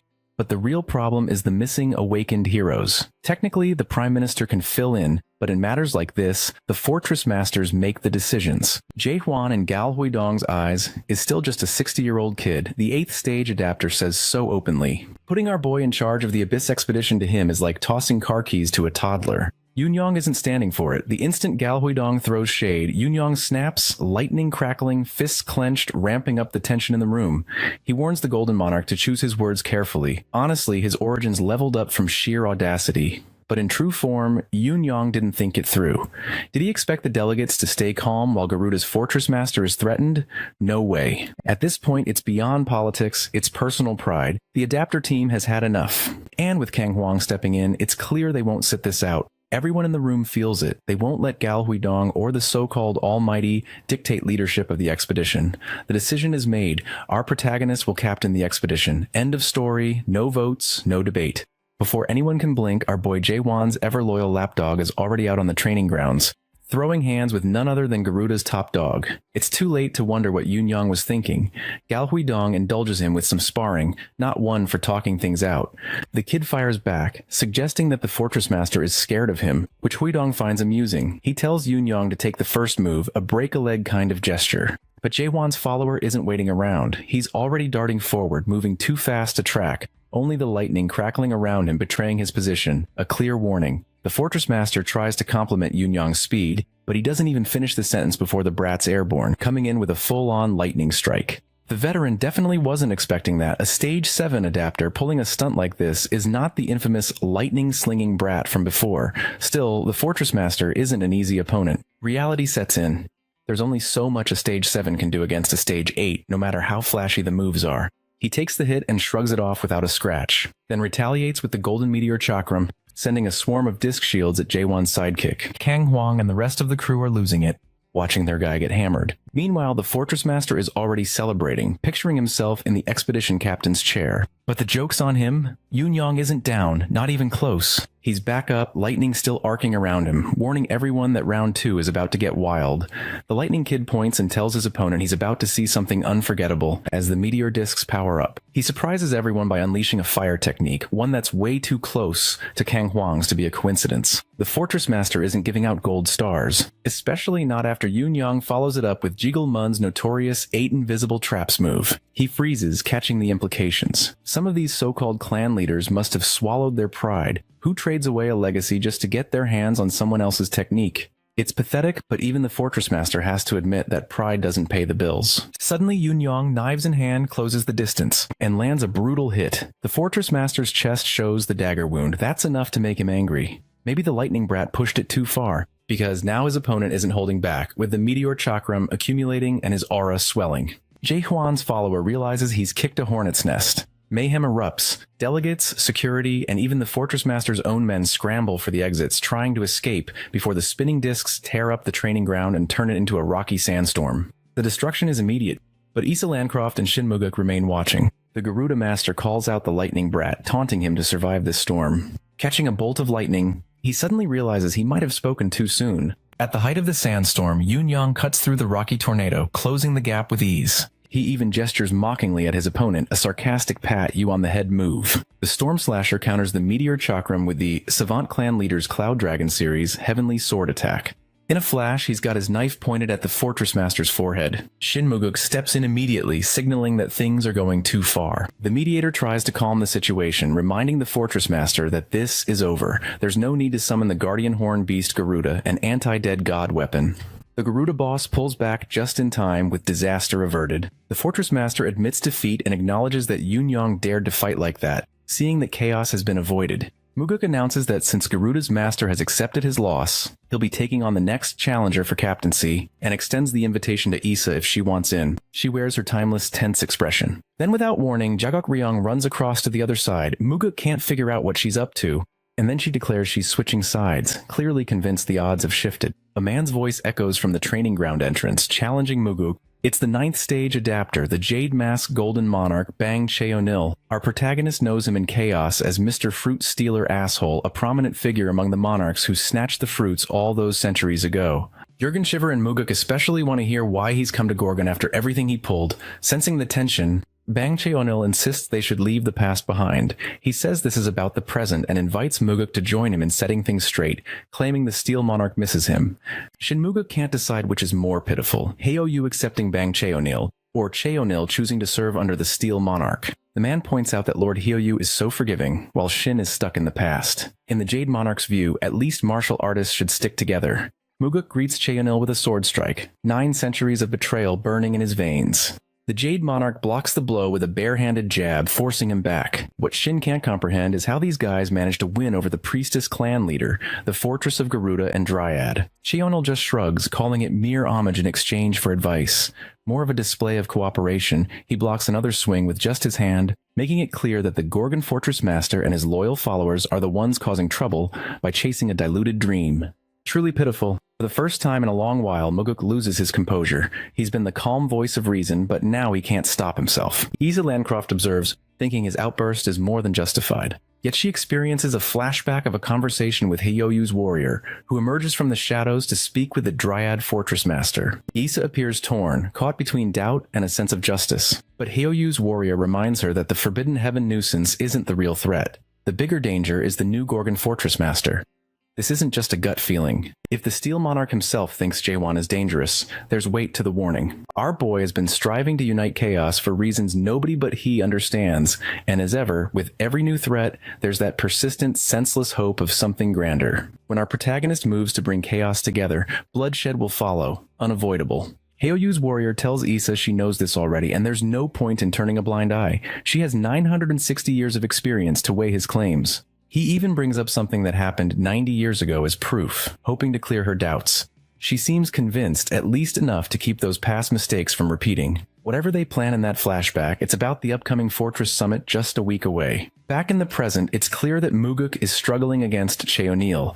The Jade Monarch, while blocking every attack with his palm, tells the old-timer bluntly to give up. Muguk turns to land the Heavenly Sword attack, but Cheonil's only reaction is amused composure. The Monarch blocks the swing with his clenched fist. The gap between a level 8 and level 9 adapter is undeniable. Cheonil leans in, whispering that Shin should pick up some adapter skills and stage upgrades before trying again. In a flash, Cheonil thrusts his palm into Muguk's chest, knocking the veteran back several feet. Even though the strike is uneventful, it's lights out for Shin. Jagak Ryong can only watch, stunned by how overpowered these monarchs are. What's even more alarming is that this jade-masked golden monarch, ruler of the 12th region, isn't even the Grand Monarch. Above him still sits the Grand Monarch, followed by the Lieutenant General, then the Major General. Cheonil is only a Brigadier General, rank 3. Jagak Ryong realizes they have been planning an Abyss expedition as midgets, facing giants they can't even reach. Chaos never had the odds on its side. Cheonil turns to his speech, saying these Chaos upstarts are in desperate need of a reality check. They might earn their ranks and throw parties down in Chaos, but compared to the Monarchs, they're nothing. As he's talking, an attack nearly grazes him. Muguk, battered but far from finished, is back on his feet, surprising even Cheonil. All he manages is to stab the Monarch's hair, though. The Jade Monarch warns him not to press his luck. Staying in the fight will only get him killed. Shin refuses to back down, spitting that the Monarchs only won last time by stealing the resurrection fruits. Chaos lost comrade after comrade, and no one from that day has ever truly moved on. Cheonil watches his old friend's persistence and considers that perhaps Shin has finally chosen death. Muguk charges, fury blazing, aiming to cut him down with a sword strike that's noticeably different. Cheonil's face finally changes as Muguk switches to the Heavenly Destroyer form. Still, the Monarch neutralizes it with his bare hand, activating the bottomless pit technique. Maybe they really are not worthy of reaching for the stars. Cheonil grabs Shin's face, reminding him that they couldn't change anything 900 years ago, and they're sure not going to change anything now. Jigglemun's look makes it clear that Shin is in serious trouble. Cheonil tells him to blame their new master Jaewon for what's about to happen. Suddenly, a figure emerges from the shadows, apologizing for arriving late. It's none other than the ever-drenched Awakened One, Kaiman. He steps forward, announcing that the Fortress Master will be late, and maybe it's best if the fighting is left to him. Water drips steadily as the new Kaiman draws his sword. Prime Minister Jurgen Shiver, hearing of Jaewon's delay, already doubts the squad will even make it past the starting line. Still, Kaiman signals to Shiver that he's got this under control. There's plenty of doubt. After all, even Shin Maguk with all his grit couldn't manage to win against Bang Cheonil. Yet Kaiman doesn't even blink. He stands calm, absolutely sure of himself. At the same time, Kaiman tells the other clan leaders to evacuate the rest, get them as far from danger as possible. Jigal Munsu suggests teaming up against Bang Cheonil might be the smarter move, but Kaiman is clearly working some angle the others don't see. He steps forward, prepared to face the jade-faced asshole alone. Kaiman knows exactly who the jade-masked Golden Monarch is. What Bang Cheonil fails to realize, at least at first, is who he's up against. Then it clicks. This is the same weakling from back in the day, the one not strong enough to make the expedition cut. Kaiman gives a nod. Bang Cheonil hopes the kid's improved because he's done wasting time on the weak. Kaiman welcomes the chance. He'd be more than happy to teach his opponent a lesson. Kaiman pulls his sword against Bang Cheonil, and the Monarch's eyes light up. Bang Cheonil tries the same grab-and-push move he used on Shin Maguk, but Kaiman reads it like a book, as if it's happening in slow motion. That rattles the Monarch just a bit. Bang! Moments later, Bang Cheonil's hand twitches like it's been shocked. The Jade Monarch looks more amused than angry. He watches curious, wanting to know what kind of technique that was. It's not the same as Jaewon's signature thrust, but it's just as strong as any normal one. Kaiman makes it clear he's not holding back. Every thrust from here will be at full power, and Bang Cheonil better not mistake him for some weakling. Unless, of course, the monarch actually wants to die. That line alone stokes Bang Shae-o'Neill's temper, the nerve of this punk, thinking he can take out a brigadier monarch. He manifests a dark, monstrous claw from his hand, but Kaiman doesn't flinch. He pierces the incoming monstrosity like it's tissue. Apparently, Kaiman crossed a line. In a heartbeat, those creepy, dark claws come at him from every direction, yet he stands composed. Right then, a flashback hits. Our boy Jaiwan congratulates Kaiman for reaching the third stage of awakening. Even in that moment, Kaiman's got doubts, still that humble guy wondering if he's worthy. But our protagonist lays it out. Kaiman has been grinding for far more than just 2 years. 10 billion thrusts? That kind of madness doesn't happen in 700 days. Time bends wild on the second floor of the tower. It's a whole different, crazier, time-dilating beast than the first. Back in the present, Kaiman's glowing again, ready to tear Bang Shae-o'Neill apart. With a single swing and thrust, he slices through the claws. And the monarch finally realizes he's facing an awakened opponent. He'd heard about Jaiwan being big news, but never imagined Gorgon had another awakened beast. Kaiman gathers roaring torrents of water. Looking absolutely majestic, Bang Shae-o'Neill scoffs, acting above such a move. But as massive waves rise, Kaiman surges forward with a powerful thrust, riding through the water like a torpedo. Panic creeps onto Bang Shae-o'Neill's face as the waves crash over him, washing away his arrogance. Water crashes all around, drenching the field. And Kaiman stands tall, sword in hand. Bang Shae-o'Neill has dropped to one knee, his royal smugness gone. Kaiman is ready to finish it. But Jogu Kryung, the priestess clan leader, steps in and cuts him off. He's confused, she's switching sides as if it's all a game. She tells him to stand down. 2 years of training isn't enough to face a monarch. If this were the old Kaiman, maybe that would have shaken him. Maybe he'd have doubted himself. But this Kaiman, not a chance. It hasn't been just 2 years for him. He's been grinding for 200 years, breaking himself in that tower again and again, becoming something new entirely. Kaiman launches a brutal Helix death blow aimed to end the Jade Monarch. The attack is wild, leveling everything nearby. Jurgen shiver, and the others stand there, stunned, realizing the monsters they've nurtured. Shin Muguk understands now Kaiman actually did it. He killed the bastard. It all makes sense to the others. Our hero didn't just send Kaiman because of a scheduled delay. Jaiwan knew they were growing too dependent on him, and that it was time for them to stand on their own feet. Kaiman proved just how capable they've become. That showdown was absolute slay. The news is exploding everywhere. Kaiman, the Southern Sea Clan leader, didn't just go up against the Jade Monarch, he finished him for good. It's the sort of headline that sends shockwaves across the entire continent. Iceland Croft is reading about it when Kaiman shows up, and she still has that lingering conflict in her gaze. She doesn't hold back her real concerns, though. She's genuinely worried that he might actually be considering teaming up with Jaiwan against those at the Resurrection Palace. Taking down the Jade Mask Golden Monarch was huge, yes, but at the end of the day, he was still only a brigadier general. That's entry-level stuff compared to what's coming.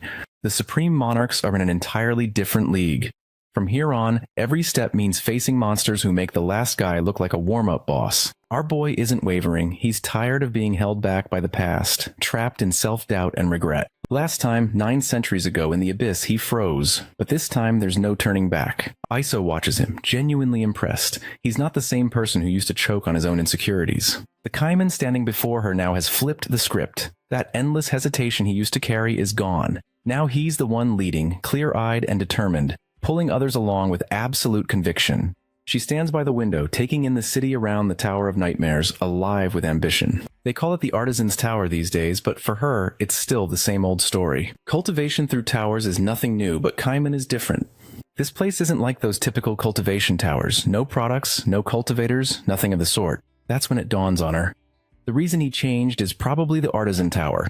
He must have climbed it, pushing himself beyond his limits. And now he's intent on proving to the Dryad Fortress leader that it's no illusion, no trick. No one here is pretending anymore. These people are done running. Everyone in Chaos wants to earn their lives, not beg for them. She can't look away from the scene. It's not just power-hungry maniacs like Yoon Young and Kang Huang filling the streets. Now it's the regular people, ordinary citizens, and in a strange way, it's beautiful. After 9 centuries living a lie, they're determined to build something real, not taken, not granted, but truly theirs. Meanwhile, Jaiwan and Chung Hyo are having a quiet conversation beside a peaceful lake. The 3 Fortress Summit is probably finished by now, Jaiwan notes. Chung Hyo agrees. And the topic shifts to Kaiman. Jaiwan teases that maybe Kaiman's even stronger than his old friend now, which gets under Chung Hyo's skin. He might be annoyed, but the truth is this kid is centuries younger and could probably best him in a fair fight. Then Jaiwan gets serious. Why start over from scratch? Chung Hyo's awakening was brutal, violent, and traumatic. He never made it to the 3rd stage, bailing before he could. Now he wants a new path, a clean awakening, not one bathed in regret. Chung Hyo slips into memories of his time in the crack, of nights spent crawling out of the mud with nothing but that same cursed word, dismantle. No variation, no freedom, just grotesque survival in a world of blood. First came dismantle, then assemble, and finally self-surrender, a cycle so rigid and cruel it might as well have been carved in bone. We see flashes of him soaked in blood, repeating the same ritual again and again. He knows it wasn't a profound awakening, it was just a meat grinder with a fancy name. Back then, muttering dismantle every time. There were no questions, just instinct. The assemble stage never brought him pain. There was no space for feeling. But Jaiwan, that guy's existence is built on questions. Everything in our protagonist's journey is a why. Life, world, purpose. Why? That constant questioning tears him apart. There's even a glimpse of the eerie Moon Eye, our hero walking through a world wrapped in barbed wire, filled with unanswered pain and unresolved questions. Even his so-called unique world is no escape. It's as real as it gets. Then, out of the blue, Chung Hyo asks how old Jaiwan is. It seems random, but he actually heard from Mayad about the third floor being completed. Mayad mentioned that the time density on that third floor is insane, much wilder than the second. Yet Jaiwan was only in there for 2 days, so what's the real number? Turns out it's 1,000 years. He probably made more swings in there than breaths outside. Chung Hyo is floored by the answer, but he's not about to shower Jaiwan with praise. To him, our boy is still just that same punk kid with a fancy title. Yet deep down it throws him off. This guy lived through a millennium of hell and doesn't even look satisfied. Who is he really? Then Jaiwan suddenly stands up, announcing that it's time to head for the Resurrection Palace, the one place that might finally offer a real challenge. Chung Hyo suggests waiting until Gorgon has more awakened barracks like Kaiman. But our protagonist has already run the scenarios in his head. He knows the monarchs aren't just waiting for new awakeners. Sit around and they'll strike first. The plan is simple. Make a move before the enemy expects it. He doesn't want to raise the place, just grab the key pieces in the Resurrection Palace. Chung Hyo gets it. The real target is the Mayor's Treasure, an artifact that blurs the line between the living and the dead. And then there's the Narrow Gate, a passage into chaos while alive. If they destroy it, the monarchs lose their monopoly. Without hesitation, Jaiwan and Chung Hyo make for Manticore, where the path to the Resurrection Palace begins. Chung Hyo knows this won't be easy. They're walking straight into a trap set up for Jaiwan, but that's just how it is. And our boy, he walks right up to the gate, throws it open without blinking, and says what he always does. If it comes to that, if chaos comes crashing down, he'll do what he's always done, burn through it. Jaiwan charges into Manticore Fortress with zero plans, no sneaking, just full send. Chung Hyo suggests they could have slipped in quietly through the alley. But our boys set on doing this loud. They'll need all their strength for what's coming, and Manticore isn't even the final boss.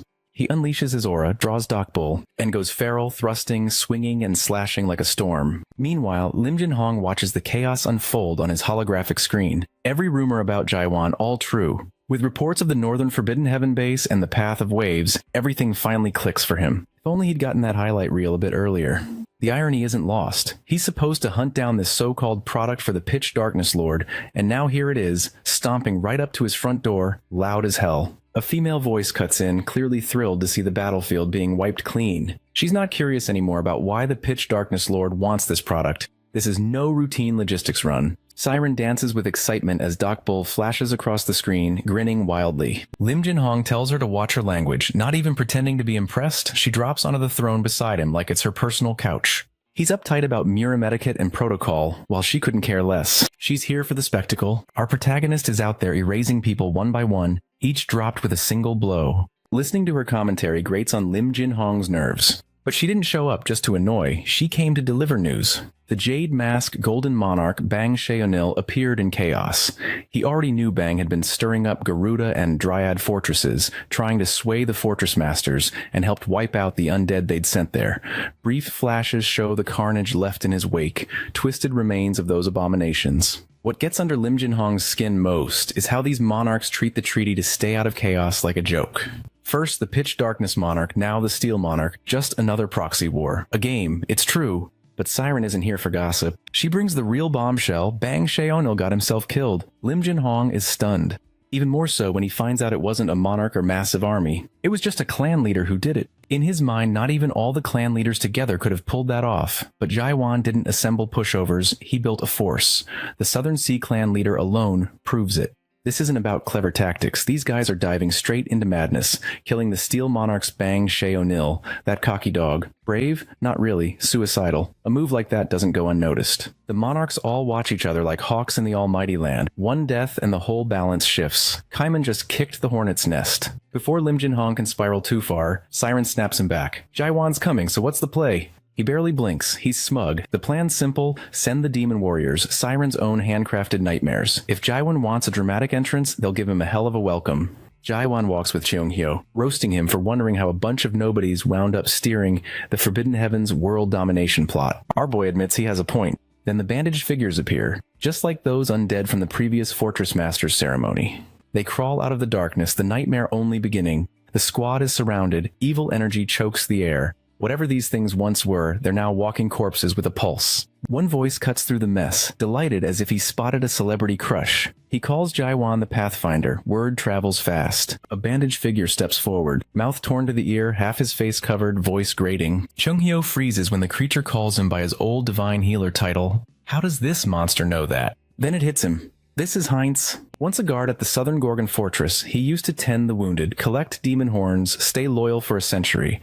That boy now stands twisted beyond recognition. But Cheung Hyo remembers the grateful, righteous guard he used to be. He stumbles over his words, begging Heinz to return to Gorgon and leave this mess behind. Heinz doesn't budge, then he snaps, not with anger but with memory. 100 years ago, the Crimson Masaha clan stormed the southern checkpoint. Peace was shattered in a heartbeat. Blood covered everything. 50 guards, including the inspector, were slaughtered. Heinz was the only survivor, wounded and alone. Cheung Hyo, of course, had been absent for the whole massacre. By the time he arrived, Heinz didn't scream. He begged to be trained to become stronger to stop it from ever happening again. Cheung Hyo just gave him the big picture speech, and justice happens sometimes. He offered sympathy, but nothing more. Heinz buried his grief the only way he could, through pain and persistence. He bled, broke, rebuilt. Justice died somewhere along the way. He tears off his mask, beneath it his bone. No second eye, a skeletal horror. Cheung Hyo freezes. The kind second-stage adapter he once knew is gone. Standing before him now is the vice-clan leader of the Forbidden Heaven clan. Catching up is over. It's time to fight.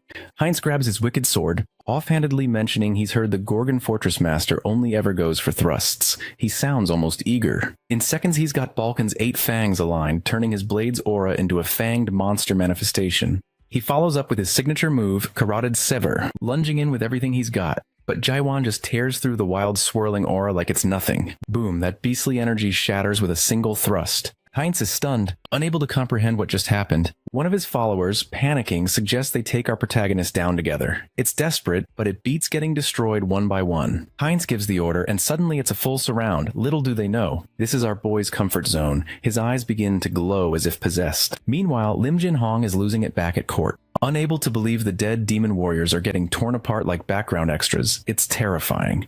He knows the only way they can take Jaiwan down is if he himself, someone almost as strong as the Monarchs, joins the field. Because sure, our protagonist is a powerhouse, but if they pile on hard enough, even he might fall. But there's a catch. Jaiwan is still the chosen product of the pitch-black monarch. Hitting him too hard is like picking a fight with fate. If they mess up, it won't just be a lost fight. It'll blow up everything from the roots up. Lim Jin Hong yells for Siren, acting like she owes him, but she's so not in the mood. This guy wants more? She's the one who figured out the Spirit Stone, gave him the Black Cloud boost, and built the Undead Demon Warrior squad from scratch. Now he's asking for more? She doesn't even bother replying. She grabs his face, fingers clamped across both cheeks, ready to seal a deal whether he likes it or not. On the battlefield, Jaiwan is thrusting through the demon army, moving at full tilt with clean surgical strikes that are almost too fast to follow. Heinz's hatred grows. He can't stand that this 60-year-old kid has achieved more in a fraction of the time compared to his own 2 centuries. The guy turns into a walking horror show. Whatever monster act he had before looks tame now. Transformation erupts. Tentacles burst from his mouth. Eyes blaze with hellfire, and it's clear that earlier metamorphosis speech was pure nonsense. Heinz is still lost in 100 years of rage and lets it push him over the edge. He manifests an evil spear staff and without warning charges at the occupied fortress master. Our boy dodges the savage spear attack that cracks the ground, causing even Heinz's own henchmen to flinch. Heinz tries to launch into another hard work and morality speech, but Jaiwan ends it right there. No nonsense, thrust time. His subordinates can only watch as their vice clan leader's body is ruined, half gone in a single strike. And in Jaiwan's mind, he's just wondering why the enemies of chaos are always the same kind of meathead. The others are stunned. Their 9th stage vice clan leader obliterated just like that. Our protagonist is out of patience. He's had enough of these for the cause speeches. Bam, another clean stab, slicing straight through the darkness and lighting up the battlefield. For the Vice Clan leader, it's Moon Eye World time. He's forced into a reality check. These fools thinking pain makes them justified get a brutal dose of perspective. Above, that massive eye symbol unveils the true meaning of hell to Heinz. Even he who never bowed to anything can't ignore the suffering the awakened, Jaiwan, endures. This is the unique world of an awakener, as it appears to those who refuse to submit. The giant eye watching everything is no exaggeration. Is this what our boy faces every day? Heinz wonders if staying righteous would have meant treading this same path. His final recognition is different. He sees Jaiwan as a monster, the toughest breed around as the rest of Heinz's body collapses. Reality snaps back. All the demon army goons look on in terror. With that last single thrust, he cut the history of Manticore in two. Chung-hyo thinks this move shouldn't be called a strong thrust anymore. It deserves to be called the world thrust. Regardless, our hero's got no interest in killing these guys. He's got his eyes set on the Resurrection Palace now. Chung-hyo, always the wise man, observes that everything Jaiwan touched was split cleanly in half, each piece stained by a hint of his unique world. How did he do it? Our boy just brushes it off, calls it another thrust.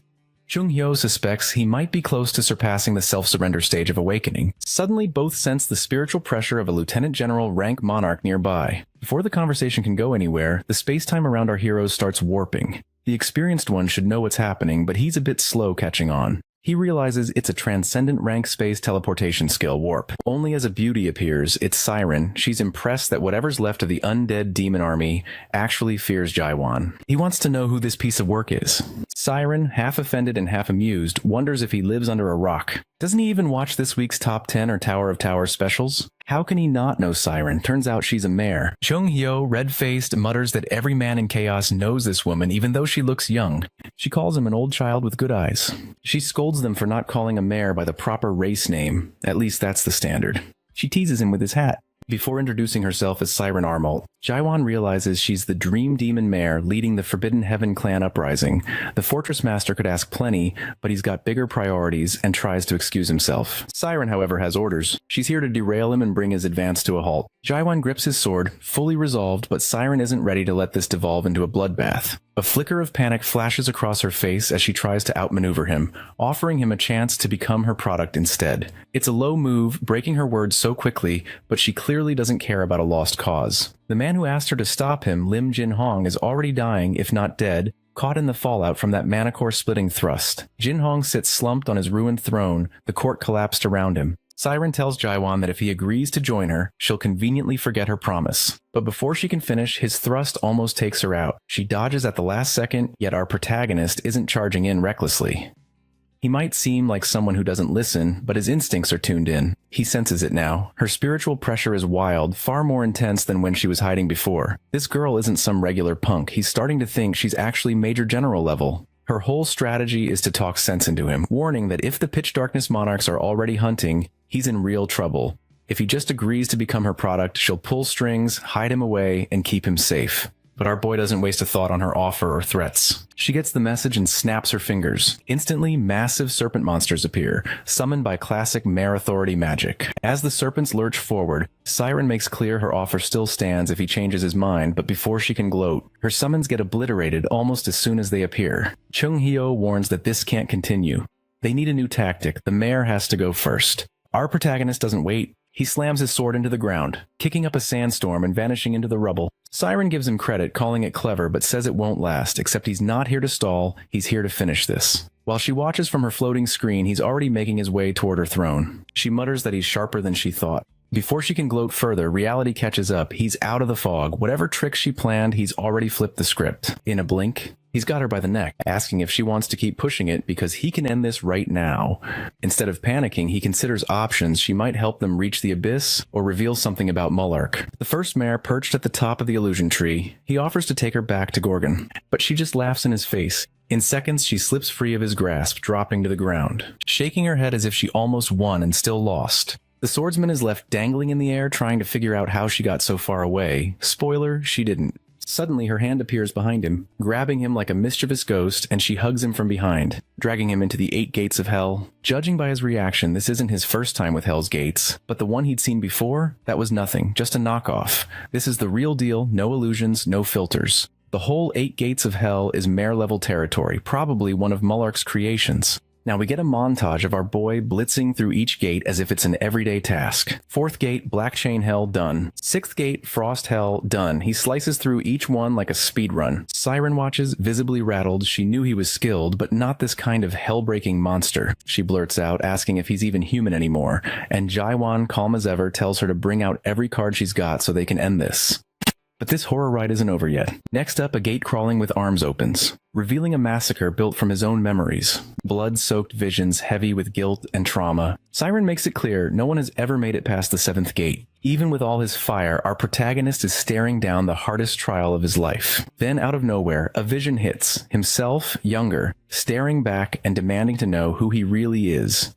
In an instant, he's plunged deep into a psychological nightmare more dangerous than anything he's faced so far. Our boy finds himself dead center in a psychological circus, face to face with an army of himself, each pulled from a different era of his wrecked timeline. There's the young version, wide-eyed and raw, the soldier scarred and cold, one fresh out of the tower arc, blood still in a stare. And they're all talking, not glitchy illusions, not puppets. These are fully aware, fully him. He knows what this place behind the 7th gate is meant to do. Shatter the mind before it breaks the body. So he draws his sword without a flicker of hesitation. It's game time. But it isn't the faces that cut deepest. It's how these versions think exactly like he does. They move like him, size him up with the same ruthless precision. This isn't just a boss fight, it's self-destruction on repeat. Outdated or not, every last one still fights with his lethal edge. Even so, instinct takes over. The first strike needs to be his, no hesitation. Most don't have the finesse he's earned lately. They thrust and swing, but they're missing the edge. He starts taking them down, quick and clean, avoiding their eyes. Then smoke creeps in, thick and familiar. He turns, expecting another killer clone, and sees himself again from those tower days, haunted, silent, but this one doesn't attack. He just pleads, tells our protagonist to stop. The smoke curls tighter. It doesn't feel like illusion. The stink of old wounds of memories that should have stayed buried is suffocatingly real. He swings anyway and cuts the figure down, but as it falls, he knows where the smoke is coming from. It's one of those pioneering memories, the kind that chokes him. Nearly all his memories are soaked in violence, but this one stands apart as a paradigm shift. In it, a man enters a blood-splattered room, tears streaking his scarred face as he faces the then-corporal Jaiwan. He apologizes, voice broken, then raises his rifle under his own jaw and pulls the trigger. Before dying, he says if our protagonist were in his place, he'd understand. The younger Jaiwan screams, not numb yet to horror. That man had been his counsel and successor. Harassed relentlessly until the night he shot every superior who tormented him. Jaiwan was the only one he spared, so the man spent just 15 days in detention. His final statement, Jaiwan never participated in the abuse. That was probably when our hero first began to hate the system. Long before he entered a world of skills and screens, he'd already lived inside a broken order, one that hid, devoured, and suppressed its own people. Chaos was only different because it didn't pretend. He's reaching his limit. Every swing, every version of himself he cuts down is another step into a psychological minefield. It doesn't matter who stands before him, a grizzled veteran, a teenager, even a child. Each demands the same question, who are you? With every answer left unspoken, something inside cracks. Siren just stands there, watching like it's the best entertainment she's had in centuries, practically craving popcorn. She recalls how those awakened always complain about the self-surrender stage being a horror show. Letting go of who you were and becoming someone new isn't supposed to be easy. For awakeners, it's even worse since they're hyper-aware, scarred by too much life and too many memories. It's soul-crushing. Cheung-hyo keeps trying to snap him out, yelling, shaking, but our protagonist doesn't respond. Even Mare's dream demons have ended themselves in this place unable to bear it, and Jaiwan is only human, forcing his way through torment made for something far beyond. This isn't just about killing himself over and over. It's about watching every memory dissolve until nothing is left to prove he ever existed. In a life like his, forgetting is inevitable. The echoes keep coming, versions of him screaming, demanding, who are you? Eventually the question doesn't just echo, it claws. His senses go dead, body numb, eyes shut, mind dissolving into emptiness. As darkness is about to swallow him, he remembers Kaiman awakening. Cheung-hyo's voice returns, reminding him awakening isn't just a power-up, it's peeling the world open to see what actually holds it together. Values, particles, data no human could ever grasp. At the heart of it, self-surrender. It sounds noble, but it's a hidden trap, neglect, After enough horrors and reliving all those memories, your mind starts to shut down. You stop noticing the pain. He spirals into that void where nothing matters. The older versions of himself look hollow, burnt out, no spark left. But then he says it quietly with certainty, it's okay to not be okay. And in that instant, the blankness breaks. Overhead, a sky erupts into a meteor shower of memories. Old Earth days, Yunhuan, Emil Gartiel, every tiny fragment of his past streaking by like a living cosmos. It's almost too much. The question remains, who is Jaiwan really? He doesn't know. How could he, after 2,000 years of struggle and scars? Every pain, every bond, every scar is part of him. He's the whole mess, nothing left out. In front of him, all those points of light begin connecting, weaving a bright lattice that feels alive. Then something real shifts, his vision clears, the seventh gate crumbles, dissolving as if it waited for this moment. Siren can only stare, silent. No one's ever made it this far, especially not like this. Our boy's eyes are clear, unblinking. The mare is speechless. In 2,000 years, she's never seen anything like it. Then the gate shatters, falling away in shards of light. Jaiwan stands calm and steady, more alive than ever. He doesn't bother naming the moment. He's ready to break through the 8th gate and end it for good. Our boy charges for the 8th gate, and the moment he makes contact, the whole thing lights up like he's tripped a divine booby trap. Suddenly it swings open, and what greets him isn't some divine treasure, it's engravings. Carved messages cover the place like ancient graffiti. He quickly deciphers the cryptic scroll, realizing it's a personal story. Jaiwan's no rookie. He's seen this sort of messaging scattered in other trials. But this one, it hits different. It screams history. This is the exclusive sob story of Mullerk Armelt himself, the dream demon mare who led the first Abyss expedition. That name alone puts our protagonist on alert. Cut to Manticore Fortress, where things aren't looking too bright either. Chunghyo is baffled, unable to figure out why both Siren and our boy are still passed out. All he can do is guess. Maybe she has to wake up first for the illusion to break, but honestly, who knows anymore? Suddenly, things get even worse as he realizes the Resurrection Palace fanatics have arrived. A voice starts barking orders. It's Samyung Arang, the 11th stage adapter and hidden scent monarch. If that monster finds him, Chunghyo's as good as dead. He quickly drags Jaiwan and Siren into a blind spot. One of the 9th region's top generals has shown up. The troops notice Arang falling silent, then calmly praising them for holding the area for the monarchs. But a moment later, he thrusts his hand, crushing a fleeing rodent with a single blow. Fear ripples through the ranks. As he commands them to capture whoever's hiding below, almost certainly our boy. Moments later, old man Chunghyo is totally losing it because guess what? Siren is now conscious. The 7th gate must have been her Dreamflix subscription limit, time to upgrade to premium. Still, he's fuming while she lounges, claiming she just saved their skins. What about him? Hiding their comatose bodies with that lunatic around. They agree it's mutual benefit, and right now, the only strategy is to get to Gorgon Fortress, the safest option left. Siren plays at surrender, but in truth, she couldn't care less about strategy. All she wants now is unfinished business with Jaiwan. Meanwhile, Chunghyo deserves a round of applause. He might not have predicted every twist, but he stayed sharp. He already sent a messenger eagle to Gorgon, meaning the awakened warriors have direct orders from the Fortress Master. Carpe Diem gets the green light to move toward Manticore, carrying the clear message, Manticore's fallen, don't waste time, take the Resurrection Palace down, bury it if needed. Everyone's fired up. The palace is about to become a cautionary tale. Leaders like Kaimon and Shin Muguk rally the charge. It's finally time for liberation. And this isn't just any army. 300 awakened powerhouses are ready to go, with the Savant clan head Jiggle Mayun fully locked in. But as soon as they arrive, it's clear it won't be a walk in the park. Samyung Arang is already waiting, cool as ever, tossing an insult their way. He mocks them for being so overambitious, assuming they could stand a chance. They should have just stayed loyal to the status quo, safe in their fortress. What happens next is brutal. A single strike from Arang creates a shockwave, hurling much of the army back. The mood shifts, this guy is on another level. Arang calmly tells them to retreat or suffer worse, but the cavalry refuses. Kang Huang, Yun Yung, and the frontliners stand their ground, determined to fight. Some argue they should target the monarch first, bold but reckless. Then another monster-level fist thrust lands, spreading disbelief through Carpe Diem's ranks. These monarchs aren't just legends, they're terrifying. Meanwhile, the so-called elite army from the Resurrection Palace, not even close to what our crew imagined. Our heroes realize this is a losing battle and decide to retreat, as Arang launches another earth-shattering fist thrust. 10 days pass. And even with a stacked lineup, Sir Carlton Javier, now a 3rd stage Awakened Beast, plus the entire 9th Squadron led by the Limitless Clan's head, half the army is wiped out, just like that. Jurgen Shiver's face back in Gorgon says it all, pure stress, aging 5 years in 5 seconds. They lost 5 3rd stage Awakened fighters in that mess. But the worst part? The Resurrection Army has already reached Gorgon Fortress. If they so much as consider the palace's peace offer, it means surrendering not just the entire Artisan Tower, but also the Fortress Master Jaiwan. Stakes have never been higher. Isel and Croft sit silent in the inner fortress meeting, making it clear they're out of options. Cayman reminds everyone that the Master had warned them about these kinds of shenanigans. Then Iso proposes something no one expected. If cornered, maybe they'll have to seek out Hiyu, Lord of Steel. Everyone knows the Pitch Darkness Lord is stirring trouble, and maybe that chaos could actually help. The Resurrection Squad is crawling in from the 9th region, and Hiyu's got a massive grudge against the guy who broke the treaty. So Iso figures maybe it's time to use that rage. But Jurgen objects, pointing out the obvious. They killed Bang Sheonil. Kaiman executed the Jade-Masked Golden Monarch just days ago. That's not something anyone can ignore. Then again, with monarchs, death doesn't always stick. If someone dies in chaos after passing the Narrow Gate, they can respawn in their original body back in the Almighty Land. Kaiman concedes it's an option, but draws a hard line. No help from those Almighty Land jerks. He wants Iso to be clear. Chaos has to defend chaos.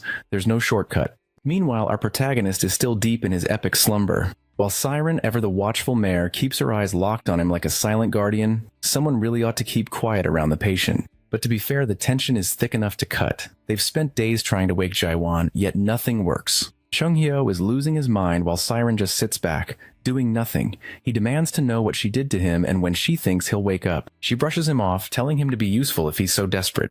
Really, Siren? 10 days of her spells and still no progress. And why is she even sticking around? He always figured she was loyal to the Pitch Darkness Lord, but she's over that now. She's seen something that changed everything. Our protagonist might actually break through the 8 gates of hell, no small feat since those gates were designed for mares, not humans.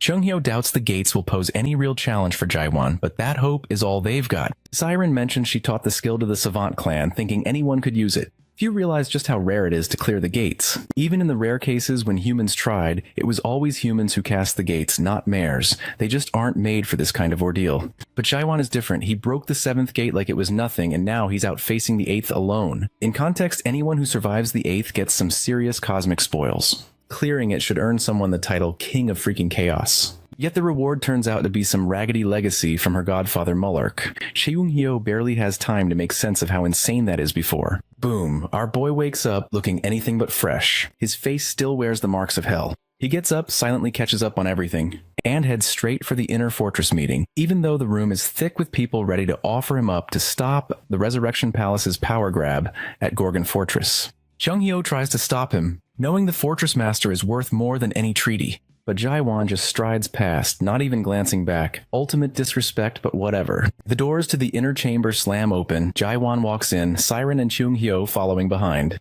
Kang Huang, Cayman, and Jurgen Shiver light up. Iselin Croft sits with her timeless old hag expression. Kang Huang and Cayman are barely done celebrating when he drops the bomb. He's heading to the Resurrection Palace. Just like that, Yoon Young looks like he's been hit by a truck. Kaiman's instantly against it, and Kang Huang can barely find words. It's drama hour at its peak. Jaiwan tells them straight to quit with the pity faces. He's fine, and he knows what he's doing. Yoon Young steps forward, telling the master that people died fighting the Resurrection Palace's golden boy. For hope, for something real, for him. The Carpe Diem army isn't just a force now, it's a belief. And then he confesses he hates Jaiwan, hates him for giving everyone something to believe in, because now they can never forget, they can't go back. And yet they need him. He better understand, all anyone wants is for him to stay. They're ready to fight just to keep him from walking away, but they've missed the point. Our hero never asked to be sacrificed. He's only announcing that he's no lamb for slaughter. If it wasn't clear before, now it is. He's not going to the Resurrection Palace with his tail between his legs. He's marching in to flip the place inside out. And that's the whole plan. Everyone stares, Iso and Jurgen sitting silent. Here we go again, written all over their faces. The rest of the room freezes, struggling to process what they've just heard after the Carpe Diem bloodbath. Our boy lays it out, no more delays, they move now. Siren almost looks amused, like she's watching a free movie. He doesn't care about their reality's limits. And that's the trouble, because the others are still stuck inside them. Yet somehow they follow anyway. People start lining up to go with him, like they've waited 9 centuries for this moment. The mood pivots from tense to electric. He's reckless, but he's got the charisma that drags everyone into his madness. Then, out of nowhere, he drops another bomb. He's only taking 4. Kaiman is the obvious pick. Then he throws in a wild card, Siren. Her face goes from amused observer to blindsided participant in a heartbeat. Pure comedy. Siren isn't buying any of it. She makes it clear she's not going. Everyone else is too busy arguing that 4 people can't pull this off to notice her protest. Jaewon keeps brushing them aside, insisting he, Chung-hyo, Kaiman, and Siren are enough for the job. He wants the rest handling logistics and support. No matter how blunt she gets, ranting in her corner, he refuses to acknowledge her refusal. Iselin Croft finally states the obvious. Will nuking the Resurrection Palace actually help chaos, or just unleash something even worse? No one really knows what keeps chaos together, and if the regime falls, countless factions might pop up out of the chaos and rip everything apart. Yoon-young cuts through the debate saying forget unity, burn the palace first and figure out the aftermath later. Most agree that destroying the Narrow Gate should be the main goal. The Fortress Master points out there are still ways into chaos, even if the gate gets closed off to the monarchs. Meanwhile, Chung-hyo and Siren are mock-fighting like kids, oblivious to the apocalyptic stakes. Yoon-young, nearly losing it, can't believe monarchs might actually choose death just to return to Carpe Diem. Our boy raises the one question no one wants to face. What if this entire effort to crush the Resurrection Palace doesn't even affect the monarchs? He's not running from the possibility. He's ready for the worst. Just then, Siren's done playing around. She grabs him to make it clear she's not joining this madness, but our protagonist doesn't flinch. He's tuned out her refusals, because deep down, he knows he's got one ace she can't resist. The mystery behind the 8th gate of hell. Her curiosity is burning now. She has to know what Godfather Mullark left behind, and for that, she needs to be in. They strike a simple deal. She helps him. He shares the secrets of the 8th gate of hell. The 4 of them head straight to her workshop. Kaiman calls it a shrine, dolls, posters, the whole I'm your idol display. Chung-hyo grumbles as he skims through the gear, muttering that fame ruins people. Siren snaps back that most of it was made by her godfather Mullark. So if they don't like it, they can keep their picky hands and judgmental eyes off. She taps away at her hologram screen, ignoring the roasting. The workshop is supposed to be off limits, but the warp drive they need for the Resurrection Palace jump is stored here, so she has no choice. Cheung-hyo keeps tossing snark. He finds a tower labeled the 10 trillionth regressor, only to learn the reward is getting blessed by the Mare of Legends, which is her. He bursts out laughing. She insists she built it before she was even 1200, but that doesn't help her case. They keep poking around, dragging her pride through the mud. There's even something called the cultivator that, spoiler, doesn't cultivate. For the boys, it's comedy gold. For her, it's a humiliation circus. She thinks that even dancing butt naked wouldn't be half as bad as this roast disguised as a tour. But the truth is, Chung-hyo's nosiness isn't random. These guys were products once, sold and stuck like collectibles in the timeline. She gets it. Picking up one of her own figurines, the weight hits her. Each shiny little piece was a life. Trapped, frozen, sold, the guys can joke. Because the alternative is treating her like a monster. They're forming opinions about the towers, trading comments, roasting her. Then one of them stops and points at a specific tower. She glances over and calls out its cheesy name. The World After the End. It isn't finished though. She started it after her first meeting with Mullark and never got to show it to him. Standing there, she realizes she never thought of the products as people. She just built towers without thinking about their meaning.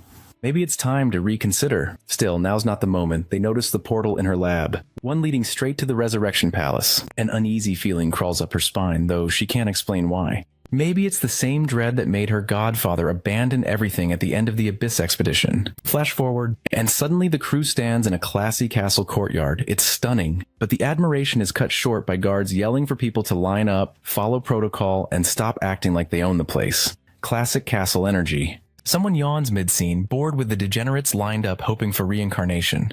These fools don't get it. If they actually wanted a shot, they'd be after the fruit depository instead. Wasting half a year in line is madness. The man talking is none other than the 72nd Resurrection Palace Master, Fog Monarch Hitchmere.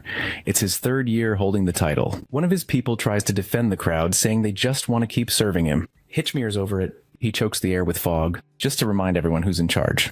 We see why he's bitter. When a monarch resurrects, they serve until someone else takes the throne. No exceptions. He's itching for the next sucker so he can ditch this trash heap on Chaos's edge. He suddenly remembers Bang Sheonal, the Jade Mask monarch who got wrecked by an awakened down in Chaos. Taking out a brigadier monarch is impressive, but the rumor is they're planning to take down the Resurrection Palace itself. How do they expect to pull that off? Being Palace Master right now is nothing but a headache. Still, with the 9th region monarchs having squeezed through the narrow gates, something huge has clearly shifted. Hitchmere wants to see it for himself, but let's face it, the title is only prestigious on paper. Meanwhile, the reincarnation queue is as mundane as it gets. Until crack, a wall splits open like it's been waiting centuries. It's an ambush. Chaos isn't knocking, it's breaking in. Suddenly, Hitchmere unleashes a wave of fog. Total devastation. But the guy he's up against isn't your average chaos commoner. He blocks the whole thing. Hitchmere wonders who has the guts to pull off a stunt like that. He sizes up the slick wave pattern blade in this man's hand, swings and realizes his opponent is on par with him. Hitchmere manifests his weapon, blocking the blow. Is this the Fortress Master himself? He sees the water-style quirks and knows it's not, which only makes it worse. If this is just one of the Gorgon Fortress Master's lackeys and he's this strong, then hell's waiting. The man greets him. Long time no see. Looks like the finally revealed Kaiman knows the Resurrection Palace Master, but there's no time for business cards now. Kaiman's here for one thing, to settle the score. 900 years ago, Abyss Expedition, history Hitchmere would rather forget, but Kaiman hasn't let a single detail go. Hitchmere doesn't waste a second. Out of nowhere, he vacuums the whole battlefield and launches an insane fog thrust attack. It's not just ridiculously strong, it blinds Kaiman too, cutting his vision to zero. The field is thick with fog. What's worse, Kaiman can't even sense the faintest trace of Hitchmere. For all his brutal tower training, his sensory skills are failing him. It's a setup for Doubt to sneak in and mess with his head. Meanwhile, our boy in the background isn't having any of that. Jaewon steps up, tells him flat out to drop the defeatist attitude and actually believe in his own strength for once.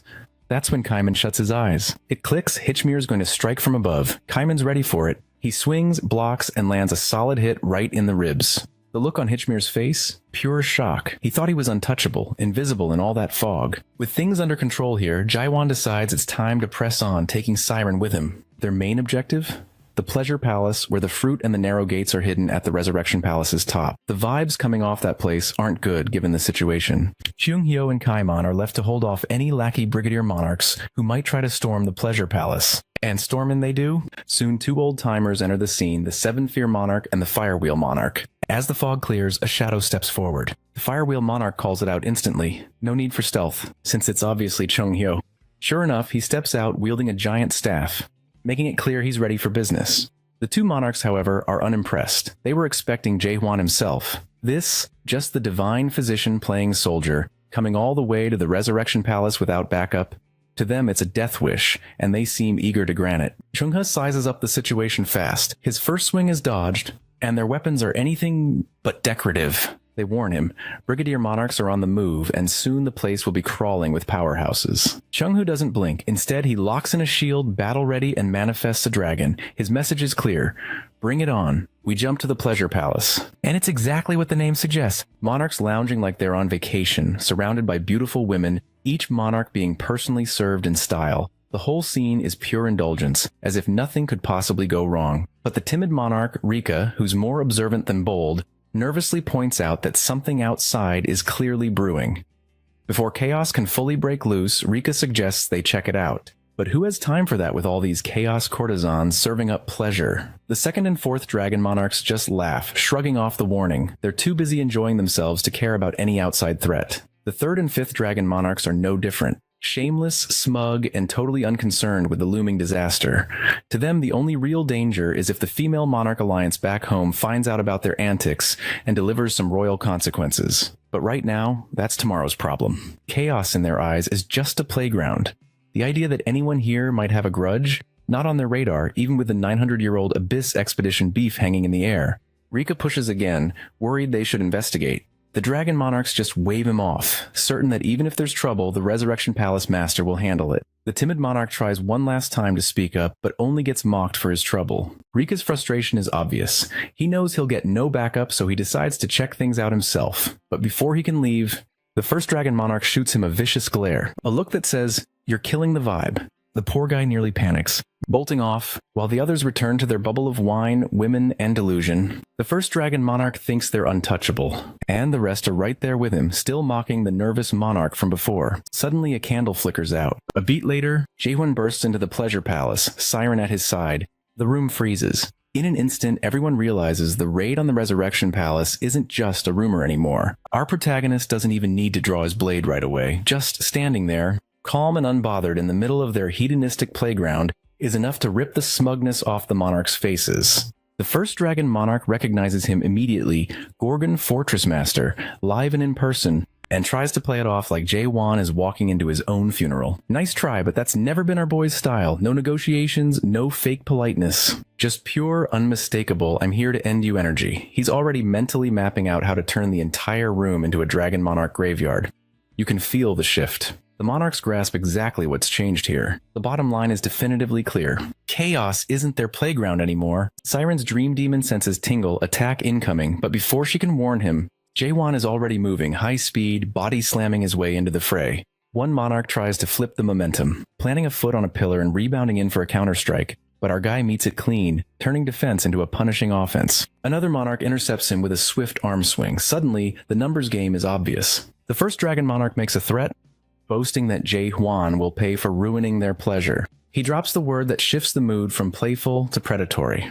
This is execution time. The monarchs start circling, bouncing around our hero as if toying with him, treating it like a warm-up. Attacks blur, each one faster than the last. Too quick for ordinary eyes to follow. At first he's unfazed, weaving through, countering with razor thrusts, keeping them at bay. But solid hits are elusive. His targets slip away or close in, keeping the pressure mounting with every exchange. It's like fighting shadows. No weight, just the tension building. One monarch pounces from above, going for a killer shot. Jaewon's been waiting for exactly that kind of opening. He drives a kick straight into the guy's ribs, the first real connection of the fight. Our hero is comfortable fighting multiple opponents, but a pack of dragon monarchs is another level. According to these bastards, raw strength isn't enough. Even major generals can't outmaneuver the dragon monarch's relentless combo. He understands that now, facing each one individually is a losing game, so he opts for a change. He sends them all flying at once with a powerful thrust that shakes the entire palace. The boom is so loud it rocks the fighters battling outside. Chung-ha, hearing the chaos, thinks it's about time the kid started letting loose, though he still can't catch a break with Brigadier monarchs piling on. Back in the pleasure palace, we zoom in on Jae-hwan's face. No smirk, just wide-eyed focus. That epic strike. Incredibly, all the dragon monarchs are still standing. The monarchs can't help themselves. They start mocking Jae-hwan like it's open mic night. They call it pathetic, laughing at his attempt, acting like he really believed that thrust could do anything. Even Siren, who knows just how tough our boy is, looks dumbfounded. These guys are on another tier entirely. That last thrust didn't just fail, it bounced off like he'd flicked a pebble at them. To the monarchs, it's straight up insulting that he'd even try. That's when the first dragon monarch loses his cool. He's done letting the kid pretend. Now it's time to show the difference between so-called chaos pests and real monarchs. Suddenly their aura surges. The dragon monarch title isn't just for show. A massive dragon forms out of pure technique looming overhead, ready to erase everything. It dives for our protagonist, too fast and furious. He narrowly dodges, a miracle really. Instantly, he counterattacks with a solid thrust, the kind that would drop any regular foe on any other day. But against that dragon, not even a scratch. The monarchs laugh harder. The fact that he even thought it might work is a bigger joke to them than the attack itself. Situations like this can be misleading though. He seems to be in over his head. Then as the dragon opens its mouth, ready to blast him away, Jae-won doesn't dodge. He goes for a stab, taking the bad breath head on. The monarch thinks he's finished. That blast is no joke, probably uncontainable by a single thrust. In the chaos and smoke, it looks like our guy should have stayed down. Bad move. But that's not how he rolls. The rubble becomes his cloak. He rises through the dust, revealed on the dragon's nose, striking again. The monarch is shocked, but still running his mouth, taunting that Jae-won's arrogance will be his downfall and he'll never leave a mark. But our boy isn't here for the banter. He channels all his energy into one deadly stab. That's when the monarch realizes this isn't a bluff. The attack is dangerous. He retaliates, pins Jae-won to the ground, spits more insults, then pulls back. For once, our hero's done listening to these royal windbags. He tells the monarch he talks too much and does what he does best. He shuts him up with a world thrust. Boom. The pleasure palace is no more. It's a post-apocalyptic ruin. Kamen and Chung-ho just stand there, watching the fallout. It's official. Following Jae-won is risky business. Sure, you could die, but at least you'll witness something legendary. That's Chung-ho's take on it. Back amid the wreckage, the once massive dragon aura fades. Siren, ducked behind cover, pieces it together, showing up with just 4 people. That wasn't reckless. It was calculated. He wasn't bluffing. Meanwhile, the first dragon monarch looks like he crawled out of a blender. Clothes shredded, ego in tatters, face full of disbelief. These monarchs have massive egos, and getting rocked like this is not something they're used to. The first dragon monarch is the only thing left standing.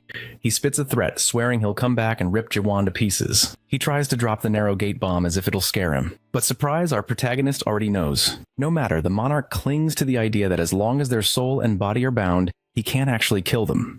That's their trump card. It's all mind games. As long as the soul-body link stays intact, worst-case scenario is the dragon monarch's poof. Respawn back in their cushy bodies in the almighty land and return for revenge. Then, out of nowhere, Jaewon swings, just one frail-looking slash, and boom. The link is gone, not disrupted, not tampered with, completely severed. The monarch instantly freaks, like his entire existence just glitched. And Jaewon, no gloating, no speech, he just looks him dead in the eye. Jaewon asks, cool as ice, if he's afraid to die now. Literal chills. The first dragon monarch looks absolutely wrecked. Physically, mentally, the works. Bro needs therapy after that. Every bit of his smug superiority gone in a snap. The monarch starts spiraling, whispering like a man who's just glimpsed his own grave. For the first time in who knows how many centuries, the truth slams him. He doesn't want to freaking die. Panic takes over. He starts offering our boy everything. Titles, riches, power. He promises to pull strings, even offering to bring the pitch darkness monarch to the table. He swears he'll steer clear of chaos if that's what it takes. Everyone else just stands there watching the once feared ruler crumble into desperation. It's almost pitiful. At his lowest, Jaewon ends it. One clean chop, no mercy. It's a spectacle. The timid monarch, just returning, freezes at the horror. The 5 god dragon monarch bullies are finished. 9 centuries of monarch dominance flattened in a flash. The timid monarch suddenly realizes he's next. He's about to get kicked by our protagonist and killed like a stray dog. He turns to run and warn the major generals, but Chung-hoo catches him. And Chung-hoo, for once, looks utterly terrifying. Everyone regroups as Kamen reports to Jaewon. Chung-hoo follows, dragging the scared monarch along. He reminds the team about our boy's order to bring the monarchs alive. Even though that nearly got them all killed, they somehow managed it. Then the question comes up, who's this rat Chung-ha picked up? Siren recognizes him as the timid monarch, a joke to his peers. He made brigadier level, but nobody took him seriously, the weakest of the bunch. Time for business. Chung-hoo stresses again that Jaewon wanted these monarchs kept alive. They weren't told why until now. He wants to truly end them by severing their brain link. Execution time. The timid monarch is practically losing control, begging to be spared from this death parade. Siren wonders aloud why Jaewon isn't treating this rat the same as the others. But our boy has a reason. In war, you leave certain witnesses behind to exaggerate your reputation for everyone else. Plus, odds are this guy will spill where the fruits are stashed. Sure enough, with a trembling finger, Rika points out the vault where the fruits are kept. But this isn't any ordinary vault. It was crafted by a Meister and its passwords regenerate endlessly. Only an artisan-level Meister can crack it, and that means Siren. Finally, it's her time to shine. Before anyone can officially ask her for help, Jaewon is already attacking the vault, ignoring any plan. Chung-hoo tells him to get a grip while Kamen wonders aloud how they'll ever find a Meister. Siren yells that she's right here, but they ignore her. So she gets to work herself. These ingrates can thank her later. Suddenly, our protagonist notes that the vault feels looser than it was a moment ago. And of course, they don't acknowledge Siren's efforts. Classic, it's a moment. The fruits the expedition team fought so hard to secure, finally within reach. Chung-ha nearly collapses under the weight of memories. Mulak, everyone who gave so much, he drops to his knees. But once the emotion settles, it's clear there aren't many fruits left. Looking back, it's obvious. They were rationed over 900 years. The hard reality hits. They'd hoped to deliver life to all of Chaos, but this barely covers a single group. Still, Kamen is transfixed by the fruit's beauty, even knowing the mission fell short. Jaewon sees it too. Kamen is among the most deserving. He announces that Kamen should take one. Kamen looks shocked, never expecting this. Chung-hoo adds his support. For a moment, Kamen is speechless, wondering what he did to deserve this. Our boy tells him plain and simple, make your own choice. Jaewon doesn't play the moral police, he simply tells him to make his own choice. All the weight, the centuries, the bloodshed, the endless grind with nothing to look forward to, comes crashing down on Kamen. This isn't just about the tower, it's everything. The years, the pain, the sacrifice. When Kamen stares at that fruit, he doesn't just see a reflection, it's like looking at a version of himself that still has hope. And even then, he doesn't hesitate. After all the carnage and all the pain behind chasing these mythical fruits, Kamen just clenches his fist and crushes it. Chung-hoo is speechless. The timid monarch looks ready to faint. Siren freezes. Even Jaewon, the unshakable veteran, can only stare. Demanding to know what the hell Kamen just did. But Kamen didn't break. Something simply shifted inside when he took hold of the fruit. There are only 10 left now. A pitiful handful compared to what the fruits once represented. They're not symbols of hope anymore. They're the spark that will set off wars. In the current state of chaos, Kamen's choice makes perfect sense. Everyone is fighting so a few can feel alive. That's not salvation, it's just another power game. For the first time, Jaewon smiles. That took real courage. And Kamen isn't done. He turns to our boy and asks if they should destroy the rest. Jaewon nods. Absolutely the right call. He already understood the risks, but a disillusioned outsider shouldn't be the one to make that decision. It had to come from chaos itself, and that's exactly why he chose Kamen. Chung-Hu still can't wrap his head around how wild this is. If anyone saw what they just did, the world would lose its mind and come crashing down on them. It takes serious fortitude to make a call like that under pressure. Jae-won never doubted Kamen for a second. He knew this guy would even choose despair if it was the right thing to do. He just made a choice between anarchy and personal salvation. They ask Kamen if he regrets it. He just laughs like regret isn't even in his vocabulary, right in the middle of that prideful moment. Jae-won suddenly screams Kamen's name in panic. Bang! Out of nowhere, a blinding flash of light. Chung-Hu and the others freeze. In an instant, Kamen's down in a crater in a pose of utter defeat. He could be dead. A voice cuts through the chaos, calling them all vermin. A feathered robe appears, revealing the Storm Monarch. This is a level 10 adapter, Major Monarch Kanel. Chung-Hu is panicking, trying to wake Kamen, but before he can do anything, someone grabs his head and slams him into a wall. That's the Silence Monarch Megiddo, another 10th stage adapter who isn't holding anything back. Jae-won watches it all, and it shows on his face, as the feathered and clawed duo make it look like things can't get worse. Another voice rings out, accusing the heroes of overstepping by taking on monarchs. The timid monarch instantly panics. He knows who this is. Samyung-garam, one of the top 5 major generals in all the Almighty Land. While the timid monarch has a meltdown, Samyung-garam casually tells Kanel and Megiddo that he'll be the one to take Jae-won's head. No hesitation. Jae-won orders Siren to get Kamen and Chung-Hu out before this turns into a massacre. The monarchs are amused. They tell the fortress master to worry about himself for once. In seconds, Megiddo's dark shadow arms crawl from the ground, wrapping around Jae-won like he's being dragged to hell. Kanel dives in, but our hero manages to dodge even while restrained. As Jae-won tries to catch his breath, Megiddo strikes with a nasty dust claw. Jae-won barely blocks it with Dark Fall. But it's obvious, these guys are on a whole different level, absolute monsters.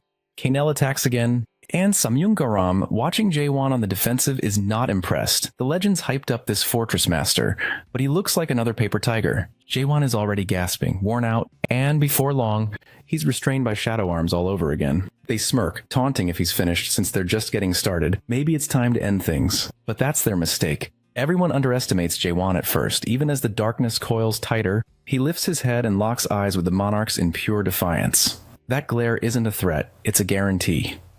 They're about to learn what happens when they push our protagonist too far. Let's rewind for a moment to when Jae-won shattered the Manicor's legacy with a single devastating thrust. Earlier, Chung-Hu had renamed the attack to World Thrust, but what wasn't shown to the public was his warning. Awakeners may seem to have limitless energy for attacks, but mentally it's exhausting. By the time fatigue sets in, it's often too late. So if our protagonist keeps unleashing those thrusts, he's flirting with a mental breakdown. Back in the present, Jae-won reveals that these 3 opponents are just as formidable as when he first entered Chaos.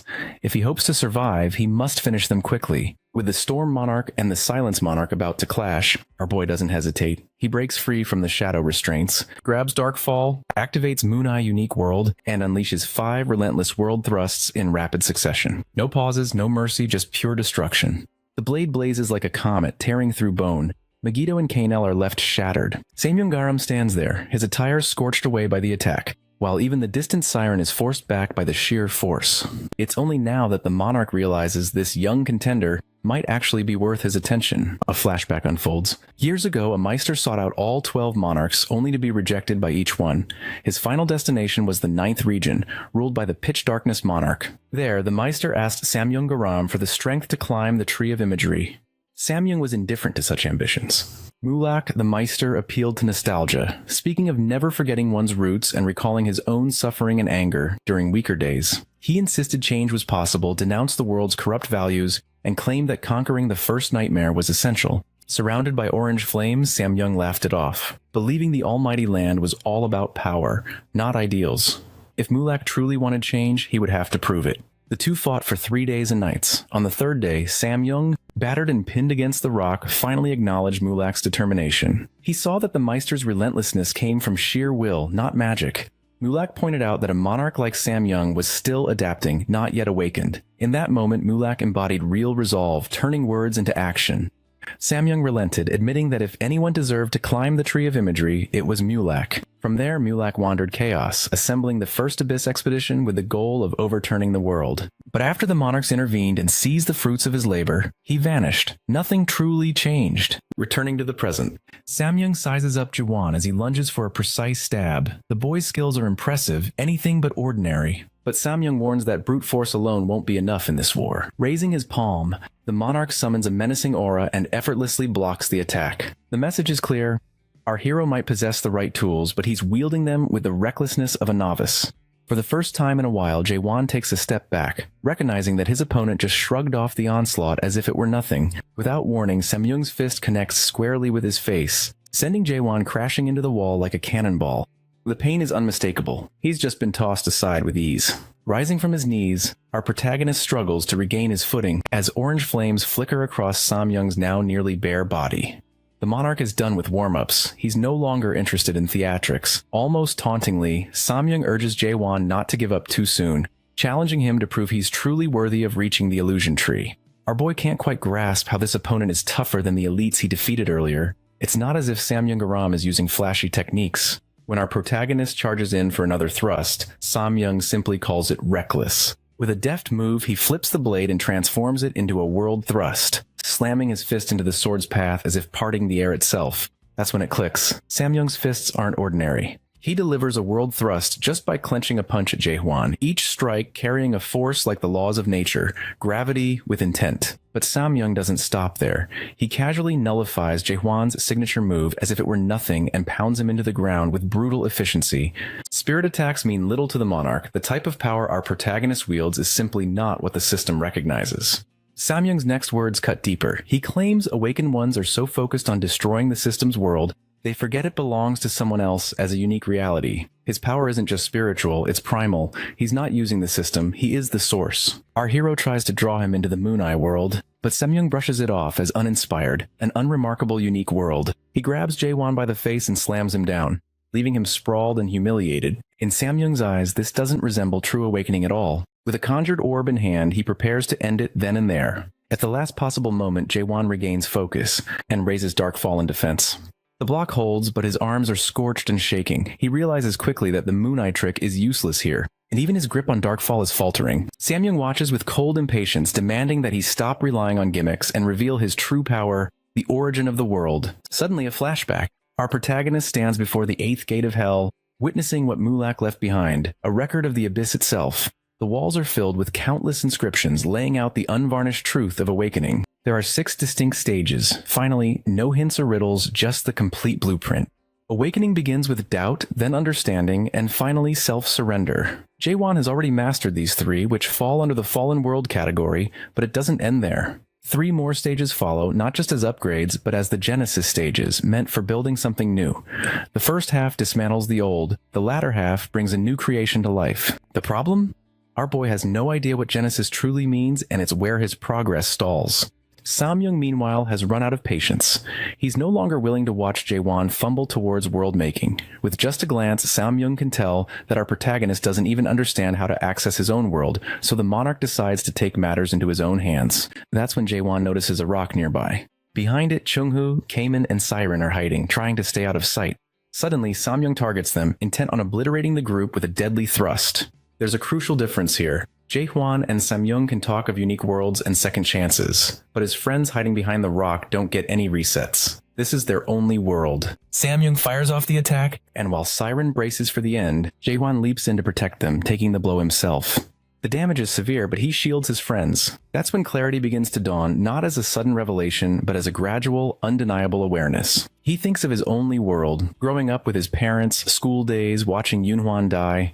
These moments shaped him, even if they now blur together. Back then, he never questioned reality. Things were simply as they were, and that certainty upheld the system. Now as he approaches Genesis, he finally understands. The missing piece isn't some artifact or secret, but conviction. Belief was once enough, but now he needs a conviction that surpasses even belief to begin this Genesis. Yet he knows he's not there yet.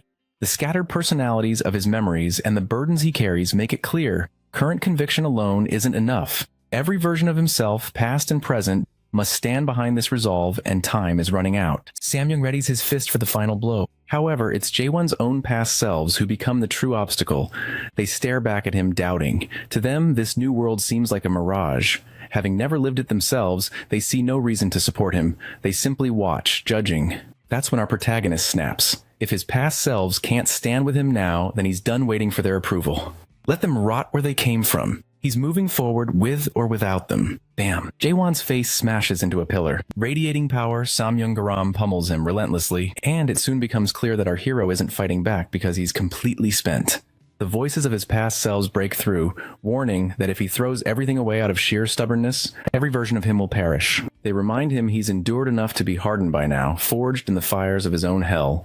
Even Samyeong seems to feel a twinge of regret, realizing he's beating down someone already at their limit. With renewed determination, our boy opens his eyes, grips the handle of his sword, and rises to his feet. One by one, those past selves step forward, lending their support. The monarch instantly senses that something fundamental has changed. Our protagonist closes his eyes, taking a moment. Then all at once, he snaps them open. Glass shatters everywhere from the surge of force. Samyeong is stunned. From a distance, Siren recognizes what's happening. He's stepping into Genesis. The enormous eye from the Moon Eye unique world appears again, signaling that Jaewon has entered the 4th stage. As the destruction ripples outward, it becomes clear. He now possesses the power to turn lies into truth and belief into reality. This is the 4th stage of awakening, theory. The sight makes Samyeong grin with manic delight. The irony that this unique world was designed to erase others isn't lost on him. It's almost poetic. But evolution doesn't mean the monarch will go easy. He attacks again with a signature dust-laden punch. This time, when Darkfall meets the blow, our protagonist holds firm. That's the moment Samyeong's excitement spikes. It's as if he's facing Mulak from 1,000 years ago. The thrill-seeker laughs, thanking Jaewon for the exhilarating battle. The tempo skyrockets as they exchange blows faster than the eye can follow. Still, beneath the energy and bravado, it's clear this fight can't last forever. Eventually, it will reach its end. The combatants spring back from the wreckage, then charge at each other with everything they have. Our hero lunges, eyes locked, driving his thrust forward. Samyeong counters with his fist. When they collide, bam, an explosion erupts, shaking the battlefield. No matter how wild the chaos becomes, it's obvious the match isn't over yet. In the thick of battle, Jaewon slips into introspection, questioning what he's truly lived and fought for. But amid the relentless dodges and attacks, he pushes those thoughts aside. No questions, no hesitation, just keep thrusting forward. As the fight drags on, fleeting images of his younger self appear, carefree, clueless, swinging Darkfall like a child at play. Samyeong's laughter echoes through the ruins, and for the first time, a genuine smile forms on our boy's lips. Across the swirling dust, the gladiator has gone fully unhinged, laughing with the abandon of a beast, reveling in the chaos. Jaewon silently thanks him, recognizing Samyeong as the perfect adversary he's always needed. They crash into each other over and over, exchanging blow after blow. The monarch refuses to relent, hammering back with merciless strength. Their battle evolves into a wordless ritual, two warriors locked in a moment neither wants to end. Our protagonist leaps back, daring the system to show if that's all it has. Samyeong counters with another crushing fist, playfully dismissing the challenge. During a brief pause, Jaewon thanks him aloud for finally giving him a worthy opponent after what feels like 1,000 years in chaos. He realizes he's not the only one who's wielded a weapon for centuries. The monarch has refined his power just as much. They trade a few words of respect before our hero brings up what's been weighing on his mind. Despite all his power, Samyeong is still an adapter, not an awakener. The question takes the monarch by surprise. Those were Mulak's words, after all. Samyeong wonders what Jaewon truly seeks. Without hesitation, our protagonist declares his goal. He's going to dive to the abyss's depths and climb the illusion tree. The monarch can't help but recall Mulak, the one who nearly killed him 1,000 years ago. Jaewon's resolve is reminiscent of that stubborn Meister. But if our boy thinks Samyeong is impressive, he knows nothing of what lurks in the abyss. Most monarchs never made it back. Suddenly, Samyeong's aura flares, power surges. As he presses his palms together. The transformation is immediate. He ignites into his Black Gatekeeper general form, a madman reborn. He challenges Jaewon to prove he has the strength and willpower to face the abyss. Observing from afar, Siren remembers overhearing a Gatekeeper demigod conversion, realizing now that calling himself the Major General was an understatement. In reality, Samyeong has long reached the rank of Lieutenant General, something he kept hidden. His body radiates a nuclear intensity, and as he raises one hand, a spear materializes in his grip. The monarch demands that Jaewon prove his world's worth. Someone devoted to the system might be able to summon a gatekeeper to defend it, but our protagonist has always known he was meant to shatter the system. That certainty fuels him, as he channels everything into a single ferocious thrust. Facing the spear of the gatekeeper, Jaewon unleashes Darkfall at its most devastating. Samyeong wonders whether this attack can withstand the weight of hundreds of lives behind it. The monarch's grin fades as he recognizes the thrust carries Jaewon's entire existence. The blow tears straight through the black aura, obliterating what moments ago seemed unstoppable. Our hero sizes up the moment and strikes with unwavering resolve. Even Samyung accepts it's the end. There's no time to dodge or counter. He meets it with a final nod, acknowledging the battle as one worth every second. Jaewon delivers the decisive strike. The barrier shatters, light rips through the sky, and it's finished. It was a battle neither will ever forget. Truly, it was fun while it lasted. There's no need for a spoiler. It worked. Samyung Garam is left utterly devastated, half his body torn apart, barely hanging on. Even so, he manages to ask if he truly lost. It's then he sees it. The moon eye, the force that observes and shapes everything. Clear as day, Samyung glimpses the illusion tree's peak, the place where the first nightmare awaits.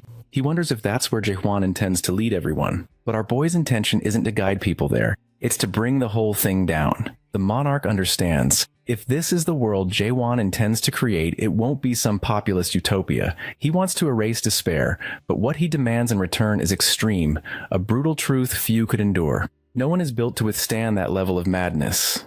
What he offers is a life so hard that people might wish for it to end. Ignorance really is bliss. Enough talk. Monarchs don't die like ordinary beings. Their final breaths aren't really the end thanks to the brain link. It's time to sever that tie. Our protagonist asks if Samyung has any last words. The battered man speaks of the abyss, asking Jaewon to tell Karnak what happened and to watch out for Malad. If that guy finds out about Jaewon's unique world, he won't let it go. That's all well and good, but our hero has a lingering question. He knows Samyung could have killed him before any of the World Genesis madness even started, so why didn't he finish the job when Jaewon was defenseless? The answer is unexpectedly noble. Samyung wanted to support another lunatic determined to climb the illusion tree. Even though Mulak's dream collapsed, Samyung believed the world needed normalcy and fundamental human values. He remembers Mulak and his ideals, convinced the world could change if the first nightmare fell. Ultimately, he never let go of Mulak's vision, despite having little faith in it. Everything he did was a way to repay that debt. With that, he accepts the end of the link, free of regret. Exactly 917 years and 244 days after Mulak's Abyss expedition went up in smoke, Chaos is finally free of the Resurrection Palace. As the focus shifts to Samyung, Jigal Moon and Jaewon agree he was a formidable monarch from the Almighty Land. Jigal knows plenty, given his own clan's downfall at the hands of the Samyung clan. The savants were exiled and replaced in the 5 great clans, just like that. He gives Jaewon a warning. You took down one of theirs. Don't expect the rest to stay quiet. But the fortress master remains unfazed. He tells Jigal not to worry, his tone cool and edged with confidence. A sure sign that our protagonist now holds the narrow gate. He makes it clear, those guys can't step into chaos without dying. For now, things are under control. If any of them try to force their way back, he'll handle it personally. And if someone manages to slip through a loophole, they'll become his stress relief. Either way, he's not concerned. Jigal stands there stunned. He can't understand how Jaewon makes things happen. Everything about the way our boy operates seems backwards, yet it works. With that, our protagonist heads out. Pausing by the window in his office, he grows reflective, realizing how long it's been since he first arrived in Gorgon. The journey has been intense. He's gone from outsider to fortress master, forging deep bonds along the way. A quick montage flashes through his mind. Mino, James, Jurgen Sheaver, Claire, Mitchell, and others. Then, in a sitcom-worthy moment, Chung-ha and Kamen enter for drinks. As soon as they sit, the bickering begins. Both are awakeners and equals now. The old man is 2,200 years old. Kamen a bit younger at 154. Their verbal sparring is something only immortals could perfect. It's moments like these that make life in Gorgon feel truly special. Yet beneath it all, a quiet longing tugs at him. Jaewon knows he has to move on. As attached as he is to this world and these people, chaos is just a chapter. Deep down, it's time to let go and outgrow it. We jump ahead to a later moment in the office. Rain pounds against the windows as Jaewon, dressed in a white shirt, sits quietly, lost in thought. Sir Carlton Javier talks beside him, launching into a discussion about seizing the day in the Tower of Nightmares. But our boy barely hears a word. The night has to repeat himself before it finally sinks in. The Nightmare Tower is becoming a death trap. The first floor alone is operating at 100 times normal intensity, and people are losing their lives trying to awaken. Carlton's concern is justified. Even our protagonist can see that things have gone too far. Still, he doesn't panic. Instead, he tells Carlton to relay a message to Kamen. Dial the magnification down a few notches. Awakening is traumatic. He knows that better than anyone. The tower can't be a place where people die just to get stronger. If someone quits halfway, that's okay. Not everyone is meant to face their deepest fears and come out transformed. Some are better off as adapters rather than awakeners, and Jaehwan has come to accept that. Carlton wants to confirm, maybe expecting some hesitation, but our hero is well past that. He's seen and lived enough to know this journey isn't one size fits all. Forcing everyone through the same door was never the point. It's about offering a real choice. He senses something off in the knight's voice and immediately asks what's wrong. It turns out while Jaewon was away, Carlton didn't just sit idle. He pushed himself to awaken. The twist? Even after awakening, he hasn't accessed any unique world. It's rare. But the only explanation is that his unique world is actually the system world itself. That realization hits our protagonist hard. He recalls his battle with Samyungaram, remembering how Awakeners tried to destroy the system's world without ever considering it could belong to someone else. He shares his theory with Carlton, keeping his tone even, though he himself hasn't fully figured out awakening. The knight gets it, and the truth lands with weight. If his world really is the system world, he may one day have to face the Fortress Master, the very one determined to bring it all down.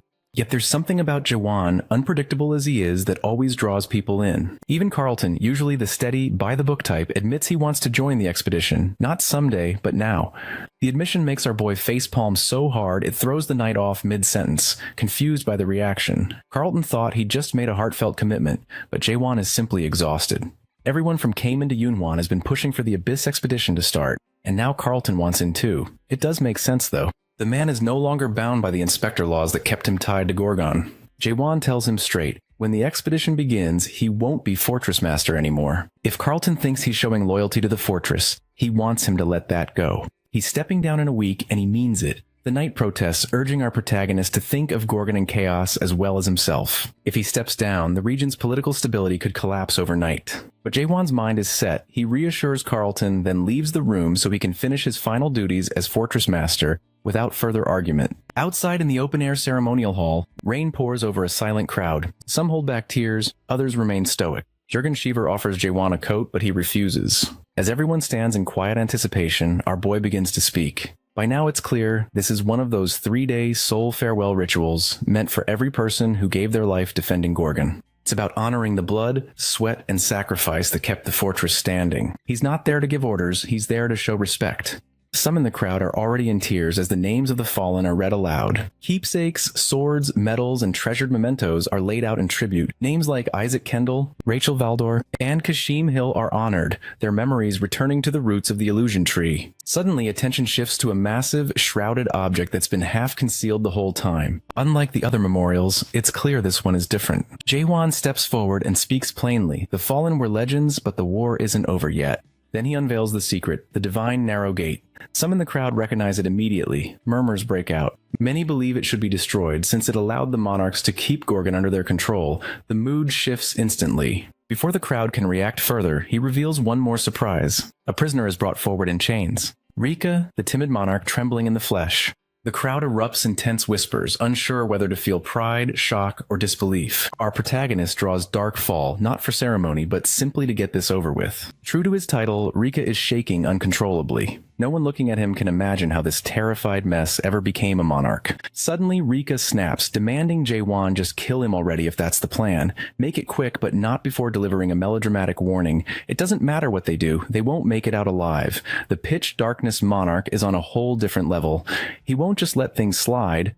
At this point, our boy is just tired of monarchs running their mouths when they're cornered. He moves as if to finish Rika off, and in a way, he does, just not entirely. Instead of taking his head, he hacks off Rika's hands, clean and brutal. In his own way, Jaewon unshackles the monarch, and announces he's not killing Rika today. He wants the high and mighty in the Almighty Land to know exactly where to find him now that he has the narrow gate.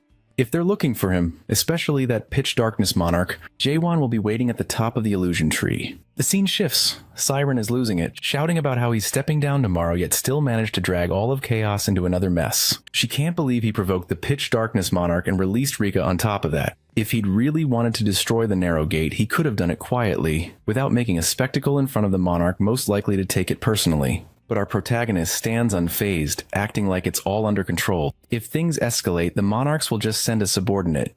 He knows the Supreme Monarch won't come personally, not while the Almighty Land is embroiled in other wars. Maybe a Lieutenant Monarch will appear. He figures that's enough. Siren isn't convinced. She thinks he's lost it. One lieutenant general? After this stunt, they'll send at least 2 or 3. And if, by some miracle, heavy hitters from the 5 great clans show up, then what? What in the Godzilla-sized hell is Jaewon going to do? As always, he's exactly where he wants to be. He fires back at Siren, pointing out how she suddenly cares about chaos politics when she's supposed to be the detached Meister who doesn't give a damn. Unable to argue, she pivots to her real reason for being there, the promise. Whatever he saw in the eighth gate of hell, she was promised that memory, and now she's here to collect. No drama, no war talk, just the deal. Seconds later, Siren stands frozen. Her expression suggesting Jaewon just told her something unbelievable. The audience doesn't hear his words, but she's clearly skeptical and asks for proof. He gives her a look, then calmly recites a memory from the eighth gate describing a cold winter. Instantly, Siren is captivated, her eyes wide as she listens. He describes the harsh winter in the 6th region, near the base of the illusion tree, and mentions a strange egg Mulak found there, sitting alone as if waiting for something. According to Mulak's memory, it was the first egg he ever picked up, and even he felt uneasy about it. The memory unfolds. The egg cracks open to reveal a tiny baby with curling horns on its forehead. The hair, the face, it all resembles Siren. Mulak holding the newborn pauses. Jaewon draws in close. Lending the emotional story an eerie undertone, Mulak recalls something her godmother once said. "A child just born is so lovely." The words linger in the air. Siren's expression softens. She's overwhelmed, cheeks flushed with emotion and a hint of embarrassment. Jaewon recounts a story that leaves Siren speechless, the proof evident in every detail. He doesn't ease her in, just drops the memory unfiltered, expecting her to process it all at once. Still, he isn't sharing this for nothing. Our boy has learned that mares are born from eggs, dream born by the illusion tree. The winter setting is hazy for him, but Siren clarifies it was the northern base of the illusion tree in the Almighty Land. With that, the rest of the memory sharpens. Mares aren't born in any ordinary way. They're dream children, waiting in eggs to be found. Even so, she senses there should be something more, something Mulak left specifically for her. He doesn't dismiss her feeling. Jaewon admits there might be more, or maybe there isn't. What a pain. Siren looks on the verge of snapping. Finally, he explains that what he witnessed in the eighth gate wasn't some cinematic revelation. It was a mess of fragmented symbols and flashes, impossible to piece together. That's all he can offer. Her face says it all. Disappointment and frustration she can't hide. Still, she's resolute. She'll find her godfather, Mulak, no matter how little she has to work with. Our protagonist, ever the sly one, dangles bait. If she really wants the whole story, she'll need to tag along with him. Why? Because the only storage device for Mulak-related knowledge is in his own mind. How convenient. Clearly that's been his plan all along. He sells it like it's the best offer she'll get. A classic move. With Jaewon about to plunge into the abyss and Mulak last seen up the illusion tree, it all feels like a setup.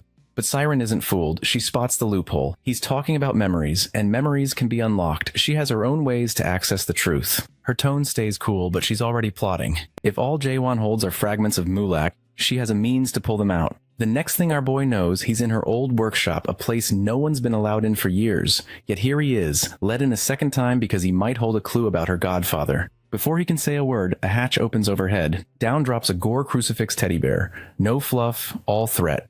It radiates twisted science experiment vibes, and the test subject is the one who conquered the eighth gate. Siren announces, without blinking, that this bear isn't for comfort, it's for soul squeezing. She breaks down the process, a full soul link sinking their essences, tearing through his mind to yank out the memory she wants. Usually it's something only mares do when they want to bottle up the full emotion and experience of a moment into a psychic crystal. But this time, she's going to dig through Jaewon's mind like it's a secret archive, and she's got the God Pass. She decides he'll be her experimental guinea pig. Newsflash. Siren hasn't even tried this herself. She's only heard it's supposed to feel amazing, almost pleasurable. She insists it's not creepy, though her reassurance doesn't help. Once our protagonist is strapped in, she casually announces she's about to start. And it won't sting, it'll hurt like hell. As an extra note, only the target feels the pain. When she activates the process, strange bands of light swirl around them and reality shifts. Judging by Jaewon's calm expression, she quickly realizes she's the one getting overwhelmed by the feedback. She never expected his mind to be such a fortress. Suddenly, she's floating in a miniature galaxy painted in cosmic colors. Spheres of light drift everywhere. Looking closer, she sees their memories, countless and scattered like a surreal archive inside his head. The dive is stranger and denser than Siren imagined. Those mares weren't exaggerating. Jaewon's mind holds a staggering volume of memories, not just detailed, but overwhelming. Now she floats above what feels like an endless plateau of memories, searching for one thing, the eighth gate of hell. The sight unnerves her. She imagined an awakener's mind would be human, maybe with a hint of magic, but not this infinite layered consciousness. She thought it would be less cosmic, less vast. She has to focus before she gets lost inside. If she loses grip, she'll be stuck circling his subconscious forever. Staying focused is tough, but she has no choice. She just needs the memory of her godfather, nothing else. Get in, grab it, and get out. Floating through endless memory threads isn't working, so Siren stops holding back and zips through them, confident and unflinching. She sees him. Mulek, her godfather. She sees herself as a baby, then a toddler. She's found it, but it's short, just Mulek calling her name and taking her inside. She can't take it. It hits harder than she expected. Tears spring to her eyes as she calls out, begging him not to disappear. For 900 years, she's been searching for him, and this fleeting glimpse is all she gets. When the truth sets in that it's only a memory, she clenches her fists and swears she'll find him. But all that sprinting through Jaewon's mind has a price. She's pushed too hard and blacks out, trapped in his consciousness, the very thing she'd hoped to avoid. When her eyes flicker open, she's disoriented, maybe even a little angry. Looking around, she realizes the setting is strangely familiar. Enormous buildings, busy streets, a skyline that's unmistakable. Then it hits her. This isn't chaos or the almighty land. This is Earth. No question. It takes Siren a moment to piece things together. This isn't some random simulation. It's the 294th world, Earth. Marys visit this place all the time, riding the roots of the illusion tree like a cosmic subway. Earth isn't a backwater. It's practically a tourist attraction. She remembers how this world was once protected, shielded from the rulers by the earliest mayors, which makes her wonder what sort of trap she's stumbled into. Suddenly it clicks. She's inside the uncanny, a mind structure built from Earth's blueprint, wrapped around Jaewon's psyche like a haunted memory palace. A memory of Mulak surfaces, almost like an old instruction manual. He'd explained that every living being harbors a subconscious terrain called the uncanny. When someone attempts deep-level extraction, this inner space forms itself from the target's hometown, creating a warped version of it. All illusions and memory twists grow from that base. The uncanny is always home turf. Mulak's advice was clear. If you get lost in the uncanny, there's only one exit. Find the guide. In this surreal mindscape, the only fully conscious being is the guide. She barely has time to process this when chaos erupts. A boy darts past her, panting like he's fleeing for his life. Chasing him, a couple of furious cops shout threats, treating him like a hardened criminal. The kid's in a hoodie and cap, nothing fancy. But something about the way he moves unsettles her. He's cornered, but he's not surrendering, clutching a metal pipe like he's ready to fight back. One cop raises a hand, ready to strike, but Siren steps in, demanding to know what their problem is. Instead of backing down, the officers turn on her, warning it's not safe, because the kid refuses to grow up as if that's a crime. She's floored. What kind of law is that? Her outrage only makes them more suspicious. Trying to stay calm, she pretends she hasn't just dropped into the strangest legal system ever. But she stands out. Her clothes, her presence, her everything. One cop moves closer, asking for ID, then freezes when he sees the horns on her forehead, and that's when Siren remembers Mulak's advice. Blend in, never look like a mythological creature. If the uncanny recognizes an outsider, it acts fast. Too late. She's already been made, cursing her luck. She realizes things are about to go downhill fast. But instead of panicking, she decides to go down swinging. Flames flare around her, until they sputter out. Magic is blocked here. Bad timing. The cops drop all pretense, their forms morphing into system-backed monsters. A flat robotic voice declares extermination. She doesn't get to run. They grab her face. Suddenly, the boy swings his pipe, cracking one of the monsters on the head, and she bolts. In the chaos, it hits her. This isn't just a random brat. He didn't freeze or wait for help. He acted. He must be the consciousness guiding the uncanny. Now that she gets a better look, his sharp features are familiar. The fierce eyes, stubborn jaw, it's all Fortress Master. That's when she realizes the boy is the ego, the inner Jaewon. Let's call him Mini Jaewon. They dart through alleys, Mini Jaewon leading like he owns the place. Siren scrambles to keep up, squeezing through gaps and feeling ridiculous. He throws her a comment about dropping into a memory canal by accident. He's got zero filter and plenty of sass for someone half her size, but he pulls her out of trouble with ease. Then he drops some technical wisdom. Memory fragments end up here all the time, like lost socks in a cosmic washing machine. But she's flesh and blood, and that's a big deal. She stares at him, and he gets weirded out, looking ready to call for help if she keeps giving him that, "What are you? Look." She finally blurts out that he should have found a way to escape already, since everyone's out to get him. He just shrugs and lays it out cold. They all want him dead because he's the only kid in a world full of adults, that's all. In this place, sameness is law. Anything different is hunted like a glitch. Mini Jaewon glances up, curiosity sparkling, and asks what the outside Jaewon is like. Siren hesitates, realizing she barely knows him outside the chaos he drags her into. Still, she tells Mini Jaewon the truth. The real Jaewon's a lot like him, still a kid at heart, playing dress-up in grown-up clothes, pretending to have it all figured out. The answer seems to comfort him, as if someone just told him he won't grow up to be a jerk. Well, not exactly what she said, but close enough. Suddenly the kid focuses up. He insists they need to get her out. Along with the memory fragment she's brought in, she's confused. What memory fragment? He points out something has been sticking in her hair like an accessory. She's amazed this mini Jaehwan knows what he's doing. And of course he does. It's his job. His core purpose is to catch stray memories and put them back where they belong. Siren's convinced now this guide kid isn't just along for the ride, he's literally the getaway plan. What she didn't expect was how effortlessly he'd handle everything. The boy doesn't waste a second. He points out the shard stuck to her and immediately calls a red alert. It's glowing, which according to him means it's top priority. He gives her a crash course: white, green, blue, and red. White is least important, red means time is running out. If this fragment isn't returned soon, outside Jaehwan will be in real danger. The memory's tied to the monarchs of the 12 regions, and that's not something you want slipping out of place. She tells Mini Jaehwan to send her back with the fragment, but he can't just snap his fingers. The passageway has its own schedule, opening only when it chooses.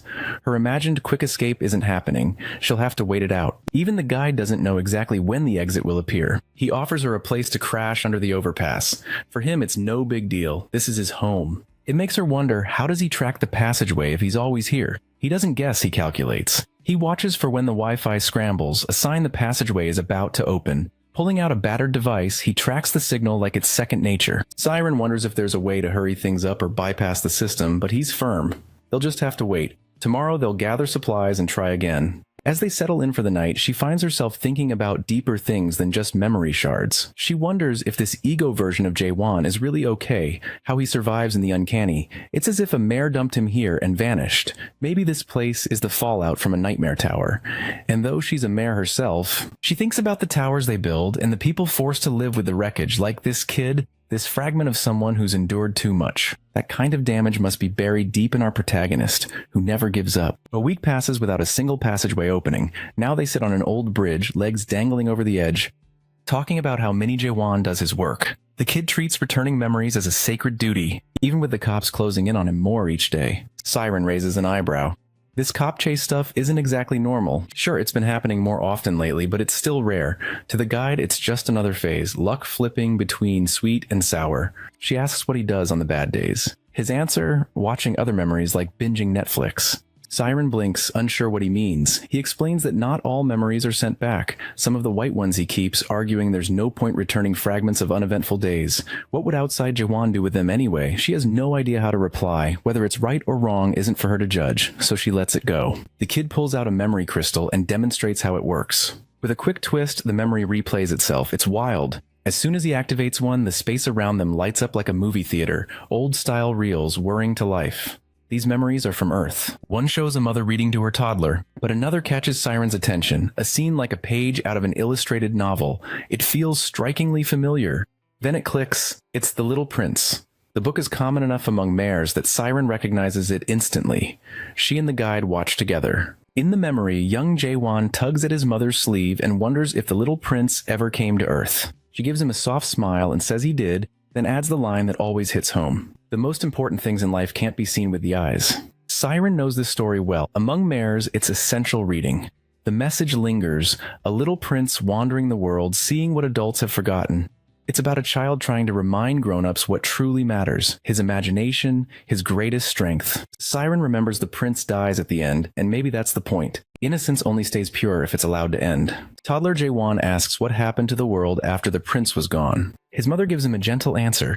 Saying the world stayed and the little prince didn't really die, he kept living. She tweaks the ending to spare his heart. That version stuck. The belief that the prince never gave up became the core of our hero's resilience. His story may not have a neat resolution, but its roots in a harsh world give it meaning.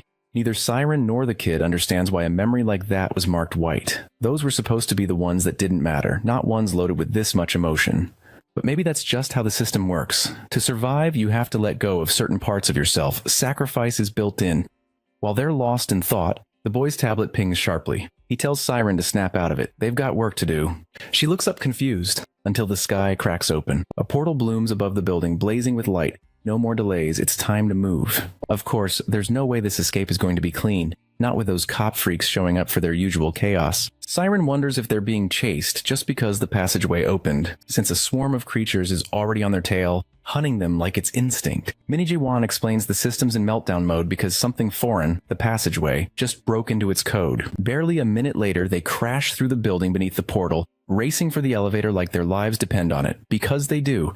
Every second counts. The passageway won't stay open long, and they need to move. As our boy tries to explain all this, one of the monstrous cops manages to grab him by the throat, choking the life out of him. Siren's about to jump in, but Jae-hwan's switch flips before she can move. He grabs a pipe and goes full beast mode, smashing the creature with a cold, focused fury that stuns her, not just for the strength, but for how dead calm he is. No panic, no fear.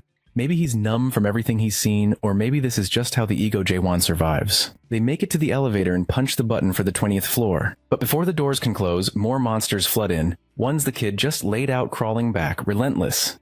Young Jae-won shouts that these things aren't even real. They're just symbols, rules cobbled together by the so-called adults running this twisted world. That's him giving a philosophical middle finger to the system. With the elevator not giving them the shortcut they need, it's onto the stairs. No other choice. He tells Siren to make for the passageway the second she sees it. He'll hold the monsters off. She hates that plan, wanting to drag him with her, but he refuses. This is his world, and he's got her covered. She just needs to move fast. She hates leaving him behind in a place that feels like a waking nightmare.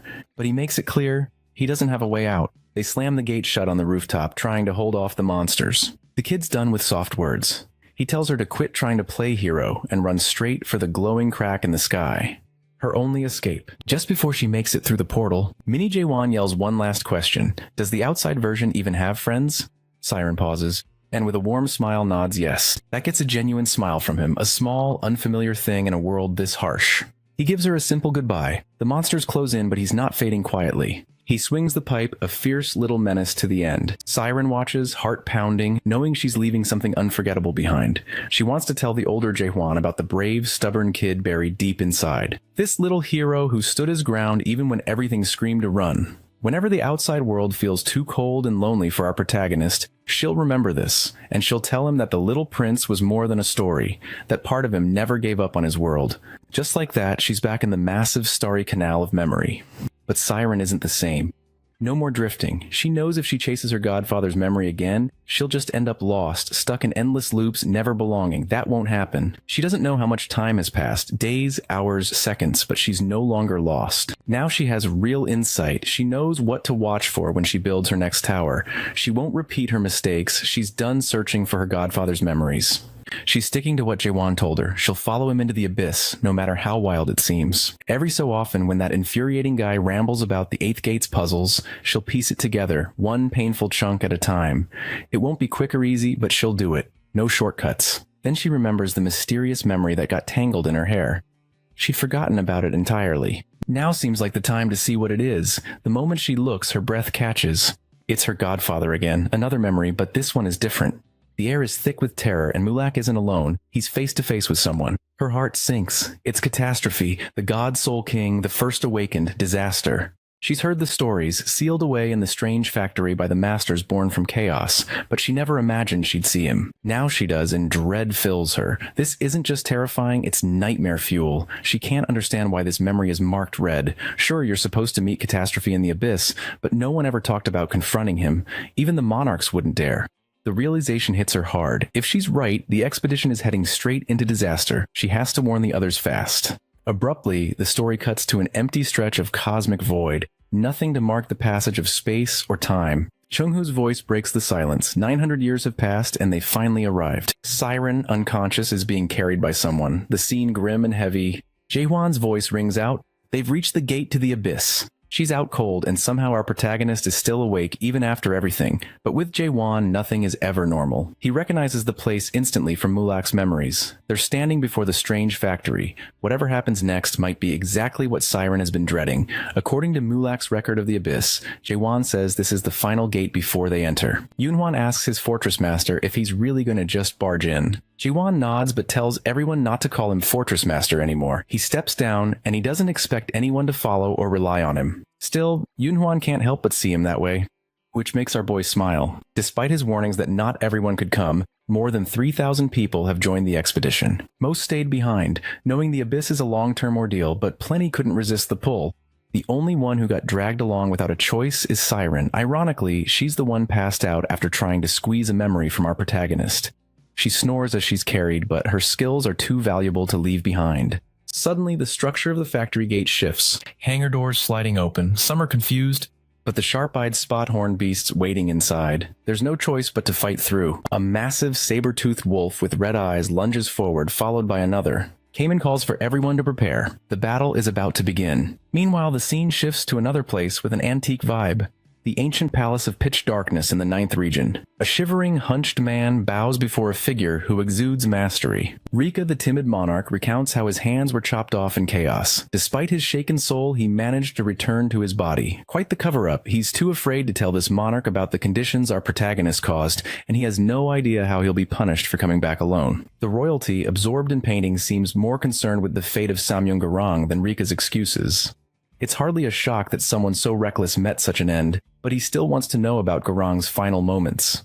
Nearby stand the Ice Monarch Vargas and the white-haired monarch Masaha, a few steps lower. Rika explains that Garang seemed to enjoy himself, but when all is said and done, the mood turns grim. Kanail and Megiddo, the 17th and 21st Major Generals, are dead, as well as the 1st Major General, Garang himself, the royalty's own kin. The hidden monarch, and amidst all this, only Rika survived. He forces himself to agree, though terror hammers in his chest. It hardly seems real that a mere brigadier general survived when all the elites perished. The royalty orders him to raise his head. Just meeting that gaze nearly makes him collapse. Jaewon was scary, no doubt, but next to this man, there's no comparison. His presence is overwhelming. This is the true ruler and monarch, the Black Shadow strategist Samyung Hoon. The crest on his badge matches Garang's. He mentions visiting the roots of the illusion tree, the world the mares concealed, saying he's tired of the almighty land and needed a walk. He's probably talking about number 294 Earth. Rika can't really follow, but Hoon tells him to come along if he's interested. It's not a suggestion. Trembling, Rika steps up, claiming it's an honor. Inside, he's not sure if the monarch blames him. As he ascends the stairs, he tries to reassure himself. He's not the culprit after all. He didn't kill anyone, he was just a bystander. Hoon interrupts by showing him a painting of a cup on a dish. Rika quickly praises his taste in art, though privately thinks it looks cheap. When asked what he sees, he replies it's a teacup, obviously. Hoon smiles and reads the inscription. This is not a teacup, Rika can't make sense of it. The strategist explains that the artist drew something that looks exactly like a teacup, then insisted it wasn't, calling the contradiction beautiful. He asks if Rika still thinks it's a teacup. Rika hesitates, then nods. Hoon suddenly grips his cheeks and insists it's only an image pretending to be a teacup. His eyes gleam with intensity as he stares into Rika's soul, declaring it strange anyone calls it a teacup at all. Rika, voice trembling, repeats after him. Hoon releases his grip, remarking that it's not just this painting that's strange. There are countless teacups in the world, all different, all labeled the same. Then he poses the real question. What truly is a teacup? Does it even exist? He's gone full philosopher. Hoon boils it down for Rika. The heart of the matter is what the essence of existence really means. He's amazed that even an adapter from the system could come up with such a profound idea, and it came from a mere earthling. Still carrying that intensity, Hoon asks if Rika gets it. The man has no choice but to nod. The monarch praises him and moves on. Posing another analogy based on the painting, what is a monarch? Without waiting for an answer, Hoon explains, a monarch is supposed to be the most dignified, noble, and important existence in the almighty land. He repeats the words gentler this time. Then comes the twist. Does that mean the ice monarch, the white-haired monarch, or even himself embodied the title? Rika agrees they're the true examples. Then Hoon turns his wild gaze on him and asks, is Rika a monarch? The poor brigadier looks ready to collapse. Knowing he failed to destroy a single product and returned alive while his comrades died, Hoon crouches towards him, eyes cold, and asks if such a person deserves the title. Silence. Then a scream breaks out. Blood splatters across the stairs. The Ice Monarch hands Hoon a towel. The strategist thanks him, and studies Rika's lifeless body as if admiring a completed piece. He names this new work. This is not a monarch. Smiling, he asks where the fugitives have gone. The other monarchs suspect they've reached the Strange Factory. If so, Hoon wants the 5th and 6th Lieutenant Generals summoned immediately. It's time to teach those arrogant fools a lesson they won't forget. We enter a room filled with earthly objects, a portrait, a computer, and a cryogenic chamber containing something alive. The monarch steps inside what now resembles a laboratory, recalling his recent visit to Earth, world number 294, a place he has grown strangely fond of. But that wasn't the real reason for his trip. In the center of the room hangs a man, bound tightly from every angle and suspended midair. The monarch remembers Rika's message from Jaewon, questioning whether monarchs truly have the courage to die. That's the only way to get their royal hands on him, and Sam Young-hoon intends to find out. He addresses the unconscious prisoner, whose face is disturbingly familiar, wondering aloud if Jae-won is ready to test his own courage to stop the monarchs. A knock interrupts him. Annoyed, Sam Young-hoon reminds the visitor he didn't want to be disturbed. It's the Ice Monarch, who brings an urgent question. Now that the narrow gate has closed, how are they supposed to deal with the chaos and insurgents? A sinister smile spreads across Hoon's face. He proposes they follow Jae-won's idea to the letter. If the enemy wants to see whether they have the courage to die, then the monarchs will show them. The Ice Monarch realizes, horrified, that Hoon intends to carry out that threat himself, and wants the Ice Monarch to go first. Back at the Abyss Gate, battle has erupted. Kamen and Kang Hwang discuss how the Strange Factory's true products are horned beasts, creatures they haven't faced in ages. Around them, many adapters struggle under the onslaught, while others fight back. That is, until our protagonist charges in and clears a path with ease. Nearby, Kamen and Chung-ha watch impressed. Chung-ha glances at Kamen and catches the uncertainty in his eyes. He suspects Kamen fears he won't be chosen to enter the abyss, but he knows Jae-won would never leave him behind. Meanwhile, our hero moves forward with Dark Fall, slicing through the beasts. Even so, the weapon starts showing signs of wear. It can't heal as fast as the damage piles up, no matter how many horns he feeds it. Jae-won recalls all the brutal battles Dark Fall has endured. He could try forging a replacement, but spirited weapons can't simply be swapped out, and this one isn't evolving either. Mied once explained that spirited weapons evolve in grand leaps, their strength multiplying exponentially. A deafening roar interrupts his thoughts. Even your receiver, or the rear fighters, are thrown off for a moment. From the shadows emerges a massive beast, its jaws lined with fangs, an octahorned monster, a rarity even among veterans. They know that a heptahorned beast demands at least a 7th stage adapter to kill, but an octahorn requires someone of Brigadier General strength or higher. The creature fixes its single eye on our boy, determined to avenge the fallen. As it draws breath for a colossal shockwave attack, Kamen yells for him to take cover, but Chung-ho just shakes his head. Kamen still doesn't get that Jae-won operates on a whole other level. With a flash in his eyes, our protagonist raises Dark Fall and meets the shockwave head-on. The impact hurls lesser beasts aside, and even the other fighters feel the aftershocks. Then they realize he's become even stronger. This Genesis Power Jae-won is not the same man they knew before his battle with Sam Young-garang. The octahorn lunges again, but our boy covers the distance in a blink, thanking the beast for its horns as he attacks. Suddenly, a cry to stop rings out from the hangar, grabbing everyone's attention, including his. Among the group, only Chung-ho recognizes that whoever's in charge has finally shown themselves. Metallic-limbed creatures announce that Garnak got cocky because it had beaten a product before. One of these newcomers has a halo and small horns. They comment that it's been a long time since anyone but monarchs gave Garnak such trouble. To everyone's shock, these are the rulers of all horned beasts, the Decahorns. This is the Strange Factory's true welcoming committee, only now making their entrance, and it's not just one Decahorn, but 3. Seeing them brings a genuine smile to Jae-won's face. 3 will provide a much better fight than just one. Among the 3 factory leaders, Edzak comments that he's heard someone was trying to enter the abyss. Probably this group. Joniak, the one with the halo, offers some praise, while Ayus, the sarcastic third, seems genuinely surprised they're still human. Our boy quickly uses his question ability to size them up. They aren't as formidable as Sam Young-garang or the Scent Monarch, but they're clearly stronger than Megiddo and Kanail, the Storm and Silence Monarchs. Although the Awakener usually craves a fight, he knows better than to challenge all 3 at once. Chung-ho interrupts the ex-Fortress Master's thoughts, muttering that he doesn't like the mechanical trio either. Despite the tension, though, these leaders aren't enemies. Recognizing Chung-ho, Eus can't believe he's returned, remembering what happened the last time during the previous Abyss expedition. Edzak nudges his companion for being too harsh. But Joniak and the others want to invite Jae-won inside. Apparently, the great factory head is waiting. Inside, the vast hall feels like another world.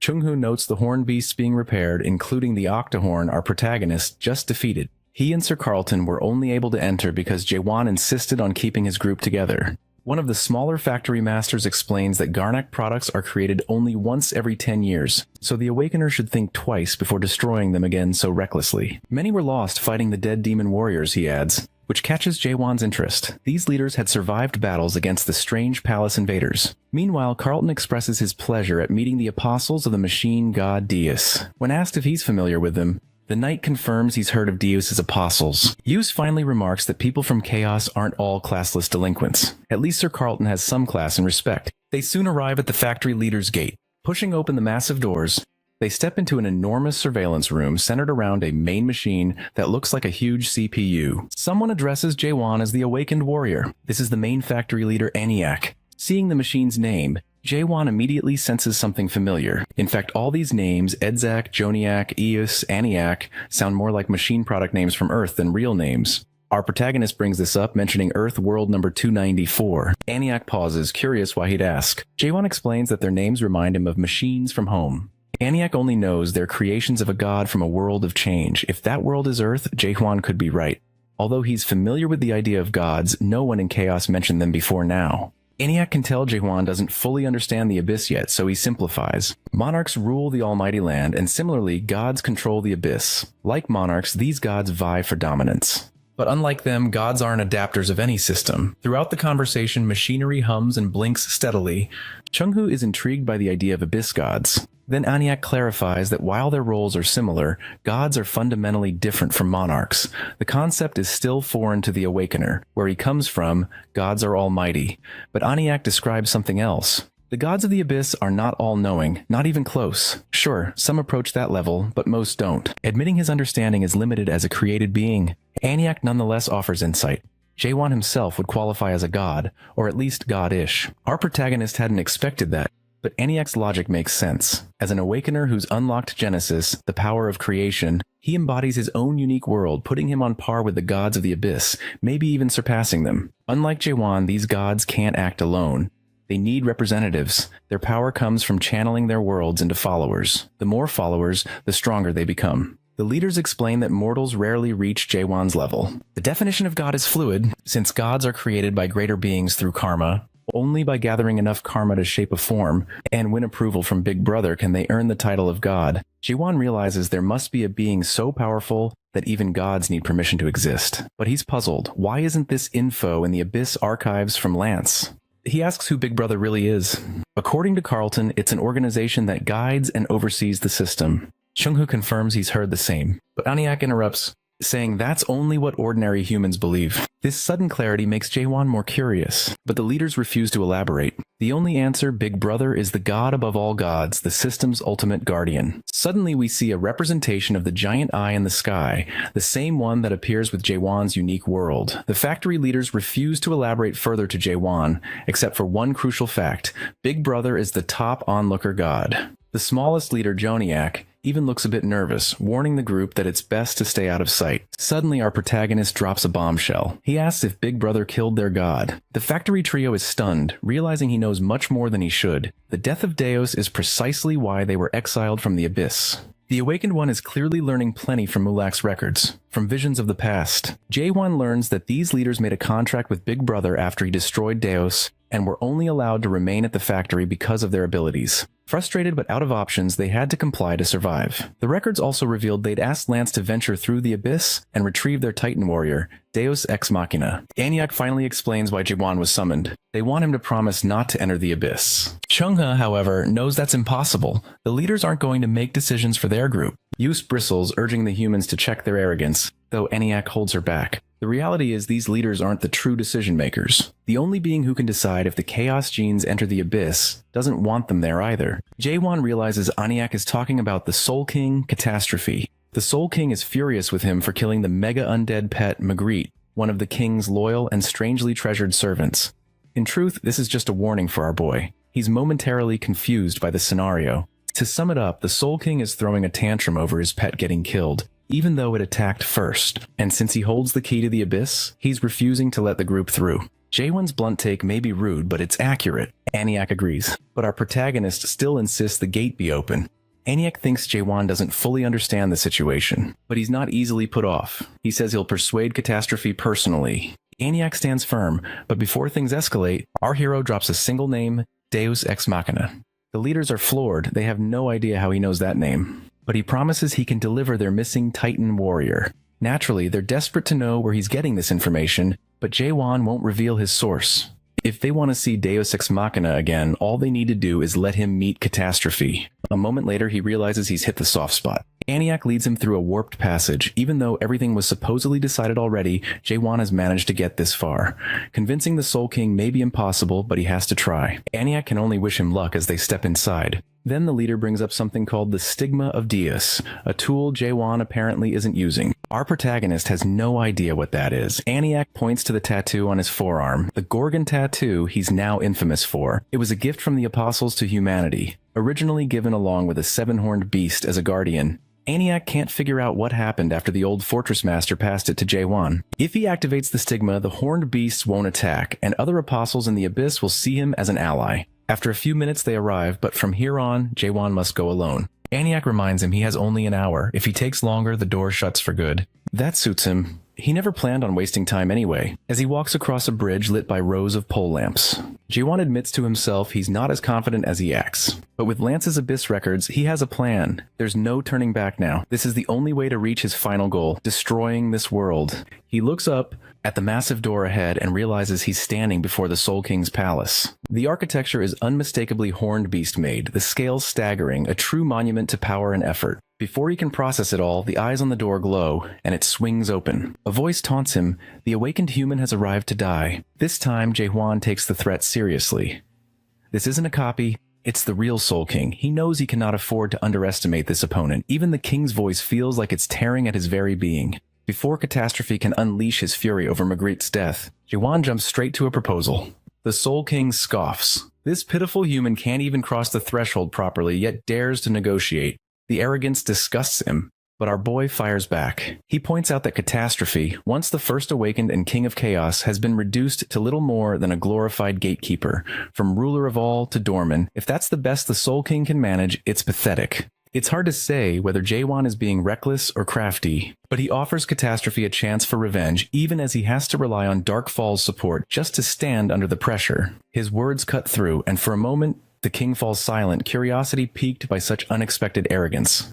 For now, Catastrophe decides to listen, but warns that if Jaewon has nothing worthwhile to offer, the price will be severe. The perspective pans out, revealing the staggering scale of the Soul King's domain. A landscape filled with uncountable ghouls, the undead Sunday. At this point, Jaewon knows the only way he'll leave alive is by making an offer that's worth the risk. Jaewon knows all about the promise Lance made with Catastrophe. Like everyone else shocked by his hidden knowledge, the Soul King didn't expect him to know about that pact sealed 900 years ago. Our boy doesn't reveal how he found out, but he declares that from now on he'll be carrying that promise. Catastrophe warns him not to act cocky, given the current situation. But Jaewon promises he'll take the Soul King all the way to the end of the abyss. Meanwhile, outside, Siren finally wakes up. Yoonhwan greets her, explaining that they're right in front of the abyss, facing the strange factory. The look on her face says it all. This is the last place she wants to be. She screams at the Prime Minister, demanding to know where Jaewon is because she has an urgent message to stop him.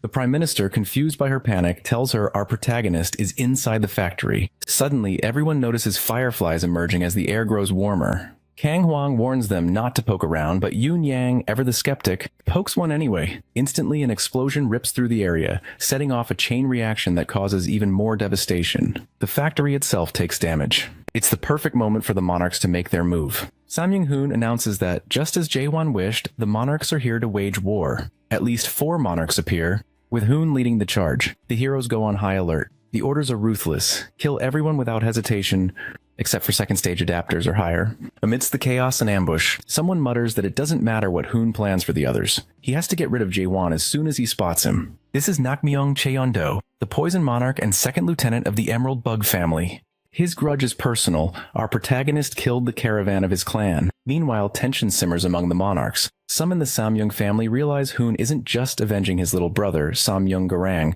He has another agenda entirely. Among them are the Samyung family's 4th general monarch, Samyung Yuha, and the 7th region's 1st major general, the white artist monarch, Nishimoto. Yuha tells Nishimoto to keep an eye on the 9th region's people, curious about their movements. She finds it ironic that a single product managed to outmaneuver 100 monarchs, giving her a rough estimate of Jaewon's strength. Yuha knows she would have died after 3,000 years if Hoon hadn't claimed the fruits and chaos would be enough for everyone. If not, there's an obvious impasse for Hoon. If the fruits are divided among the families, it'll create a dangerous conflict between his duties as the 9th region strategist and as the firstborn of the Samyung family. He's clearly amused by these alliances and rivalries. What's even funnier is how many believe him. If he kept that promise, he'd have to feed nearly 50 monarchs, 20 from the Emerald, 10 from the 7th region, and 20 more from his own house. But it's not surprising they've fallen for the lie, especially since Hoon showed up on the battlefield himself. To him, lies aren't lies if the promises are kept. The top of the illusion tree isn't the only place to find those fruits. There are other ways. The 7 highest gods who govern the abyss have plenty of fruit, and based on old dealings with the monarchs know how to strike a bargain. They had nearly everything, until they grew greedy for the one thing they couldn't seize directly, the awakened representatives. It's well known the gods need proxies to manifest their will. Now, nothing else works as a bargaining chip except these awakened. With them, any new world can be accessed. The monarchs can curse Jaewon all they want, but he's the missing piece. Hoon orders Vargas, the Ice Monarch, to lead the troops and track down the product. The game is simple. Monarchs aren't peaceful. If they discover the true value of the tower, the awakened, or the product itself, they'll turn on each other to claim it. That's why Hoon must ensure his side gets their share first. He already envisions the artisan tower built to protect chaos, becoming its nightmare. His plan is clear. Use the tower as an awakened factory to supply the gods. Whoever controls more fruits will dominate, and the 9th region will automatically become the top faction. Hoon laughs at his own sinister vision, imagining a future where his region holds all the power, and the almighty land becomes an extension of his domain. His scheming is suddenly disrupted by a strike from below. Shocked that anyone would dare attack him, he sees it's Cayman, surrounded by other clan leaders, all determined to stand together. Everyone from Kang Hwang to Saran shares the same goal: hold the line until Jaewon finishes his task. As they unleash strikes, cast magic, and hurl lightning, Hoon simply watches, amused, but it's clear he's decided. The time has come to eliminate all of them, once and for all. The Emerald Bug Monarch, Nakmyeong Cheondo, wreaks havoc across the field with his giant centipede-like forms, cursing at the stubborn defenders who refuse to retreat. His true target, of course, is Jaewon. Meanwhile, Sam Young-hoon, who had been floating above the chaos, drops down to join the fray. His attention zeroes in on Siren standing among our heroes. The so-called foolish and selfish mare girl, now branded a traitor to the pitch darkness. The expedition squad senses the danger instantly. There's something unnatural about the aura radiating from this monarch. Hoon tells the poison monarch to stand down for a moment. Nakmyeong Cheondo bristles, not wanting to give up all the fun, but it's clear Hoon wants him to witness what's about to unfold. Suddenly, Hoon spots an awakened opponent and springs into action. Cayman readies himself for the attack, but the monarch's sword swing releases a force so heavy, it flings Kang Hwang and Siren aside like ragdolls. Cayman can hardly believe such a massive shockwave could come from a simple swing. The dust settles, and Hoon stands calmly over the aftermath, declaring that he'll crush these lowlifes so thoroughly they'll never dare look up again. Kang Hwang, still reeling from the blow, burns with rage and vows to tear Hoon apart. Shin Myung-guk and Yoon Young share that fury, but the monarch just laughs, openly mocking their passion. He admits he doesn't take any of them seriously, but intends to savor crushing them nonetheless. Meanwhile, inside the strange factory's vast surveillance room, alarms blare. Cheong-heo is startled but realizes the apostles are just as confused. Bias, still suspicious of the humans, insists they must be behind the disturbance, though Isaac isn't convinced. Antioch orders Joniak to check the situation. Joniak activates the glowing halo above his head, projecting live footage of the chaos outside. The truth is plain to see. The monarchs are the culprits. Cheong-heo bolts for the exit, recalling how Jaewon had accurately predicted they'd face the monarchs here. He wonders how they managed to reconstruct another narrow gate so quickly. Was it new technology? Or were they insane enough to have killed themselves just to get here? Memories from the last traumatic expedition flood his mind. He recalls a loved one dying and pleading for resurrection fruits, clutching one in his final moments. Even as the expedition failed, Cheong-heo kept telling everyone they'd succeeded, that they brought back the fruits, hoping to give them a sliver of hope. The lie became so ingrained he even debated it with Jaewon over drinks, insisting on their success until it almost felt real. Now facing old enemies once again, Cheong-heo's resolve wavers. As he and Carlton step into the chaos, everything feels painfully familiar. Cheong-heo trembles, but Sir Carlton urges him to hold it together. Instead, he charges forward, blade flashing, shouting that he won't let history repeat itself. He lands a clean strike on one of the monarchs, yelling for his friends Shin Myung-guk and Cayman as he surges through the battlefield. Then he sees it. Cayman, the strongest among them, is at the mercy of Sam Young-hoon. All around, Franz, Prime Minister Jurgen, and others are in dire straits. Cheong-heo barely knows where to begin. The worst is seeing Cayman, half-burned and barely standing, facing Hoon's blade. The monarch recognizes Cheong-heo as the divine physician and seems almost pleased to find another awakener, a fresh test subject. Hoon declares he's finished with Cayman, whose willpower was impressive but ultimately futile. He wants to make an example of him, to end him on the spot. Cheong-heo screams in protest. As the monarch's blade surges with overwhelming power, Cayman stands frozen, silently apologizing to Jaewon, his fortress master, for not being able to hold the line. Just as Cayman is about to be cut down, a hand reaches from the chaos and yanks him back. At the same moment, Sam Young-hoon is struck from both sides by Sir Carlton and Cheong-hyo. It's Siren who saves Cayman, though she knows Cheong-hyo and Sir Carlton can't land their attacks without serious risk to themselves. The monarch handles both effortlessly, knocking them back with a single swing. He looks amused, almost delighted to see there are still a few awakeners left willing to challenge him. Cheong-hyo finally realizes that poor Cayman was running on nothing but muscle memory. He was just barely holding on. Sam Young-hoon's overwhelming spirit power is so intense, just his words are enough to make the air feel heavier. Their tense standoff is interrupted when three familiar figures appear, the factory leaders, apostles of Deus. They demand to know what Hoon thinks he's doing, interfering in their business. He greets them with his usual unsettling calm, saying he's just here for a product and will leave once he has it. The apostles ask if he means Jae-won, the one who opened Genesis. It's clear they hate that the monarchs see living, conscious humans as nothing but products on a shelf. Sam Young-hoon, cutting through the formalities, insists they open the gate so he can take Jae-won. The leaders hesitate.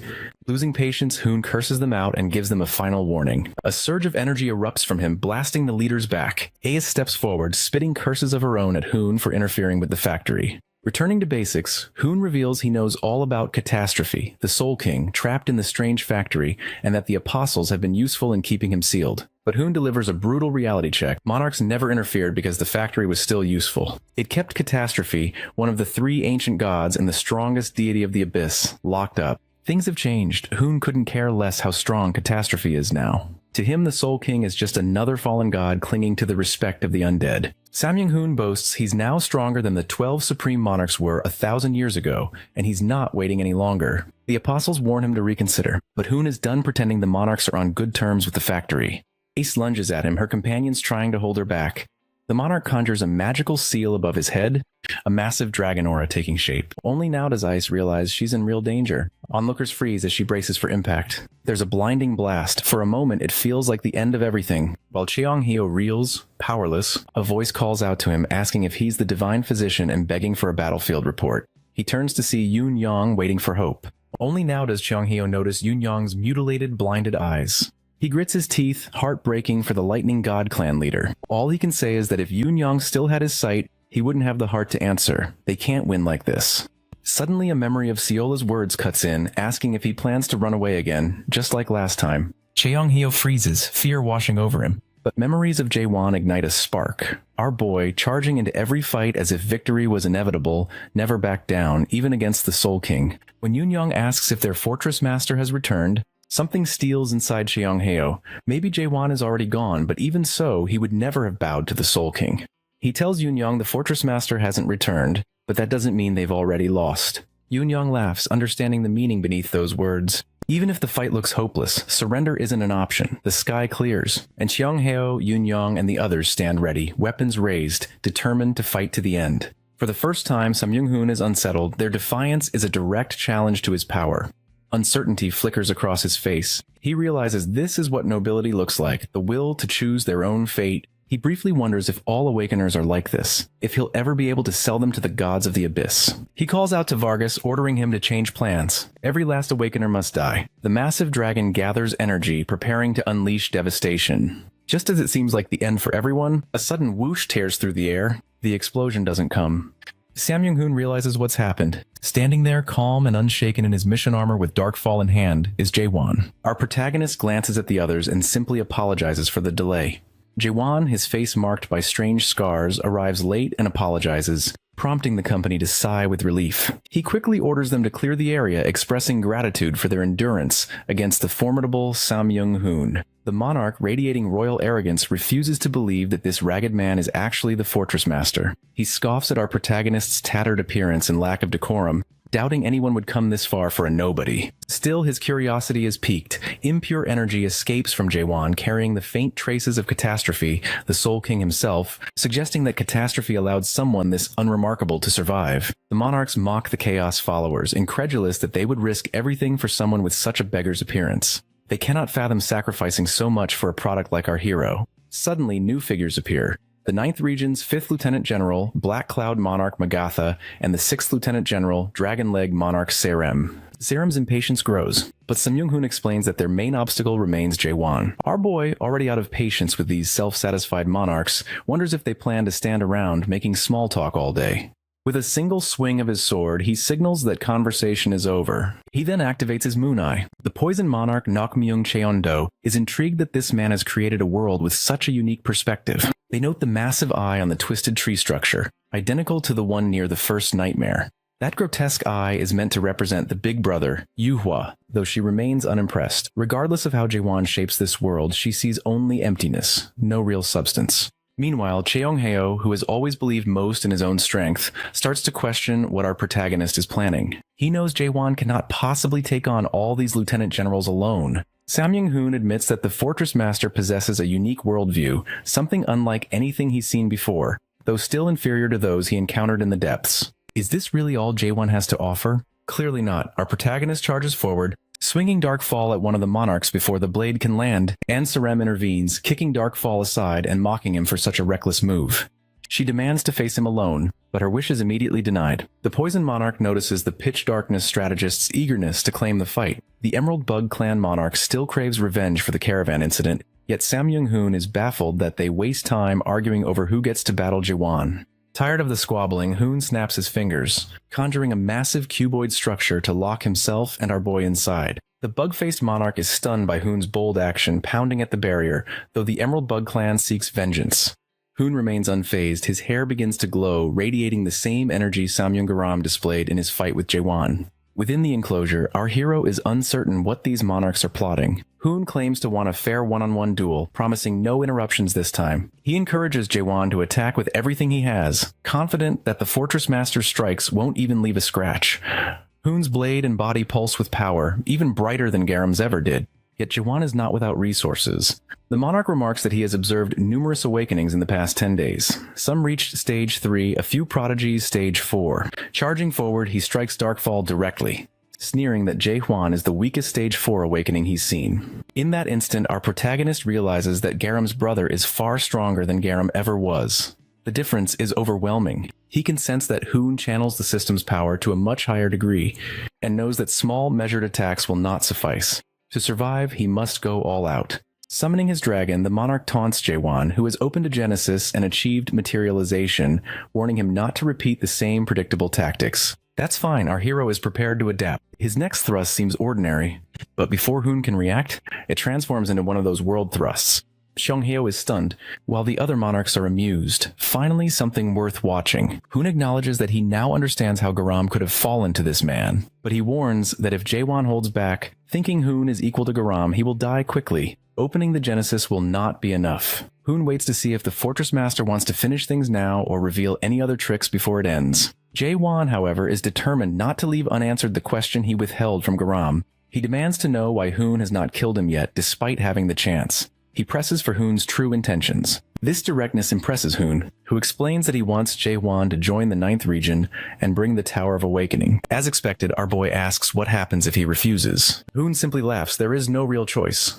With a snap of his fingers, he reveals a vision of artifacts taken from Earth, including a computer. When Jaewon reacts with shock, Hoon realizes he's grasped that something greater is at stake. The monarch unveils his real gift, Jaewon's original body from Earth, chained as a trophy. What Hoon offers is the chance for our protagonist to reclaim the life he lost. It's as simple as this. Wandering around in chaos ends here.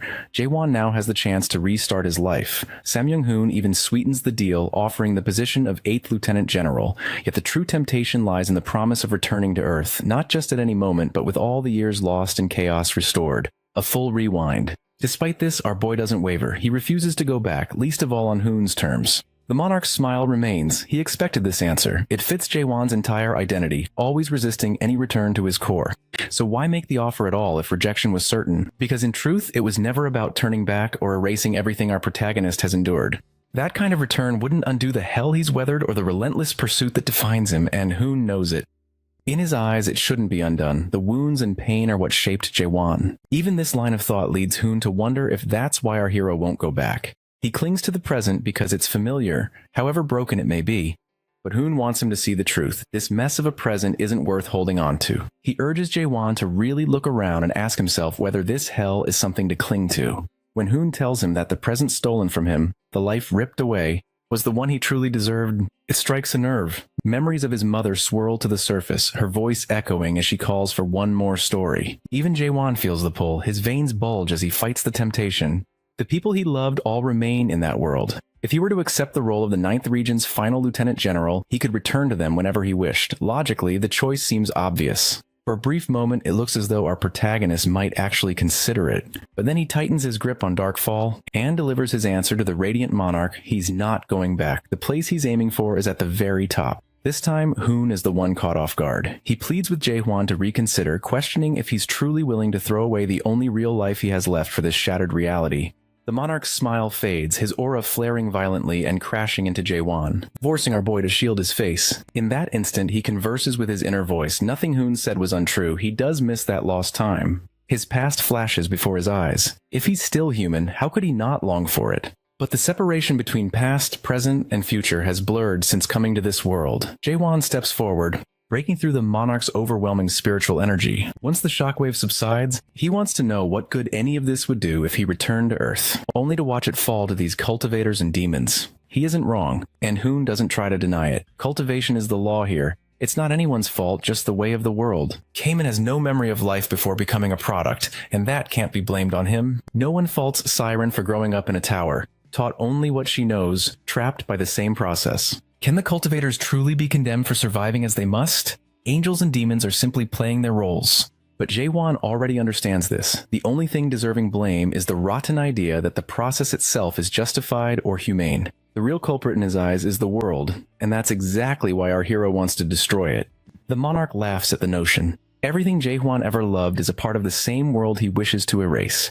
It's one thing to say you'll fix it, but he intends to destroy it with his own hands. The monarch warns him to get it through his head. The world can't be destroyed or even touched. There is no separate world or system. The system is nature itself. And with that, the unholy aura of the Samyung family closes in once more. Our protagonist knows by now that he can't win alone. He hasn't had time to gather strength or hone his abilities. The only thing that gives him the courage to stand here is his purpose. And if he can't do it by himself, he finds another way. Suddenly he bites into something familiar, borrowing power from a greater force. Energy explodes within the monarch's cube. Outside, Cheonghyo and the others have no idea what this kid is attempting, and the other monarchs are just as baffled. It becomes clear that Hoon managed to enter chaos as a living being, his brain link still functioning. No matter how hard Jae-won pushes, he can only force him back to the Almighty Land, where Hoon's physical body waits. The most our boy can hope for is to damage his soul. Suddenly, dark energy surges, overwhelming everything. The cube begins to collapse. Hoon, bewildered, can't comprehend what's happening, especially as most of his face is torn apart. His soul seemingly corrupted. He's stunned that Jae-won managed to pull this off. The monarch finally recognizes the kind of energy at play, as his cube is devoured by catastrophe. Soon, something dead and horned becomes visible behind him. Giant, fanged, undead monsters emerge from the darkness, their crazed eyes swirling in the gloom. A laugh, too inhuman to be real, echoes through the valley. Onlookers scream in horror as they witness a new version of Jae-won, his heart exposed and beating in the corrupted air. In a voice both foul and distorted, he greets the monarch. This marks the descent of the true Soul King, Catastrophe. Suddenly, a system message appears, discussing the recent earthquake, likely originating from chaos. The participants speculate whether the descent of one of the three ancient gods, Catastrophe, means he has been released. The scene shifts to a figure standing amidst a bloodbath of bodies, wearing an organization medallion, and observing chaos with keen interest, especially because Seola is there. Back at the entrance, Sam Young-hoon trembles. Massive undead beasts surround Jae-won's possessed form as he sits high above, like a monarch on a throne. Thunder rumbles in Hoon's chest as he recalls the Akashic records. Catastrophe was sealed over 1,000 years ago by the supreme monarchs of all 12 regions. If he once thought bringing so many monarchs for this ambush was overkill, he now realizes even 100 wouldn't have been enough. The situation is dire enough that even the supreme pitch darkness monarch's presence might not guarantee victory. If Sam Young-hoon were to gamble, he'd bet on escape as the only He manages to call out to Catastrophe, clarifying they have no intention of fighting and only want the product he's taken over. The sinister Jae-won, now under Catastrophe's control, smiles coldly and makes it clear this won't happen. When Hoon dares to mention the promise Catastrophe once made to Big Brother to never interfere in chaos, the god's aura surges, shaking the landscape, and forcing Hoon to bow in apology. He explains he only brought it up because he believed Catastrophe hadn't chosen a proxy until now. Jae-won, however, isn't a proxy. The man Catastrophe has taken over is simply protecting his own world at any cost, making him the perfect candidate for a contract. The look on the monarch's face reveals just how deep the trouble runs. Catastrophe is unmoved. With a flick of his finger, he unleashes a raging tornado, stunning everyone. The devastation tears through the land and panic sweeps over the other monarchs. The swirling energy convinces them all that death is inevitable, exactly as Catastrophe intends. Samyang-hoon tries once more, invoking the promise to Big Brother, but the god dismisses it as an exception. Though this power bears Catastrophe's mark, it isn't his will at play. The hurricane is moving at our protagonist's command, who rallies the others, insisting that if they want to survive, they must stand together. He suspects the Soul King is using undead dissension to possess Jaewon's body. No matter how strong Catastrophe is, he's still within a human vessel and will burn out soon. All they have to do is endure 5 minutes. The other monarchs shout at Hoon's reckless optimism, with Nakmyeong Cheon-do the loudest, declaring that the Emerald Bug family, the Nakmyeong, won't join in this suicide. Samyang-hoon can play the hero alone. Catching sight of the Emerald Bug Monarch, Catastrophe recognizes them as those who created the Spirit Stones in an attempt to analyze his world. He calls them fools who tried to mimic a god, unworthy even as vessels. His energy surges, consuming everything in its path. From his throne, he grins like a madman, intent on making sure they understand they brought this disaster upon themselves. Samyang-hoon collapses to his hands and knees, struggling to comprehend how things reached this point. Suddenly, someone screams for the monarchs to rise and fight. It's Samyang-yuwa. All they need to do is last 5 minutes. Catastrophe seems almost entertained by their display of courage. Hoon realizes some among them are willing to stand together, and the monarchs push forward, fighting through hordes of undead beasts and the now flooded valley. Hoon knows casualties are inevitable, but fighting is better than succumbing to despair. Their counterattack is fierce, so much so that for a moment they believe they might actually wear down the king. Their hope lasts only until Catastrophe, amused by their defiance, raises a single finger. The true catastrophe begins. Samyang-yuhua's head explodes in a spray of blood. Others follow, their bodies torn apart in a gruesome spectacle. All except Samyang-hoon are reduced to scattered remains. The carnage is so overwhelming that Hoon's mind fractures. Still on his hands and knees, he can't comprehend what he's witnessing. A wild, broken laughter bubbles out as he realizes there was never a chance. He surrenders to despair, accepting Catastrophe's victory. But the horror doesn't end. The floating bodies and swirling destruction persist. Finding the spectacle tiresome, Catastrophe pokes a hole straight through Hoon's chest. At that moment, it all begins to bore him. He seems almost weary, as if wasting any more power on such weak beings is beneath him. Gradually, the valley's climate returns to normal. Samyang-hoon lies motionless, indistinguishable from his brother in death. Meanwhile, Jaewon stands atop the throne, regaining control of his senses. He can scarcely believe the Soul King Catastrophe's strength. Even knowing all that power came from his own soul, it still feels unreal. The clone he once fought pales in comparison to this true version, the first awakened Soul King who truly dominates the world. Our protagonist understands this is the power he has always longed for, but now sees the risk involved in becoming someone like Catastrophe. He would have to stake his life for it. The realization that even the Soul King was once sealed away by Big Brother weighs heavily on him, meaning he must surpass Catastrophe as well. The king's voice interrupts his thoughts, mocking his body for barely lasting 5 minutes. Instead of arguing, our boy asks how many more times he can summon Catastrophe. He learns that using undead dissension without becoming a proxy, he has 3 chances in total, 1 already spent, leaving 2. Since he'll need Catastrophe's help against Big Brother, only 1 free summoning remains. The risks are real. Each use pushes his soul to its limit. That's the harsh reality. Undeadification is merciless. If the Fortress Master wants to move forward on his own, he must do it without any safety net. The Soul King withdraws control, reminding him not to forget the promise made in exchange for this power. The connection snaps, and the pain buried beneath possession tears through our hero. As the undeadification process unfolds, his memories begin to fade. Losing memories is losing himself. If it continues, he'll become nothing more than a hollow shell, another undead. The memories from Earth slip away, and he feels himself drowning in soul corruption, a preview of true undeadification. Then something shifts. He sees Cheong-hyo in one of those memories and watches Kamen wonder aloud why Cheong-hyo keeps following the Fortress Master. Cheong-hyo's response is simple. The kid is reckless, childish, rude, and thoughtless, never considering others, especially not him. He has a knack for attracting trouble. But honestly, Cheong-hyo just doesn't want Jaewon to end up alone. In a flash, the real Jaewon, unconscious, finds himself being shaken awake by Cheong-hyo, who insists on calling him kid. Our boy is tired of it. The age gap between them is almost gone. When Cheong-hyo notices he's awake, he immediately starts scolding him for choosing a path that could have left him a mindless undead. He demands to know what our hero was thinking. Jaewon, though, isn't bothered. He expected the divine physician to intervene with his anti-undeadification trick. Cheonghyo mutters about his recklessness, but at least everything seems to be over for now. There were losses, but some of the expedition squad survived. This revolution for power that Jae-hwan set in motion means there will always be strong awakeners around. At least now the monarchs won't be able to interfere in chaos so easily, since the balance has shifted. For a moment, our protagonist thinks chaos has never come this close to real freedom. That hope, however, is short-lived. Others begin to gather, their expressions grave. Cheonghyo can hardly believe what he's seeing. A flashback shows the monarch's earlier promise to Jae-hwan not to let things go his way. Now the people of Chaos, having learned he's alive, seem ready to confront him. They demand to know if he genuinely expects them to believe he never took the resurrection fruits from the Resurrection Palace. In the background, Kamen senses suspicion brewing. They think the Fortress Master survived because he ate the fruit in secret. The situation threatens to spiral. All of them saw the footage of his living body chained up in the strategist's cube. Now they want the truth. Kamen and Jurgen try to calm the crowd, but their efforts fall flat. Tension mounts as demands for the truth about the fruits grow louder. Jurgen notices that no one is backing down. The so-called miracles Jae-hwan performed only captivated the people because they believed survival was at stake. They never cared about his vision for change. Survival was always their only goal. The fact that he's alive while others aren't, coupled with secrecy around the resurrection fruits, has shattered any sense of transparency between leadership and those serving in the Second Abyss expedition.